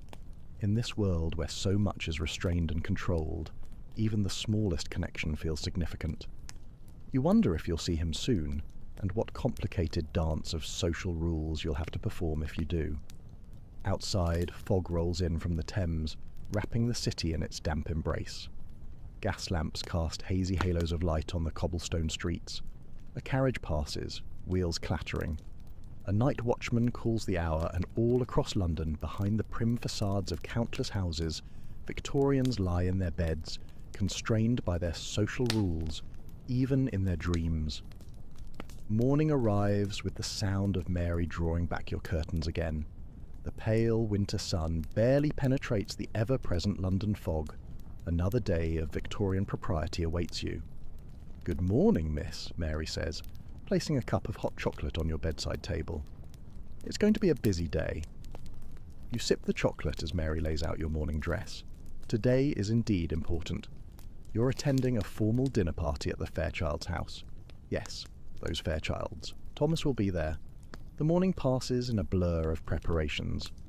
Your mother insists you practice piano for 2 hours instead of the usual one. "The Fairchilds may ask you to play," she explains. "Mrs. Fairchild mentioned their new pianoforte. It would be rude to decline." Another Victorian rule to remember: never refuse a direct request to demonstrate an accomplishment, but also never appear too eager to show off. It's a delicate balance. After lunch, you take a light walk in the nearby park with your mother. The crisp winter air is actually cleaner than inside most homes, where coal fires fill the rooms with a fine layer of soot. Ladies stroll along the pathways, nodding politely to acquaintances. Gentlemen tip their hats as they pass. "Remember," your mother says quietly as you walk, "at dinner, you'll be seated according to rank. Don't appear surprised by your placement, whatever it may be." You nod. The Victorian dinner table is a battlefield of social hierarchy. The most important male guest sits to the right of the hostess. The most important female guest sits to the right of the host. Everyone else is arranged in descending order of social importance. Being seated near the bottom of the table is a clear message about your status. Back at home, preparation for the evening begins in earnest. A formal dinner party requires your finest appearance. Mary runs a bath for you, adding a few drops of rose oil to the water. The bathroom is chilly despite the small fire burning in the grate. You bathe quickly, shivering as you step out onto the cold floor. Then the dressing begins. Tonight requires full evening dress. Your corset is laced even tighter than usual. Your crinoline is wider. Your gown is pale blue silk with delicate lace trim. The neckline is lower than your day dress, showing your collarbones and a hint of shoulder. The maximum amount of skin a respectable unmarried woman can display. Your hair's arranged in an elaborate style, with small silk flowers pinned among the curls. A light dusting of rice powder on your face gives you the fashionable pale complexion. No rouge, though. Only actresses and women of questionable virtue wear obvious makeup. "You look beautiful, miss," Mary says, stepping back to admire her work. You barely recognise yourself in the mirror. You look exactly like a proper Victorian young lady should. Poised, controlled, elegant. Your waist impossibly small, your skirt ridiculously wide. Fashion is suffering, but fashion must be obeyed. Your father has arranged for a carriage to take you to the Fairchilds. It's a cold night, and walking would ruin your carefully arranged appearance. Plus, arriving in a carriage rather than on foot displays your family's prosperity. The carriage pulls up outside a large townhouse on one of London's most fashionable streets. Lights blaze from every window. A footman in livery opens the carriage door and helps you step down. Inside, the house is warm and bright. Gas lighting, the latest modern convenience, illuminates the entrance hall. A maid takes your cloak, revealing your evening finery. The butler announces your family as you enter the drawing room, Mr. and Mrs. Wilson and Miss Jane Wilson. All heads turn. You feel your cheeks warm, but keep your expression composed as you make your curtsies to Mr. and Mrs. Fairchild. And there, standing beside his mother, is Thomas. He's taller than you remember, his evening clothes emphasizing his broad shoulders. He bows perfectly, not too deep, which would seem obsequious, but not too shallow, which would be disrespectful. "Miss Wilson," he says, his voice deeper than you recall. "How pleasant to see you again." "Mr. Fairchild," you reply, your voice carefully modulated. "I trust Oxford agrees with you." The smallest of smiles crosses his face. It does, thank you, though London has attractions that Oxford cannot claim. Is he flirting with you? It's so hard to tell with Victorian men. Their compliments are buried under layers of propriety. More guests arrive, the drawing room fills with the murmur of polite conversation. Everyone stands. Sitting before dinner would suggest eagerness to eat, which would be vulgar. You notice Charlotte Hartley and her fiancé, Mr. Edwards, across the room. They stand a respectable distance apart. No touching, no meaningful glances. To the casual observer, they might not even be engaged. When all the guests have arrived, the butler announces that dinner is served. Now comes the complex choreography of entering the dining room. The host, Mr. Fairchild, offers his arm to the highest-ranking female guest. The highest-ranking male guest offers his arm to the hostess. Everyone else pairs off according to status, forming a procession into the dining room. You find yourself paired with a middle-aged gentleman you've never met before. Thomas, you notice, is escorting an elderly lady with an elaborate turban of fabric on her head. The dining room dazzles with crystal, silver and candlelight. The table gleams with polished silver and fine china. Each place setting has an intimidating array of utensils: fish forks, soup spoons, dessert spoons, multiple knives, and more. Using the wrong utensil would be a social catastrophe. You're seated about halfway down the table, not at the bottom, which is encouraging, but not near the top either. Thomas is on the opposite side, several seats away. During a Victorian dinner, you primarily converse with the gentleman seated to your left and right, never across the table. The gentleman to your right turns to you. "I understand you're acquainted with my nephew, Miss Wilson. Charles Pembroke, I believe. You danced at Lady Hamilton's ball last season." You search your memory. Yes, you did dance with a Mr. Pembroke. He stepped on your feet 3 times and talked exclusively about his horse. "Yes, indeed," you say pleasantly. "Mr. Pembroke is an accomplished dancer." A small white lie in the service of social harmony. The dinner progresses through multiple courses. Soup, fish, meat, game, dessert, each with its own set of serving rituals and appropriate utensils. You carefully take small bites, chewing quietly. A lady is never seen to eat heartily, even if she's starving. Conversation around the table is carefully balanced between interesting and inoffensive. Politics, religion, money, and anything personal are strictly avoided. Instead, people discuss recent theatrical performances, exhibitions at the Royal Academy, the weather, and travels to acceptable destinations like Italy or France. You notice Thomas watching you from across the table. When your eyes meet, he quickly looks away. In this world of rigid social rules, even eye contact can be loaded with meaning. After dessert comes the most gendered ritual of the Victorian dinner party. Mrs. Fairchild catches the eye of the highest-ranking female guest and rises from her seat. This is the signal for all the ladies to leave the dining room, leaving the gentlemen to their port and cigars. You follow the procession of women back to the drawing room. This gender segregation serves multiple purposes in Victorian society. It allows the men to discuss male topics like business and politics. It gives women a chance to use the chamber pot if needed, a necessity given the voluminous skirts that make frequent bathroom trips difficult. And it preserves the fiction that ladies are too delicate to be exposed to cigars and strong drink. In the drawing room, the women arrange themselves in conversational groups. Mrs. Fairchild ensures that Charlotte and her fiancé's mother are seated together, a sign of approval for the upcoming marriage. "Will you play for us, Miss Wilson?" Mrs. Fairchild asked, gesturing to the pianoforte in the corner. Ah, here it is, the dreaded request. You can't refuse, but you also can't appear too eager. "If you wish it, Mrs. Fairchild," you say modestly, "though I'm sure there are more accomplished musicians present." "Nonsense," Mrs. Fairchild says. "We've all heard of your talent." You move to the piano, arranging your enormous skirt as best you can on the small bench. You play a piece by Mozart, technically challenging enough to show skill, but not so flamboyant as to seem showy. You keep your posture perfect, your face composed in a slight smile. No grimacing or swaying with the music. That would be considered overly emotional. When you finish, the ladies applaud politely. You acknowledge their approval with a modest nod, then return to your seat. Your hands are trembling slightly, but no one notices. A proper Victorian lady never shows nervousness. About half an hour after the ladies left the dining room, the gentlemen joined them. The smell of cigars clings to their clothes.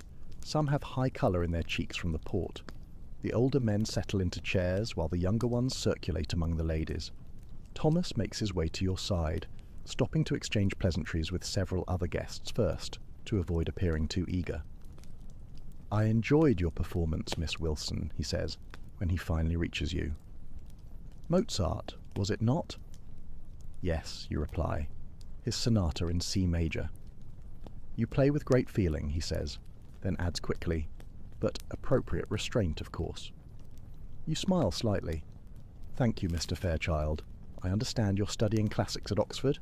And so begins the Victorian version of flirtation, a carefully controlled conversation about impersonal topics, with real meaning hidden between the lines. You discuss books, nothing too romantic, music, nothing too passionate, and art, nothing too avant-garde. All the while, you're assessing each other. Is he intelligent? Is she well-read? Would our temperaments suit? You notice Mrs. Fairchild watching you both with a satisfied expression. Mothers are the primary architects of Victorian matches. No doubt she invited your family tonight specifically to throw you and Thomas together. After what seems like only a few minutes, but is actually nearly half an hour, Thomas reluctantly excuses himself. "I should speak with Miss Hartley and offer my congratulations on her engagement," he says. "Of course," you reply, hiding your disappointment. "It was pleasant conversing with you, Mr. Fairchild." He bows slightly. "The pleasure was mine, Miss Wilson." As he walks away, your mother appears at your side. "He seems quite attentive," she murmurs. "Does he?" you say, pretending you hadn't noticed. Your mother isn't fooled. "Don't appear too interested, Jane. Nothing scares away a potential suitor faster than an eager young lady." The evening continues with more music, some card games, and continuous circulation of guests around the room. Everyone is careful to speak to everyone else. No one stays in one conversation too long. The appearance of social harmony is paramount. At precisely 11 o'clock, the first guests begin to leave. This signals that it's acceptable for others to depart as well. The Victorians have strict rules even about when to end a party. Your father catches your mother's eye, and she nods slightly. Time to go. You make your farewells to the hosts, thanking them properly for their hospitality. Thomas is nearby and bows to you one last time. "Until we meet again, Miss Wilson," he says softly. "Good evening, Mr. Fairchild," you reply, your voice giving away nothing of your inner thoughts. Outside, your carriage is waiting. As you settle into the seat, you finally allow yourself a small sigh of relief. The evening went well. No social missteps, and Thomas seemed genuinely interested in you. "A successful evening," your father declares as the carriage pulls away. This is high praise from him indeed. "Your mother agrees," your mother says. "Mrs. Fairchild mentioned they're hosting a small musical evening next week. We're to receive an invitation. Your heart beats a little faster. Another opportunity to see Thomas. Back at home, Mary helps you undress, carefully hanging up your evening gown and putting away your jewellery. Your hair, so elaborately arranged, tumbles down your back as she removes the pins. "Did you enjoy yourself, miss?" Mary asks as she brushes out your hair. "It was a pleasant evening," you say, maintaining your composure even with your lady's maid. Servants observe everything and gossip among themselves. Any show of excitement about Thomas might reach his household through the servants' network. When Mary leaves, you sit at your dressing table for a moment, looking at your reflection. Behind your composed expression, your mind is racing. Did Thomas really seek you out specifically? What did his mother's watchful gaze mean? Will he call on you, or must you wait to meet again at the musical evening? Dating in the Victorian era is like playing chess while blindfolded. Every move matters, but half the time you don't even know you're making a move, and the stakes are high. Your entire future happiness depends on making a good match. You move to the window, pulling back the curtains slightly to look out at the foggy London night. Gas lamps create halos of light in the mist. A lone, handsome cab clatters past on the cobblestones. Somewhere out there, Thomas Fairchild is perhaps thinking of you too. But in this world of rigid propriety and hidden feelings, who can tell? You'll have to wait and see what the next social encounter brings, and what new rules you'll need to navigate. Your next encounter with Thomas Fairchild comes sooner than expected. The very next day, in fact. You're reading in the front parlour, half-heartedly turning pages of a suitably improving book about botany, when Mary appears at the door. "Mr. Thomas Fairchild is here, miss," she announces. "He's asking if you and your mother are receiving visitors." Your heart jumps, but your face remains perfectly composed. "Please tell him we are, Mary, and inform my mother." A proper Victorian young lady is never, ever left alone with a gentleman caller. Your mother must be present for the entire visit. Even stepping out of the room for a minute would be scandalous. Mary curtsies and disappears. You have about 30 seconds to prepare yourself. You check your hair in the small mirror above the fireplace, straighten your posture, and pick up your book again, arranging yourself to look naturally occupied. When he enters, the door opens, and there's Thomas, looking even more handsome in daylight. His formal morning clothes fit him perfectly. Dark coat, perfectly tied cravat, polished boots. He's carrying his top hat and gloves. A gentleman always removes his hat indoors, but keeps his gloves on until seated. "Miss Wilson," he says, bowing, "I hope I find you well today." "Quite well, thank you, Mr. Fairchild," you reply, setting your book aside and gesturing to a chair. "Please be seated. My mother will join us momentarily." Thomas sits, finally removing his gloves and placing them inside his hat. This is the Victorian equivalent of getting comfortable. "I enjoyed the evening at your parents' home last night," you say, keeping your tone pleasant but not overly warm. "As did I," he replies. "My mother was particularly impressed with your musical performance." Before you can respond, your mother enters the room. Thomas immediately stands. A gentleman always rises when a lady enters. "Mr. Fairchild," your mother says, smiling. "What a pleasant surprise." Thomas bows again. "Mrs. Wilson, I hope I'm not calling at an inconvenient time." "Not at all," your mother assures him, taking a seat on the sofa beside you. Now the real dance begins. "I've come to extend an invitation," Thomas says. "My mother is hosting a small musical evening next Tuesday. She hopes Miss Wilson and your good selves will be able to attend." "Ah, so that's why he's here. Not just to see you, but as his mother's messenger. Still, he could have sent a servant with a written invitation. The fact that he came personally means something." "How kind," your mother says. "We would be delighted to accept." "Excellent," Thomas says, his eyes flickering to you. "My mother also mentioned she would be grateful if Miss Wilson might consider performing. Your rendition of Mozart last night was much admired. Now you understand completely. Mrs. Fairchild wants to show you off to her friends. You're being evaluated as a potential daughter-in-law." "I would be happy to play," you say modestly, "though I'm sure your mother has engaged more accomplished musicians." Thomas shakes his head. "None that I'm aware of. Your talent would be the highlight of the evening." Is he actually complimenting you directly? That's borderline scandalous in Victorian terms. Your mother smoothly steps in. My daughter practices diligently, Mr. Fairchild. We're grateful for the opportunity to share the fruits of her hard work. The conversation continues with this kind of formal back and forth, covering mutual acquaintances, upcoming social events. Thomas is careful to address most of his remarks to your mother, only occasionally looking at you directly. This is proper Victorian form. After exactly 15 minutes, the prescribed length for a morning call, Thomas stands. "I've taken enough of your time, Mrs. Wilson, Miss Wilson," he says. "I'll convey your acceptance to my mother. She'll be most pleased." Your mother rings for Mary, who appears to show Thomas out. He bows to both of you, his eyes lingering on you for just a moment longer than strictly necessary. When the door closes behind him, your mother turns to you with a satisfied expression. "Well," she says, "it seems the Fairchilds have taken an interest in you." You try to look only mildly pleased. "Mrs. Fairchild is very kind to include us in her musical evening." Your mother gives you a knowing look. "It wasn't Mrs. Fairchild who just called on us, was it?" Before you can respond, the bell rings again. Mary appears moments later. "Miss Charlotte Hartley and Mrs. Hartley, ma'am," she announces. More visitors. The morning call circuit is in full swing. Charlotte enters with her mother, both dressed in the height of fashion. Charlotte looks radiant. Engagement agrees with her, apparently. After the usual pleasantries, Charlotte leans forward slightly, her eyes bright with excitement. "Have you heard about Mrs. Pembroke?" she asks in a low voice. Your mother raises an eyebrow. "What about her?" Mrs. Hartley clucks her tongue.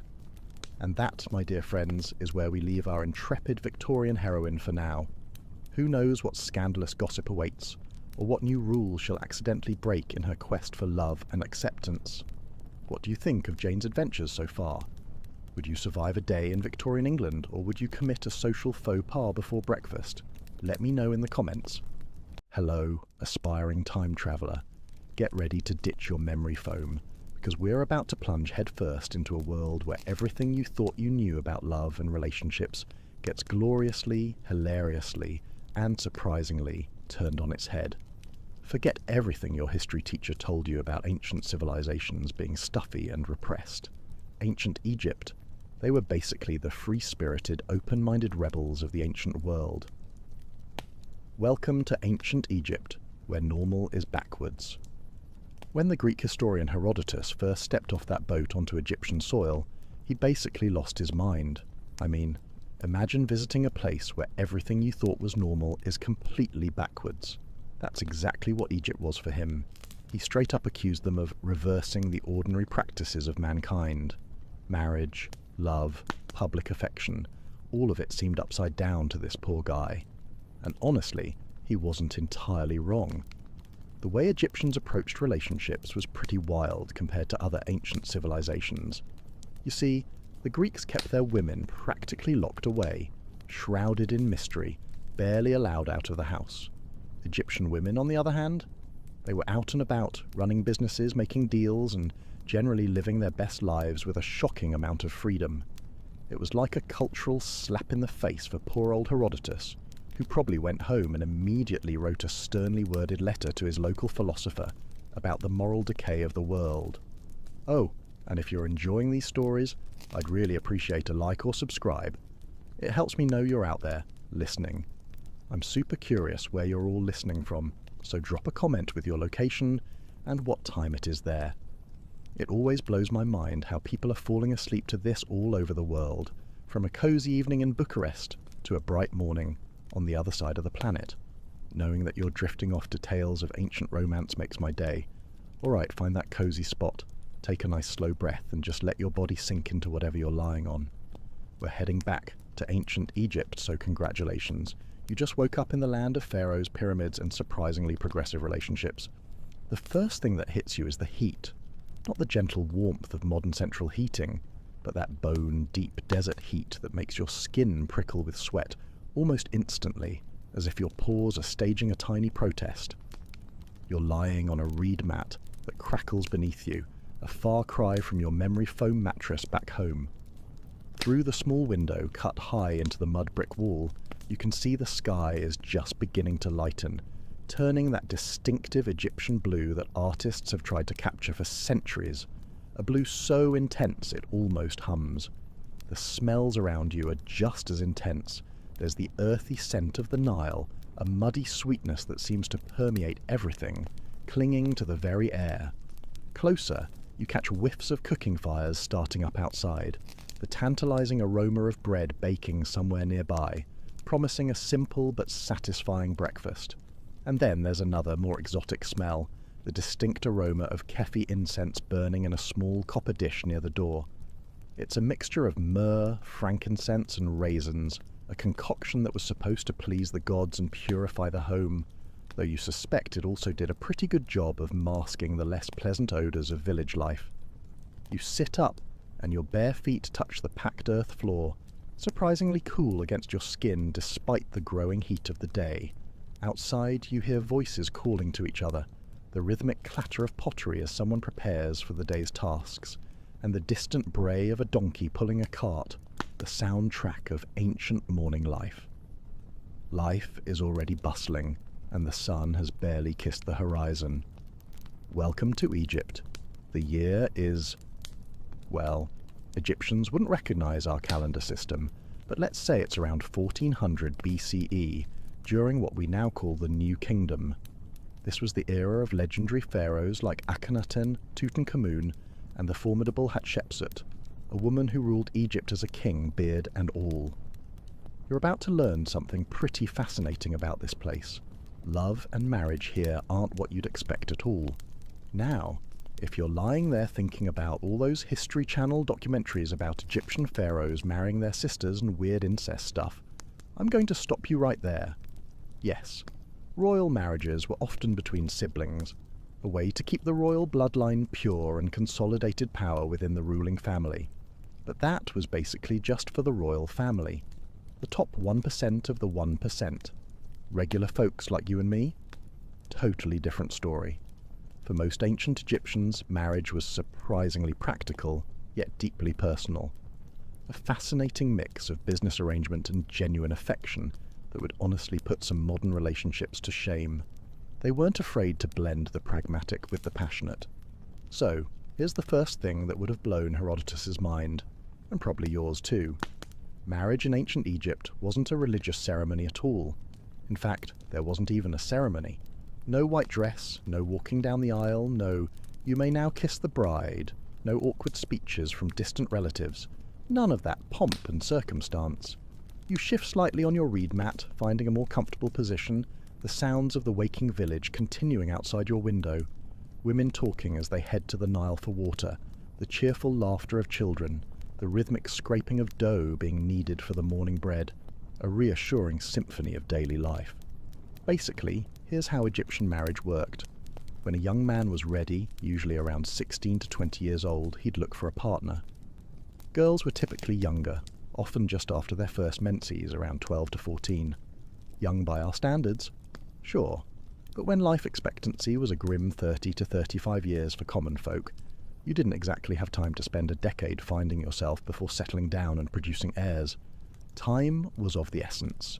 You stretch and stand up, your joints cracking pleasantly, a little protest from your ancient body. Across the small room, a clay jar of water sits waiting. You dip a cloth into it and wipe the night sweat from your face and neck. The water is cool against your skin, a small mercy in this relentless heat. The most important thing for marriage wasn't love, at least not initially. It was stability. A man needed to have a job, some kind of income, his own house, a basic foundation for a family. Women weren't expected to bring financial stability to the marriage, but they did bring essential domestic skills and often a dowry of household items, things like linens, pottery, furniture, maybe even a few prized cooking implements. When families agreed on a match, and yes, parents usually had a major say, acting like ancient matchmakers, they'd draw up what was essentially a prenuptial agreement. This contract laid out what property each person brought into the marriage, and, crucially, what would happen to it if things didn't work out. Pretty modern, right?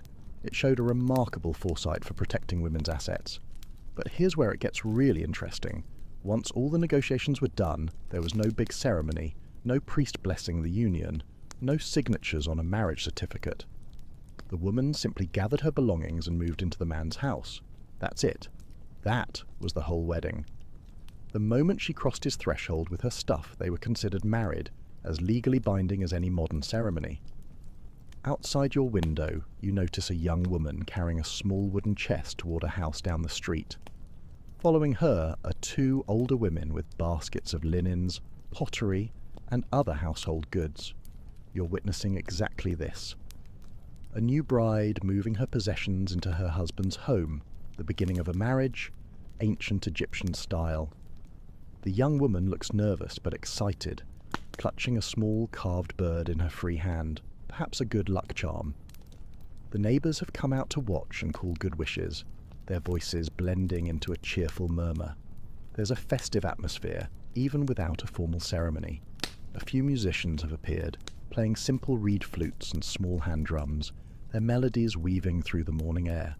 The rhythm is hypnotic, a gentle pulse that seems to match the beating of your own heart as you watch this intimate slice of history unfolding before you. Your body feels heavy and comfortable as you lean against the cool mud brick wall, observing this scene from across the millennia. Now, you might be thinking, this all sounds pretty transactional. And yeah, there was definitely a practical aspect to it. Marriage was about alliances, producing heirs, and creating a stable household unit in a challenging environment.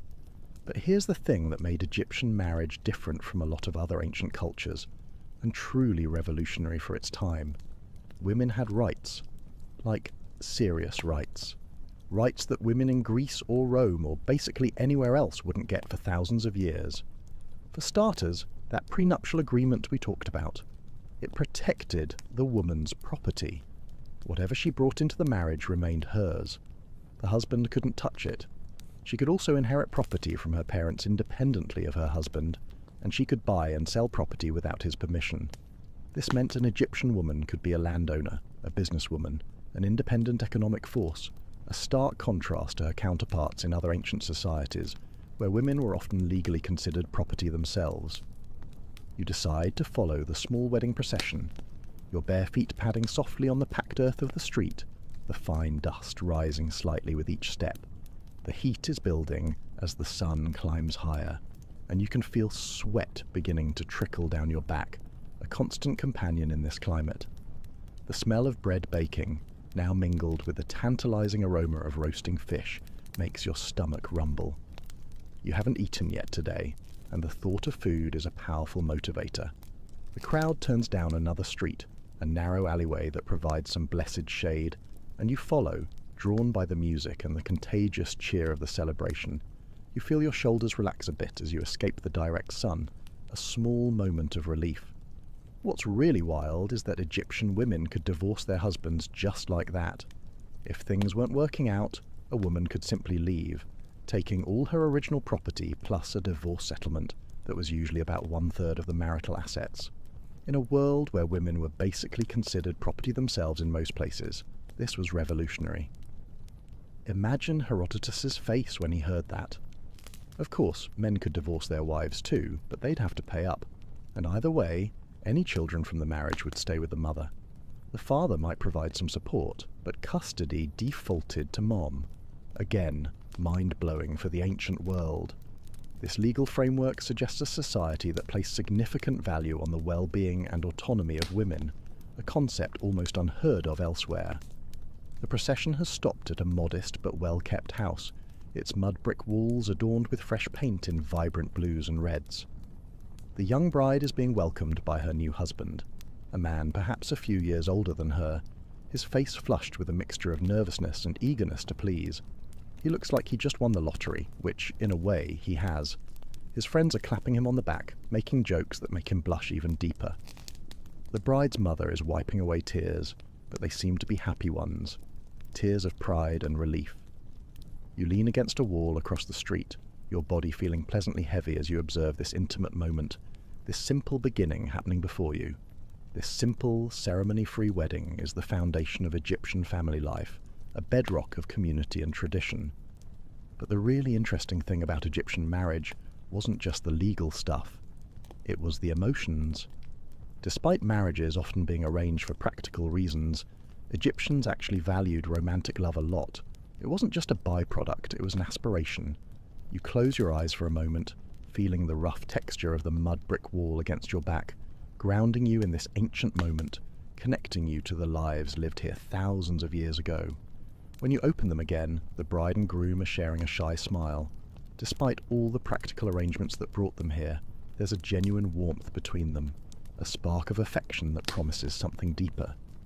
The evidence for love in ancient Egypt is everywhere once you start looking. Their poetry is full of it, passionate, romantic verses that could rival anything from Shakespeare to your favourite modern love song. Imagine hearing this. To hear your voice is pomegranate wine to me. I draw life from hearing it. Could I see you with every glance, it would be better for me than to eat or to drink. Beautiful, right? This kind of love poetry was incredibly popular, especially during the New Kingdom period. Egyptians loved to express their feelings about each other, and they weren't shy about physical affection either. They were surprisingly tactile. As you watch, the new husband takes his wife's hand and leads her into their home. The threshold moment, the actual marriage in Egyptian terms, has already happened, but this entrance together is clearly meaningful to them both, a symbolic step into their shared future. The crowd cheers, the musicians play more enthusiastically, and someone breaks out jars of beer to share around. You can almost taste the thick, slightly sweet Egyptian beer in the air. It was much heartier than our modern beers, more like a meal in a jar, often flavoured with dates or honey, and surprisingly nutritious. The celebration is getting livelier now, and you feel your own spirits lifting as you watch, a warmth spreading through you that has nothing to do with the sun. Now, here's another fascinating thing about Egyptian marriage.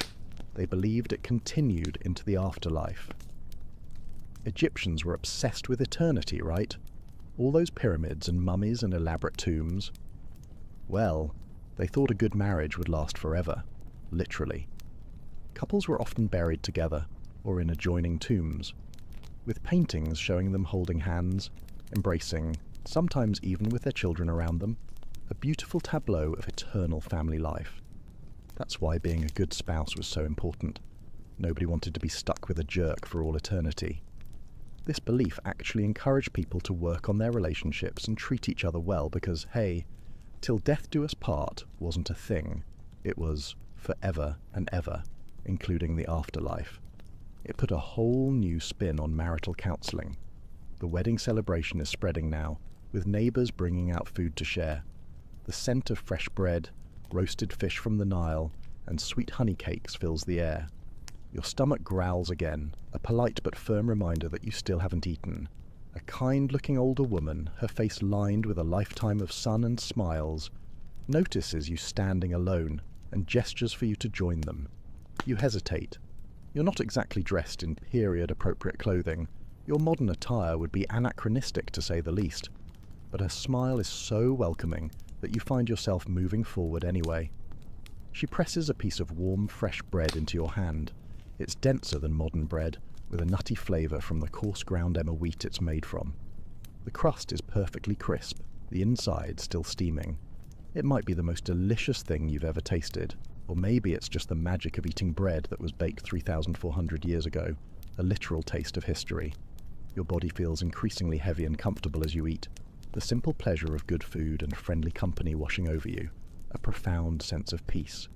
You find a spot to sit on a low stone wall, your muscles relaxing as you continue to observe the celebration, feeling fully immersed in this ancient moment.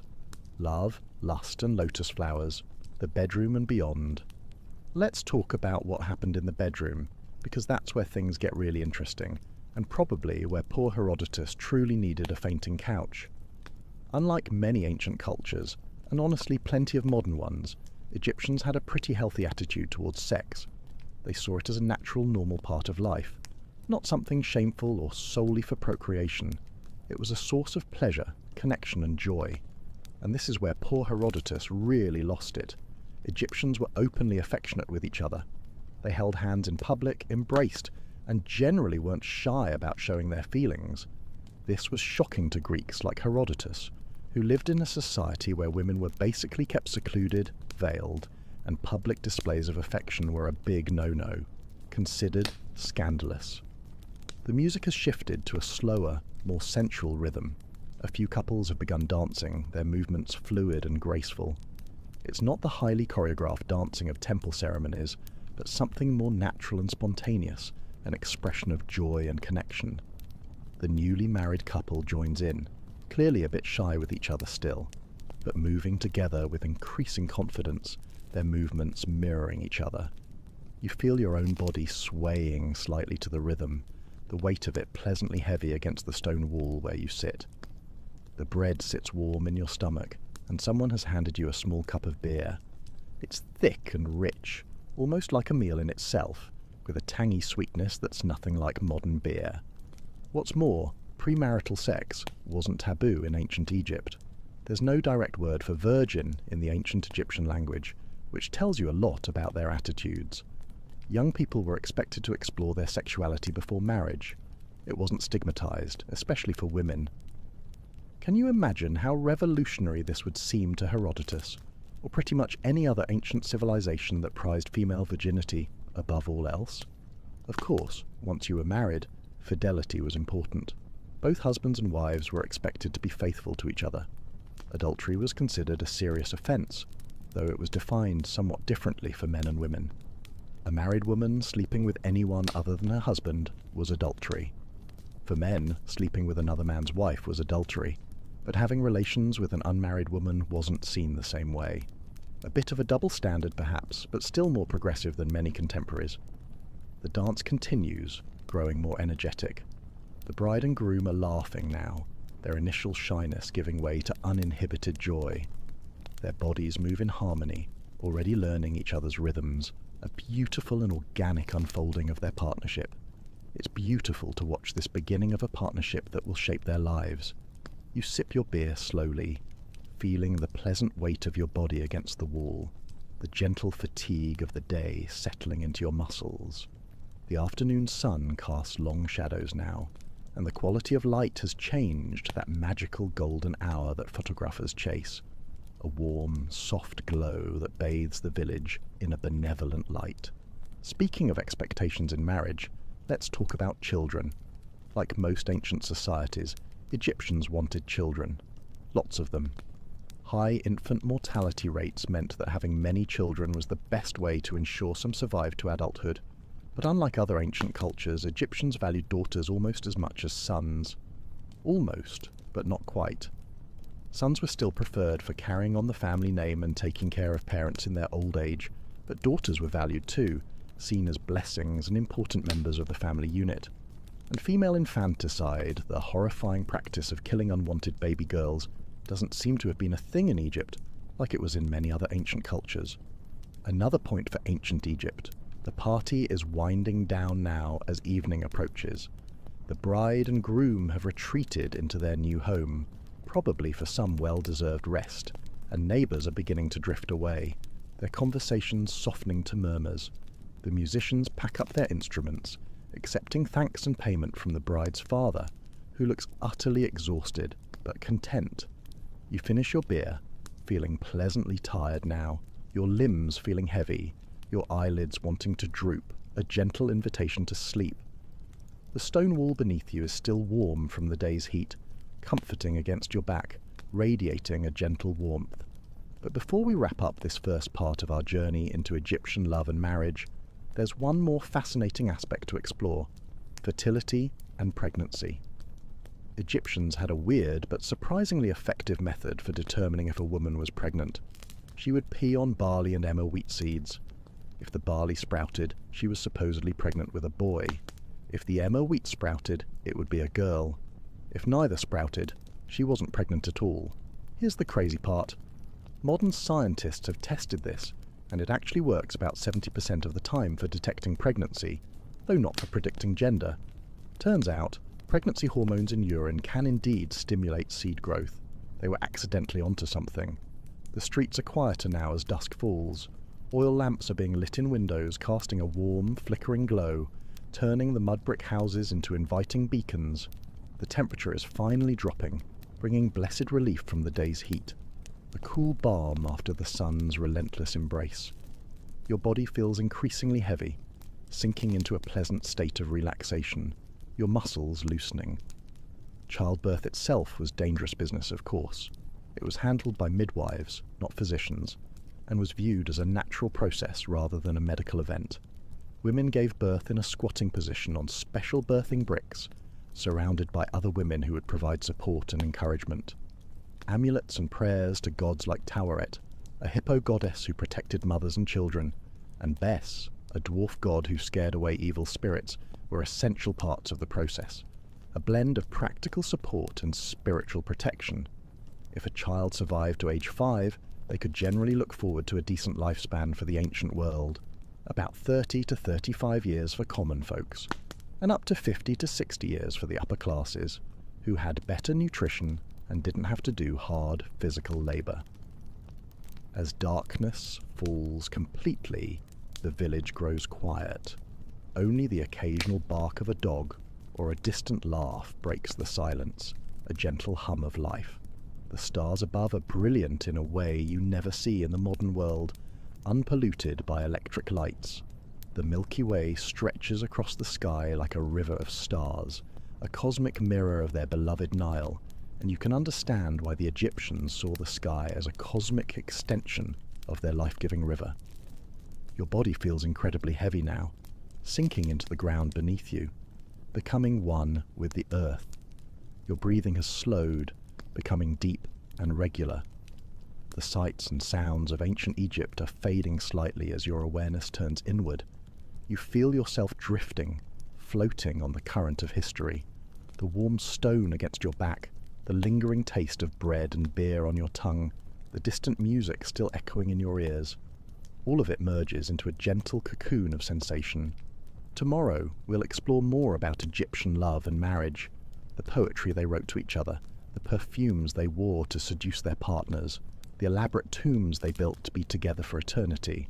But for now, you're here in this moment, your body relaxed and comfortable, your mind full of images of a world where love and marriage look very different from our own. The gentle weight of history settles around you, like a comfortable blanket. Your breathing deepens further. The stars wheel slowly overhead, the same stars that watched over ancient Egypt, that will continue to watch over our world long after we're gone. There's comfort in that continuity, that connection across time. Your limbs feel pleasantly heavy, your thoughts growing slower and more dreamlike.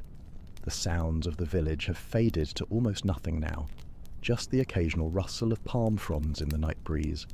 Your body feels at peace, sinking deeper into relaxation with each breath as the story of ancient Egyptian love and marriage continues to unfold in your mind, a timeless tale of human connection.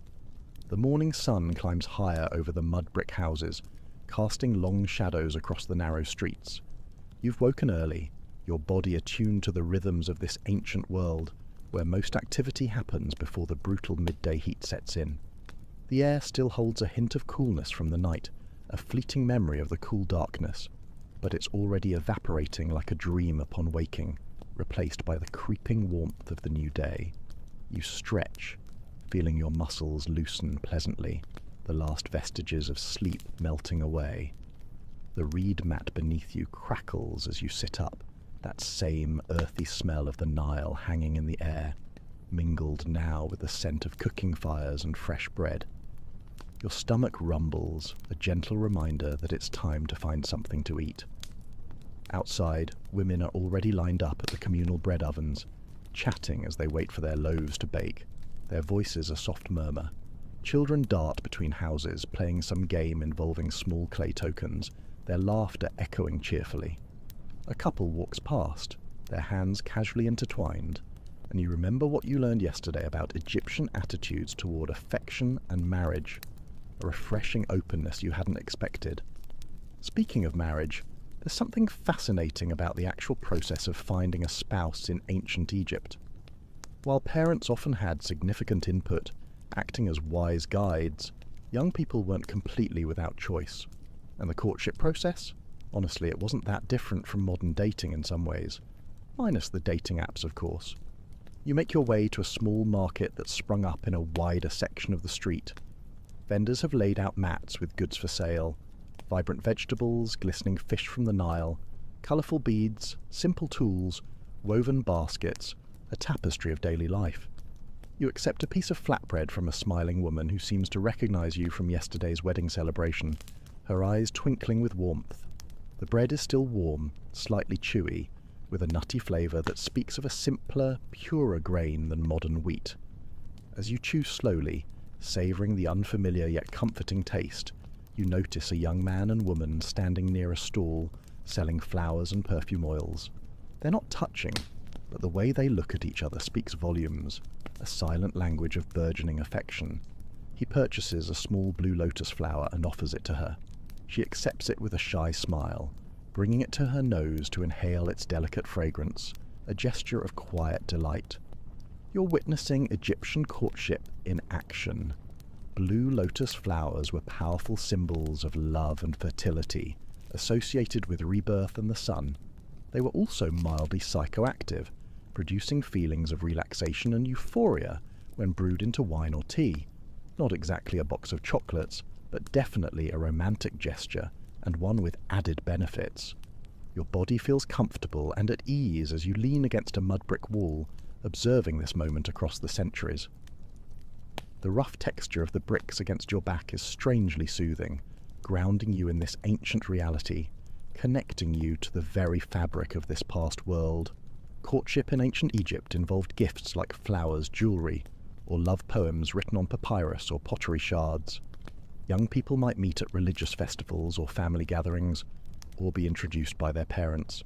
There were no formal dating rituals with specific rules, but there were definitely ways to show interest and attraction, a subtle dance of signals and gestures.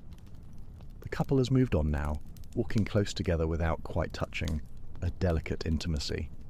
They stop occasionally to look at other market stalls, clearly enjoying this simple time together before marriage might formalize their relationship and the responsibilities of family life set in.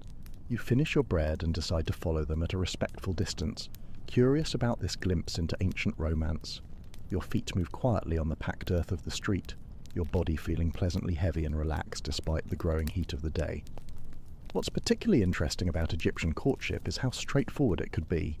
If a young man was interested in a woman, he might send a female relative as a go-between to speak with her mother. If the initial response was positive, gifts would follow, and eventually the families would meet to discuss more practical matters, laying the groundwork for a stable union. The young couple has stopped again, this time at a stall selling amulets and small statues of the gods. The man points to a figure of Hathor, the goddess of love, beauty and music, often depicted with cow horns and a sun disk. The woman nods, her eyes bright, and he purchases the small statuette for her. Their choices are significant. Hathor wasn't just any goddess, she was specifically associated with feminine love, sexuality and motherhood. By giving her a Hathor amulet, he's making his intentions pretty clear. He sees her as a potential wife and mother, and hopes for a loving, fruitful union. You shift your weight from one foot to the other, feeling the pleasant heaviness in your limbs.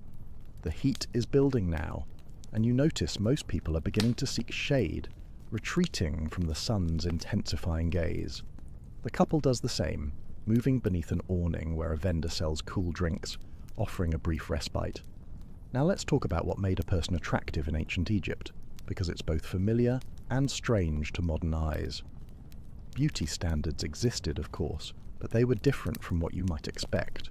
For women, the ideal was slim, but with full hips, suggesting fertility, small breasts, and a symmetrical face. Men were ideally broad-shouldered with narrow hips, strong arms, and defined legs.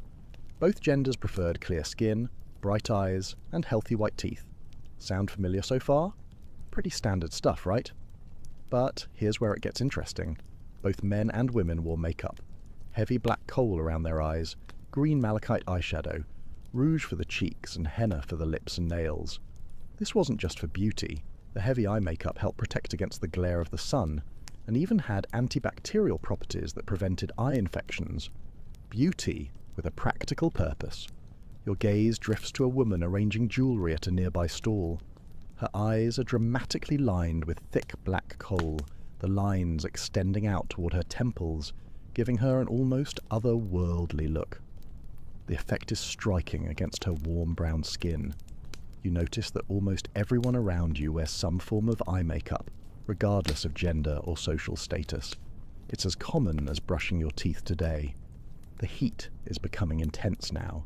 You can feel sweat beading on your forehead and upper lip. You wipe it away, wishing you had some of that coal to protect your eyes from the glare. Your body feels heavy in the heat, your movements becoming slower, more deliberate, almost languid. Egyptians also placed huge importance on scent.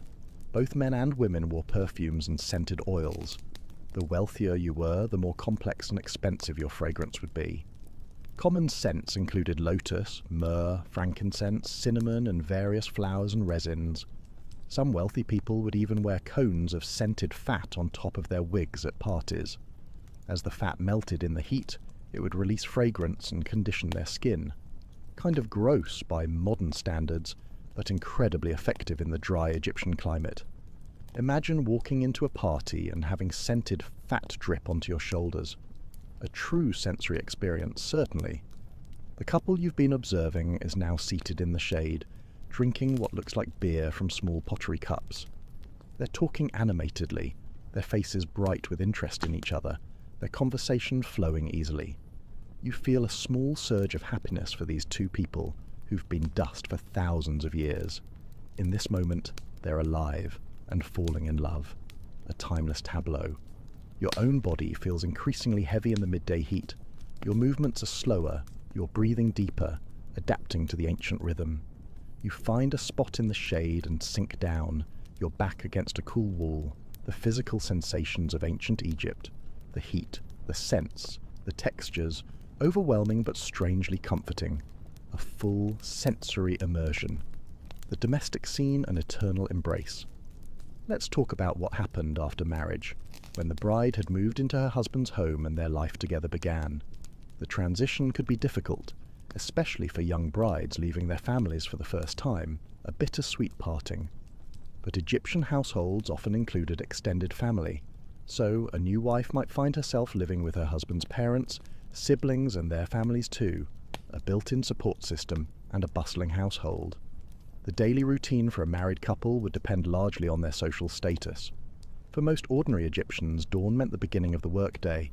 Men would head to the fields, construction sites, or workshops, while women typically managed the household. But here's an interesting thing.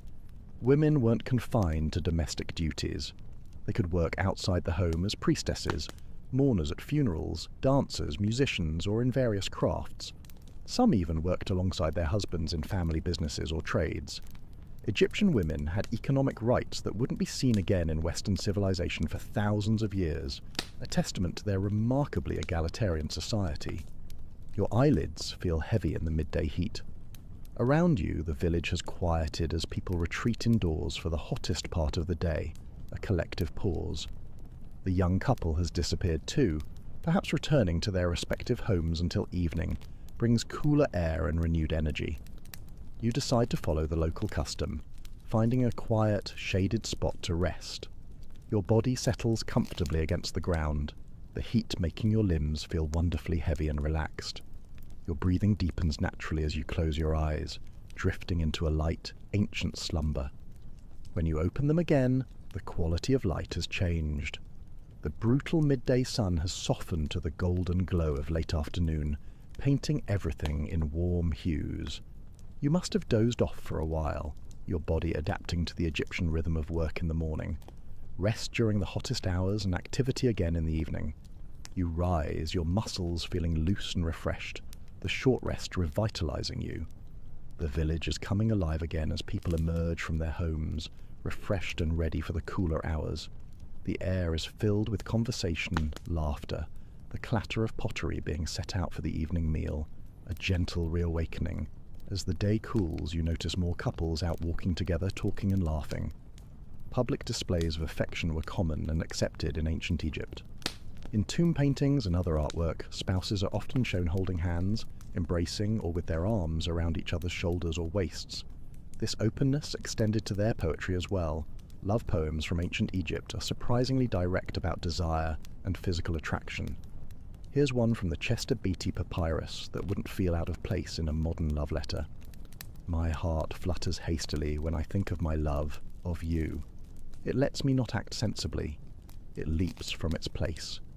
A truly universal sentiment.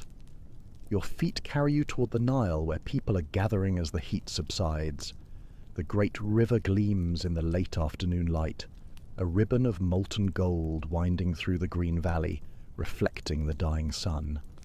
Along its banks, couples stroll together, families set out simple picnics, and children splash in the shallows, their joyful shouts echoing across the water. You find a spot on the riverbank, the grass surprisingly soft beneath you. Your body settles comfortably, sinking into the natural contours of the ground. The air here is cooler, carrying the river's breath, and you feel your skin prickle pleasantly with the change in temperature.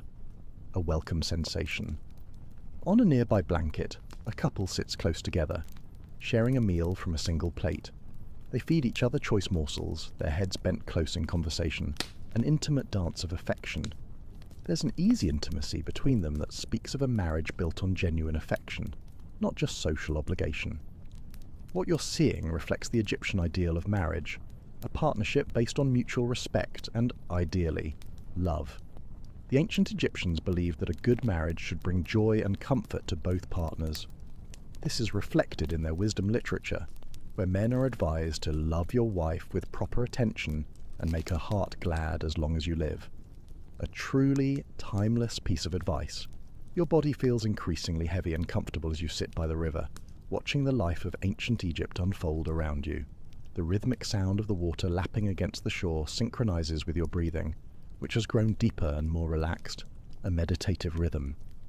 Women in Egyptian marriages had rights that were extraordinary for the ancient world. They could own property independently of their husbands, run businesses, testify in court, and initiate divorce. Marriage contracts protected their financial interests, ensuring they wouldn't be left destitute if the marriage ended. One marriage contract from around 200 BCE states, "If I divorce you, I will give you 20 pieces of silver and return to you all that you brought." Another specifies that the husband must provide a certain amount of grain, oil, and money each month for his wife's support. These were truly progressive legal safeguards. The sun is beginning to set now, painting the sky in shades of gold, orange, and deep blue, a breathtaking tableau. Along the riverbank, oil lamps are being lit, creating pools of warm light as darkness gathers. The couple you've been observing rises, gathering their belongings. They walk hand in hand back towards the village, their silhouettes merging with the growing shadows, two figures becoming one.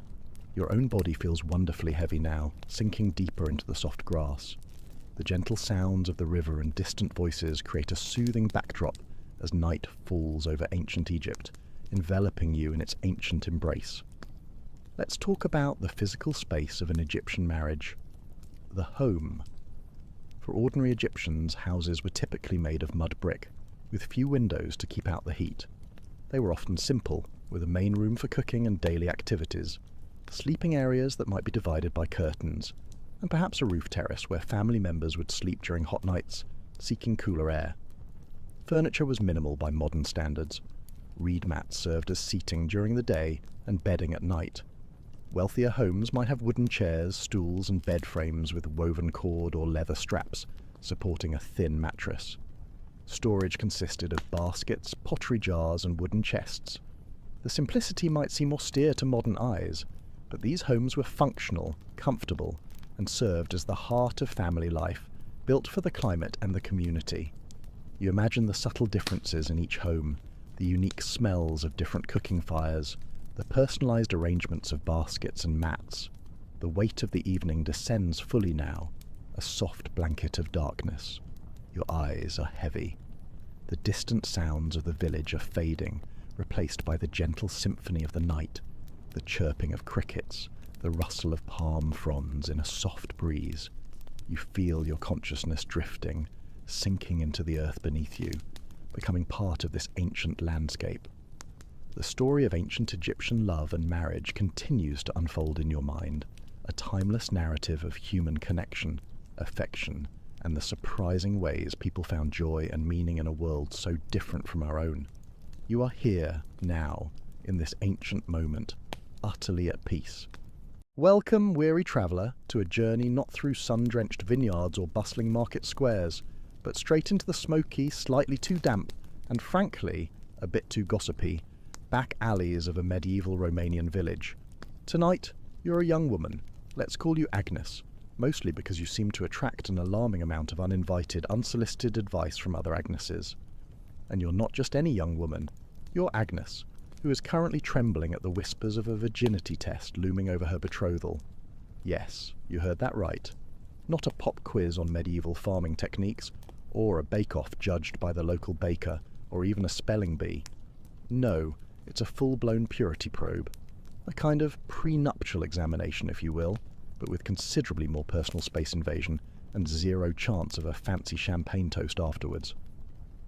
More like a strong, slightly dubious plum brandy, maybe, if you're lucky enough to afford it and brave enough to drink it. Picture yourself. It's just before dawn, standing by the village well. The air is sharp with the scent of damp earth, blooming hawthorn, and probably a distant, very active pig pen. A thick, oppressive mist still clings to the ground, making everything feel slightly damp and infinitely more ominous. Your patched wool dress is brushing your knees, already feeling itchy and restrictive, as you haul a creaky, splinter-prone bucket. Every groan of the rope, every splash of water, feels like a drumbeat counting down to your inevitable doom. The sun's barely up, a sliver of weak, indifferent light, struggling over the distant Carpathian foothills, casting long, distorted shadows that seem to mock your predicament. But the village isn't buzzing with market chatter, or the happy sounds of baby lambs frolicking in the fields. Oh no. It's buzzing with hushed, eager gossip about your upcoming marriage and this dreaded test to prove your purity. Spoiler alert, you probably won't survive this hour without wishing you could magically transform into a squirrel and vanish into the nearest conveniently located, untestable forest. Or perhaps a particularly elusive badger, adept at digging holes and avoiding all forms of societal scrutiny. You even briefly consider attempting to spontaneously combust, but medieval clothing isn't quite that flammable, unfortunately. And besides, who wants to be remembered as Agnes, the one who exploded? Not you. So, before your metaphorical medieval self gets too comfortable, before the first drop of lead-infused makeup touches your skin, because yes, that was a beauty trend, truly an enlightened time, take a moment to hit that like button and subscribe. But only if you genuinely enjoy what I do here. No forced smiles, no awkward social contracts that might require a purity test of their own. Just pure, unadulterated enjoyment. And while you're at it, drop a comment with your location and local time. I'd love to know where you're drifting off from. Is it a cozy evening in Bucharest? Or a bright morning in some far-off land? Knowing where you are helps me feel less like I'm screaming into the void of history, though sometimes it certainly feels that way. Now, dim the lights, maybe turn on a fan for that soft background hum of impending historical awkwardness, and let's ease into tonight's journey together. Try not to think too hard about the cold bucket water, or the looming test, or the ceaseless unsolicited advice from every single Agnes you encounter. It's a lot, honestly, a veritable cacophony of good intentions and bad ideas. The weight of gossip and a barley betrothal. You're standing at the village's heart, a cluster of wattle and daub cottages huddled around the well, the morning mist clinging to your skin like a bad reputation you just can't shake, no matter how much you try to scrub it off with harsh lye soap. The bucket's rope bites into your palms, leaving angry red marks, but it's the women's whispers that sting sharper, cutting through the damp morning air with surgical precision. Another Agnes, because of course there are multiple Agneses, it's medieval Romania. Everyone's named Agnes or Georga, sometimes both, and sometimes with the same exact birthmark on their left earlobe. A neighbour with a basket of turnips so large they could be medieval bowling balls leans in conspiratorially, her breath smelling faintly of stale cabbage. Her voice is lower than a toad's belly, and considerably more slimy, like she's just swallowed a particularly damp slug. "They'll test you before the wedding," she stage whispers, her words hitting you like a carefully aimed pebble, right between the eyes, leaving a metaphorical bruise. It hints at the midwife's probing hands, the village's prying eyes, and the general loss of any semblance of personal space you once imagined you had. You realize, with a sinking feeling that makes your stomach do a frantic little dance, like a frightened mouse trapped in a bucket, that your body's about to become a public art exhibition, a gruesome curiosity for the entire village, whether you like it or not. Your privacy, a concept vaguely understood even in these times, is about to be utterly obliterated. You're betrothed to the miller's son, a match your parents sealed for a strip of barley. Yes, barley. Not a dowry of gold or a promise of a grand estate, but a simple, humble grain. Your entire future, your entire existence, your very soul, is literally tied to a humble grain, a testament to the brutal practicality of medieval life. Forget romantic notions of love or shared dreams. Your destiny is intrinsically linked to the yield of a field, and more specifically, the miller's perceived trustworthiness of your family and their desire for a steady supply of grain.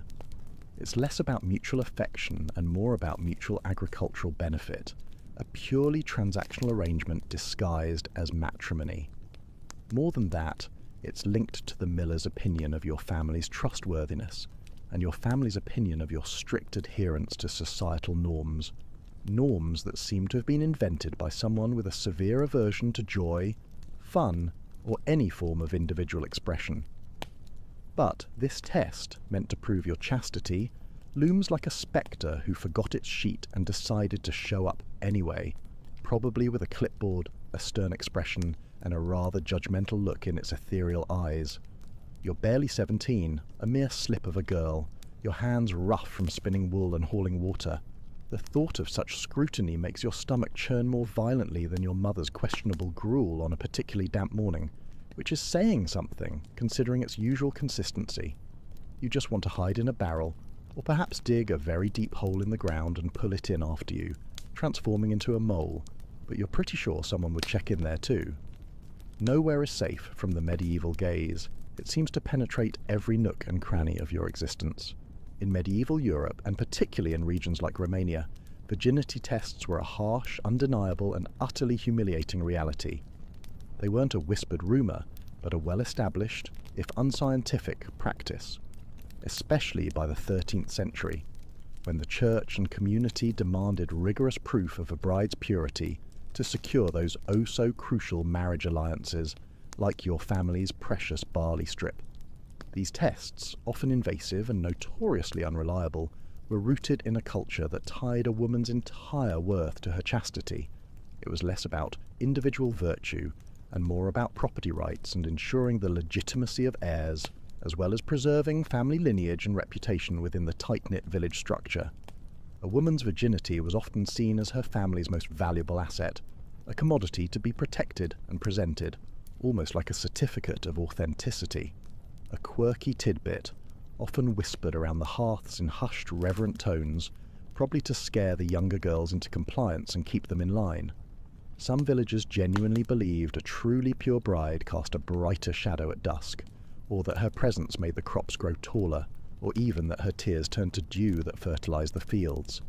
You're desperately hoping yours sparkles, perhaps even glows with a faint halo, or makes the turnips grow to an unprecedented size. But Agnes's knowing smirk suggests otherwise, a silent condemnation. Historians still argue whether these tests were about genuine moral control, or simply an effective form of social leverage, a way to keep everyone in their place and maintain social cohesion, ensuring no one stepped outside the strict boundaries of tradition. But, as you hold that bucket, its weight suddenly unbearable, feeling as heavy as a mountain. The weight of the gossip feels less like a social slight, and more like a very heavy chain around your neck, dragging you down into the muddy depths of societal expectation, with no escape in sight. You trudge back to your family's cottage, the water sloshing precariously, threatening to spill over your worn wooden bucket, a metaphor for your life on the verge of spilling out of control.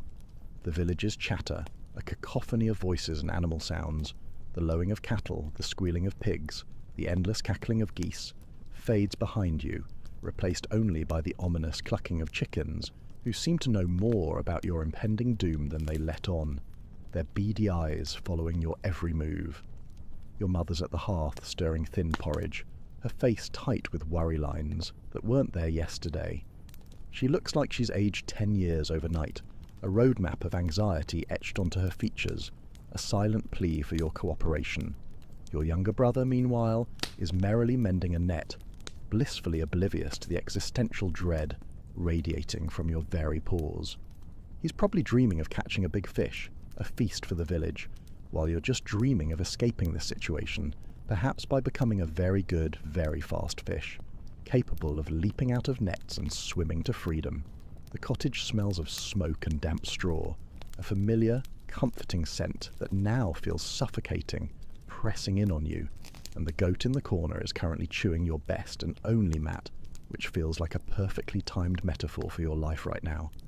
Everything is slowly being chewed away, dismantled, and consumed by forces beyond your control. You set the bucket down with a thud, trying to shake Agnes's warning, but it clings to you like damp wool in a perpetual fog, refusing to dissipate, leaving you feeling cold and exposed, vulnerable to every gust of societal disapproval. The test isn't just about you. It's about family honor, the miller's trust, and the villagers' approval.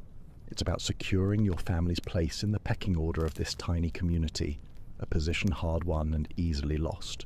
You've heard whispers of girls shamed, their marriages cancelled, their families scorned for failing. Their names became cautionary tales, their fates worse than a bad harvest, often leading to social ostracism, a forced life in a convent, or even worse, a lifetime of being the girl who failed the test, branded with a scarlet letter only visible to the judgmental. You're not even sure what the test entails. Midwives? Prayers? Something involving a very uncomfortable chair and possibly hot coals, or perhaps just a stern look and a highly subjective opinion from someone who last bathed a month ago. But the fear is very, very real, a cold, hard knot in your belly that tightens with every passing moment, threatening to strangle you from the inside out. Your mother glances up, catching your pale, drawn face, her eyes filled with a mirroring terror, a silent acknowledgement of the shared predicament, and asks about Agnes. You mumble vaguely about the test, trying to sound nonchalant, as if discussing the weather, but your voice cracks, betraying your terror, a fragile sound in the vast silence of your dread. Her eyes narrow, hardening with a desperate resolve, a steely determination to protect what little honor remains. She's heard the tales, too, of girls examined under harsh village scrutiny, their futures hinging on a midwife's arbitrary word, a word that could damn a family for generations, sending them plummeting down the social ladder into ignominy. This village is tiny, maybe 200 souls if you count the chickens, the aforementioned goat, that grumpy old man who never leaves his house, and the particularly ambitious mice who seem to run the grain storage. And gossip spreads faster than a runaway cartwheel downhill on market day, especially when it concerns something as scandalous as a virginity test. It's the village's main form of entertainment, apparently, a cruel spectator sport. You think about the market, where women trade stories of failed tests and broken betrothals, their voices hushed, but sharp enough to cut through solid oak, leaving splinters of doubt and judgment in their wake, scars that never fully heal. You're not even sure you're pure by their impossible, ever-shifting standards. Childhood games, a stolen kiss under the ancient oak tree with the shepherd's son who had surprisingly soft hands and smelled faintly of sheep, a scent you now find oddly comforting. A moment of curious exploration fueled by youthful innocence and a complete lack of parental supervision, a tiny spark of rebellion in an otherwise controlled existence? Could that count against you? The absurdity of it all almost makes you laugh, a hysterical, shaky sound that dies in your throat, lost in the smoke and quiet dread that fills the small cottage. Joke number 1. If purity is a test, you're hoping for an open book version with no trick questions, maybe a sympathetic proctor, and definitely a cheat sheet hidden in your wimple, preferably written by a very modern, understanding historian who believes in personal autonomy and perhaps invented time travel. You sit by the hearth, the fire's weak heat barely warming your hands, trying to focus on mundane chores, but your mind races like a frightened mouse in a maze, unable to find an exit, bouncing off invisible walls of societal expectation. Your brother hums a tuneless, carefree melody, seemingly oblivious to the storm. He's probably dreaming of a new fishing lure, or a particularly tasty worm, while you're dreaming of a portal to a different century, a place where such tests are a distant, horrifying memory. but you're picturing the midwife's stern, unyielding face, her eyes boring into your very soul, seeking out any hidden secrets, the villager's judging stares, and the miller's son, waiting patiently for proof as if you were a new breed of livestock being inspected before purchase, your value to be determined by a quick examination. The Church says chastity is your sacred duty, a divine calling, a path to salvation, a heavenly virtue, a direct line to everlasting grace. But this test feels less like a blessing and more like a public inquisition that you definitely didn't sign up for, a cruel medieval reality show with no prize money and only humiliation as a reward.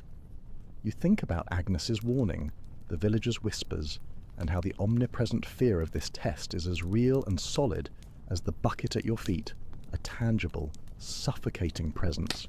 You're not sure how to face it, how to simply exist when every villager's eye is already on you, judging every single breath, every nervous twitch, every movement you make, scrutinizing your very being for any sign of deviation from the norm. Joke number 2. If gossip's a sport, this village deserves a crown for speed, endurance, and an Olympic gold in synchronized whispering. They're truly exceptional, a masterclass in character assassination and social condemnation. For now, you grab a broom to sweep the dirt floor, the well's ominous whispers echoing faintly in your mind, a haunting refrain, and brace for the test that could define or completely demolish your future in this little slice of medieval Romanian purgatory, where even the goats seem to be judging you with their inscrutable yellow eyes. You can almost feel the weight of centuries of patriarchal expectation pressing down on you, a burden heavier than any bucket of water or sack of barley. The priest's gaze and a sacred burden. You're still sweeping the cottage's dirt floor, the broom's bristles scratching a rhythm of relentless anxiety as the smoky air clings to your wool dress like a second skin, a suffocating shroud. Remember that heavy betrothal yoke and the looming virginity test. The hearth's faint embers cast a weak, struggling glow, barely illuminating the dust motes dancing in the air like tiny, judgmental spirits, and your mother's porridge pot sits, a lonely monument to morning worry, its contents long cold and congealed. Her sharp words about the miller's family, expecting the test, still echoing like a persistent, slightly off-key burp from a particularly pious and equally flatulent cow. The village morning hums, carts rattling over cobblestones, voices bartering loudly, a dog barking somewhere in the distance, a sound that usually brings comfort, now feels like a countdown, filters through the open door, a mundane soundtrack to your growing dread. But now the Church's moral scrutiny looms even larger, its demand for your purity awaiting you, heavier than the entire strip of barley your betrothal secures, heavier than any physical burden you could ever carry. Your hands grip the broom so tightly your knuckles are white, the thought of the priest's judgment chilling you more than the damp morning mist, creeping through the cracks in the wall, seeping into your very bones, filling you with an existential cold.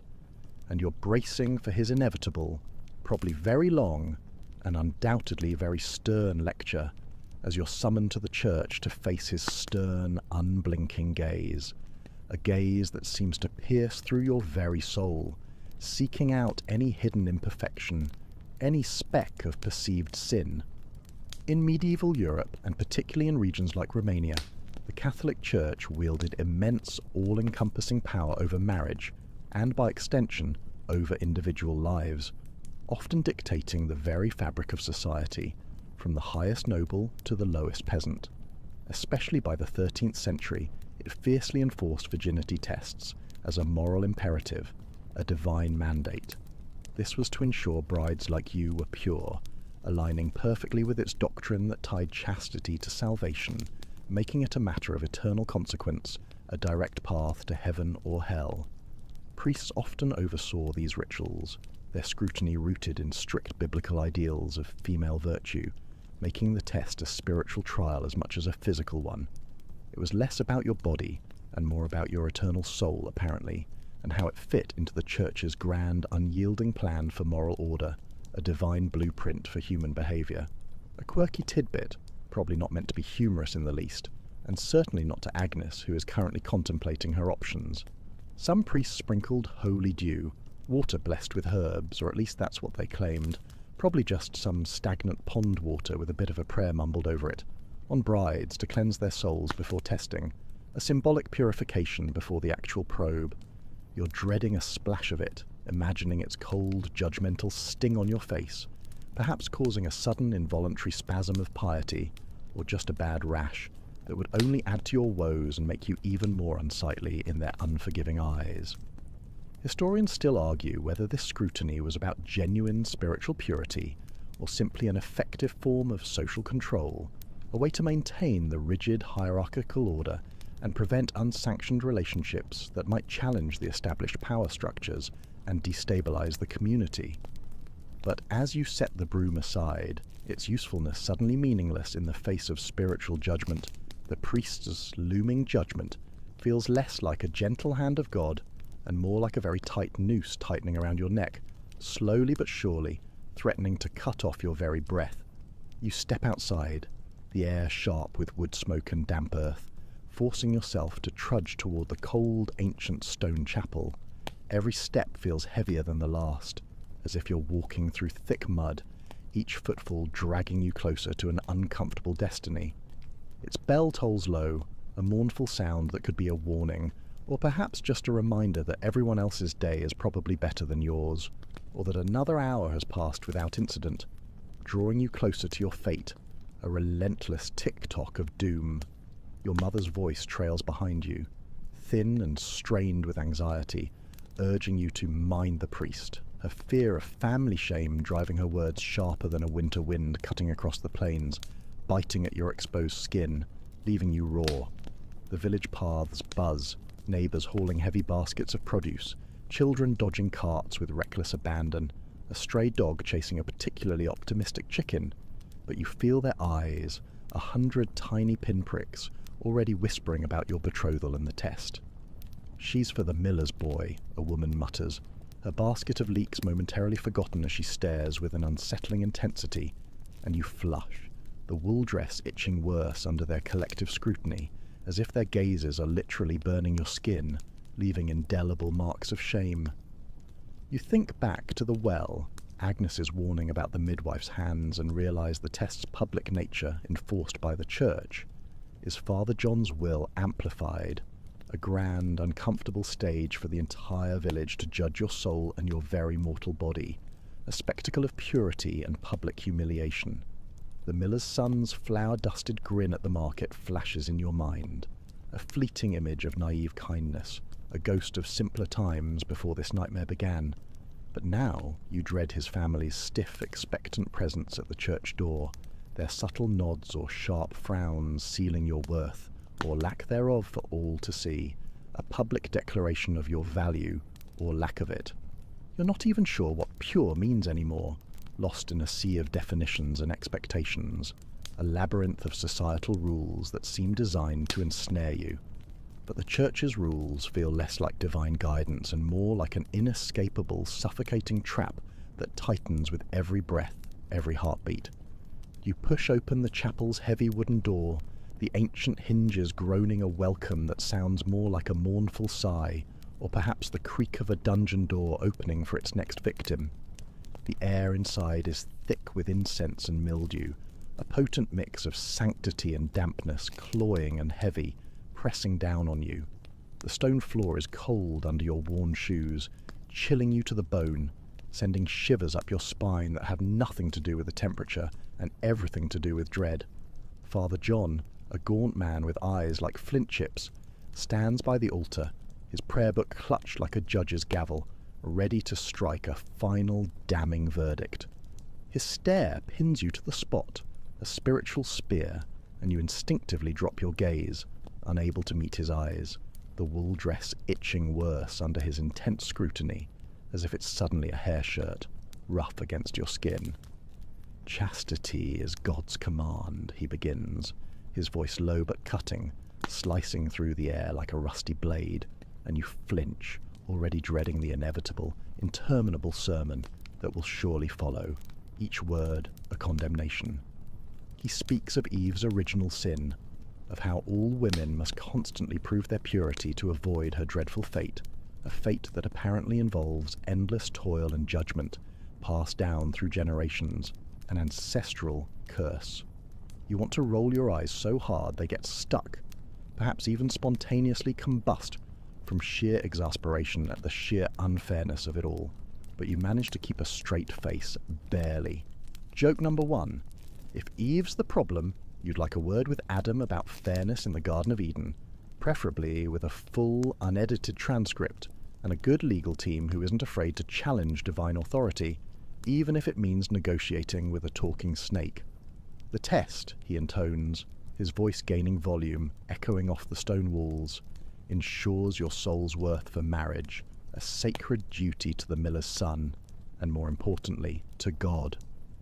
The priest paces, his robe swishing like a judgmental breeze, and warns that failing the test risks your salvation, your family's precious honor, and the village's trust.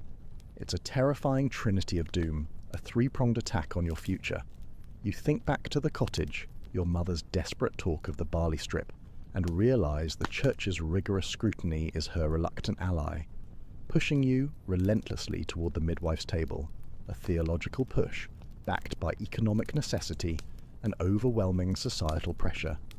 You've heard tales from the market, girls shamed in church courts, their betrothals broken, their names cursed and whispered about for impurity, reduced to pariahs, forced to live on the fringes of society, stripped of all dignity. Father John's holy dew, a vial glinting in a small vial on the altar, waits to anoint you, but it feels less like a blessing and more like a final damning mark of judgment, a seal on your fate that you cannot escape, a brand of impurity. You're tempted for a fleeting moment to ask what men prove, what their tests entail, if they face such public scrutiny, such invasive examinations, but silence is definitely safer and probably wiser in this sacred patriarchal space where questions are not welcome. Joke number 2. If purity is a test, you're hoping men get a pop quiz too, maybe on not leaving their muddy boots in the hall, or perhaps on remembering their wedding anniversaries without a written reminder, or even how to properly churn butter without complaining. He hands you a candle to light at the Virgin's shrine, a gesture of mercy that feels suspiciously like a leash around your neck dragging you forward. You take it, the wax cold and unyielding in your trembling hands, and mutter a promise to pray, your mind racing, already plotting your escape plan to a life of quiet anonymity, perhaps as a hermit in the distant mountains, living off berries and the occasional lost sheep, far from judgmental eyes. The Church's rigid rules, chastity, obedience, submission, bind you tighter than the betrothal's pledge ribbon, and the test, the dreaded test, is their ultimate, undeniable tool, forged in doctrine and enforced by fear, a sword hanging over your head, ready to fall. You think about Agnes's warning, the village's pervasive gossip, and know the priest's scrutiny will follow you to the midwife's examination, his judgment a silent, heavy weight, far heavier than her hands. You step outside, the bell tolling behind you, its solemn sound echoing through the quiet village, the path seeming narrower, as if closing in around you, trapping you in this suffocating reality. You think about Agnes's sister's birth thread, a symbol of private, gentle care, and wish desperately for her compassion to shield you now, to wrap you in a protective embrace, to make you invisible to the prying eyes. Joke number 3. If God's watching this test, you're hoping he's got a softer, more understanding judge than Father John, preferably one who's seen a bit more of the world than just stained glass windows and dusty scripture, and perhaps has a good sense of humor about human imperfections. For now, you head home. The candle's flickering light, a grim reminder of the Church's suffocating moral grip, bracing for the test that could sear your soul as much as your innocent body, a test that promises to define your very existence. The midwife's hands and a private inquisition. You're trudging back from the church, the priest's stern lecture. Remember that holy dew and Eve's inconvenient, eternally lingering sin, still ringing in your ears like a persistent, utterly unwelcome doorbell that won't stop chiming, echoing off the ancient stone houses. Your wool dress is itching under the morning sun, already feeling too tight and constricting, a woolly cage, and the candle he gave you weighs heavy in your hand, its wax a solid, unforgiving reminder of the church's moral scrutiny over your betrothal's virginity test. The village paths hum, neighbours bartering loudly, a dog barking somewhere, chickens clucking their perpetual judgment, the distant bleating of sheep. But the weight of proving your purity to the miller's son and Father John presses harder now, a physical ache in your chest, a crushing burden that steals your breath. As you near your family's cottage, its familiar outline a beacon of false hope, a mirage of safety, you realise, with a fresh wave of dread, that you're directly facing the midwife's invasive role, her hand set to examine you in a ritual that's as much about satisfying the village's insatiable gossip as it is about your actual personal chastity. Your heart pounds, a frantic drum against your ribs, the dirt path rough under your worn shoes, threatening to trip you, sending you sprawling into the mud, and you're bracing for the humiliating moment your mother calls for the midwife to finally prepare for this ordeal, this private inquisition that will become a public spectacle. In medieval Europe, and particularly in regions like Romania, midwives often performed virginity tests, especially by the 13th century. They acted as the church's and community's direct agents to physically verify a bride's purity, a practice that was invasive and often painfully traumatic for women like you, due to crude methods and a distinct alarming lack of actual medical knowledge or understanding of female anatomy. These tests, rooted deeply in patriarchal assumptions about female anatomy and morality, were notoriously unreliable and fundamentally traumatic. Yet, they were absolutely critical to sealing marriage contracts and maintaining social order, serving as a public declaration of a woman's value and a family's honour, a stamp of societal approval, a brand of legitimacy. A quirky tidbit, which probably brought cold comfort at the time, and even less now, considering the context. Some midwives used a virtue salve, a herbal paste supposedly applied during tests to ease the process, a meagre attempt at comfort in the face of a terrifying ordeal. You're picturing it in Widow Agnes's basket, its scent sharp, probably smelling vaguely of pond water and regret, perhaps a hint of disappointment, or even a dash of dried toad, but offering precisely zero comfort against the very real impending pain and psychological intrusion. Historians still argue whether midwives were reluctant enforcers or willing gatekeepers of this system, navigating a complex role between women's health and societal demands, forced to compromise their compassion for tradition. But as you push open the cottage door, its familiar wood feeling foreign in your hand, heavy and unyielding, the midwife's role feels less like care and more like a profound betrayal, dressed up in the familiar, comforting guise of a woman's hands, making it all the more insidious and heartbreaking. The smoky air hits you, thick and cloying, stinging your eyes, making them water as if you're already crying.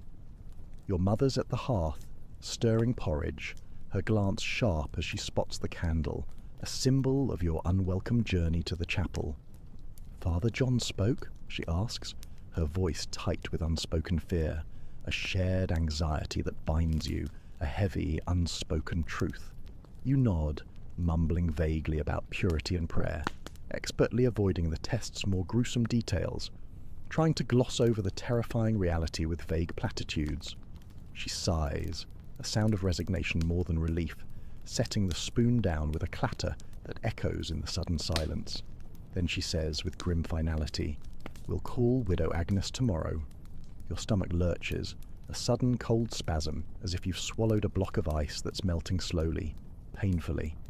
Agnes's sister, the village midwife, is generally kind, known for her gentle hands during births, her experience bringing comfort in moments of crisis, her presence usually a source of calm and reassurance. But now she's bound by a different, harsher duty, a societal obligation that transcends personal kindness and empathy. Her skilled hands, once symbols of life and new beginnings, now carry the weight of tradition, tasked with probing your chastity, to determine your worth in the eyes of the village elders and the miller's family. You think back to the church, Father John's interminable lecture on your soul's worth, and realise the midwife's examination is his will made flesh, a brutal physical ritual designed to satisfy the miller's family and the village's relentless prying eyes, who will be waiting for the verdict with bated breath and sharpened tongues, ready to pounce on any sign of imperfection. Your brother, still merrily mending his net, looks up, oblivious to the storm brewing around you, his innocence a stark contrast to your turmoil. But you feel the test's shadow closing in, cold and inescapable, casting a pall over your entire existence, a dark cloud that promises no silver lining, only more grey. You sink onto a stool, the wool dress scratching your thighs, and picture Widow Agnes's cottage, its herb-scented air trying its best to hide the grim tools of her trade. Basins, cloths, perhaps that infamous chastity cloth, waiting like a shroud, ready to envelop you in judgment, to absorb your humiliation, to bear witness to your vulnerability. You've seen her at births, her hands gentle and firm, ushering new life into the world, a truly beautiful and awe-inspiring act. But this is different. This is a public verdict on your most private body, a moment of profound vulnerability and utter powerlessness, a public exhibition of your intimate self. You think back to the well, Agnes's warning about the test's probing hands, and imagine the pain, the cold, clinical intrusion, your privacy stripped bare for the miller's son's trust and the village's insatiable gossip, a sacrifice on the altar of societal expectation. The church says chastity is sacred, a divine gift, a path to spiritual enlightenment, a heavenly virtue, but the midwife's role feels less like a holy blessing and more like a profound violation, her hands carrying the entire weight of the village's judgment, a burden she is forced to wield. You're tempted to beg your mother to skip it, to concoct some elaborate excuse involving a sudden, mysterious fever, a plague that only affects young women about to be tested, or a sudden and very convincing appearance of the Black Death. But her grim talk of the barley strip silences you, chaining you to your fate, a prisoner of circumstances, a pawn in a larger game. Joke number 1. If purity is a cloth, you're hoping it's less scratchy and considerably more comfortable than this darn wool dress, and maybe made of silk, perhaps spun by fairies under a full moon. Definitely not by you. The cottage's air is thick, the smoke stinging your eyes as you think about the church's relentless scrutiny. Father John's lecture tying your chastity directly to your eternal salvation, effectively making Widow Agnes's hands his wholly unyielding enforcers. It's a terrifying thought, that your fate, both earthly and divine, rests in these hands, in this single terrifying moment, a moment that will define your future. You've heard market tales, girls bruised by tests, their pain dismissed as proof of guilt, their betrothals hanging by a thread, hinging entirely on a midwife's arbitrary nod, a slight movement of her head determining a lifetime of despair and social ruin. You're not sure what Widow Agnes will seek. Blood? Tightness? Some vague, unscientific sign that could mean anything or nothing, concocted from old wives' tales and superstitious beliefs that have no basis in reality, only in fear. But the fear's real, a solid, aching knot in your gut that won't loosen, no matter how hard you try to breathe, how much you try to calm yourself, how many deep breaths you take. You think about old Midge, shunned after her test failed, her body's scars a grim, visible village warning, a living testament to failure, her life a cautionary tale, and dread the moment you lie under the midwife's professional, unfeeling gaze, your entire honour in her very literal hands, your entire future decided in a moment, in a flash. You think about Agnes's sister's birth thread, a symbol of private, gentle care, and wish desperately it could somehow magically replace the cold, clinical chastity cloth, wrapping you in a cocoon of safety, a shield against the world's harshness. This entire process is pain. Its intrusion feels less like a medical examination, and more like a violation dressed up as sacred duty, a public performance of your most private self, for all to dissect and discuss, to judge and condemn. You stand, stepping to the door, the air cooler but heavy with the ubiquitous wood smoke and damp straw. The village paths buzz, men mending fences, women trading gossip with alarming speed, children playing games you no longer understand. But you're a ghost among them, the test's painful process a spectre you can't outrun. no matter how fast you might dream of running, how far you might wish to escape, there's no hiding place. Your mother's voice follows, thin and strained, calling you to help with chores, but her tone betrays her deeper fear of the test's inevitable verdict, shaming your kin, bringing disgrace upon their name for generations, a stain that can never be washed away, a mark of shame. You've heard of girls crying during these examinations, their bodies sore for days, some never quite the same, bearing the physical and emotional scars for life, silent reminders of their ordeal, etched into their very souls. The virtue salve, meant to ease it, sounds like a cruel jest. A medieval version of rub some dirt on it when your arm is broken and bone is protruding through the skin. How can a few herbs soften such a profound, soul-searing trial? You think about the miller's son, his simple grin at the market, and wonder if he'd flinch at your pain, or just demand the midwife's cold, impersonal seal of approval, prioritizing social standing over human suffering, his own comfort over your dignity and well-being. You think about the honor cord above the hearth, its frayed weave, and fear failing it. Fear watching your family's reputation unravel like a cheap garment, leaving them exposed and vulnerable to the villagers' scorn, their legacy ruined. Joke number 2. If tests are supposed to be gentle, you'd honestly rather face a dragon's fiery breath than this virtue salve, and the hands that apply it. At least the dragon would be quick, and the pain would be over faster, and you'd have a cool story to tell if you survived. Your sister returns, her bucket sloshing, her glance meeting yours, and you see her fear mirror your own, a silent understanding passing between you, a shared burden, a bond forged in mutual dread.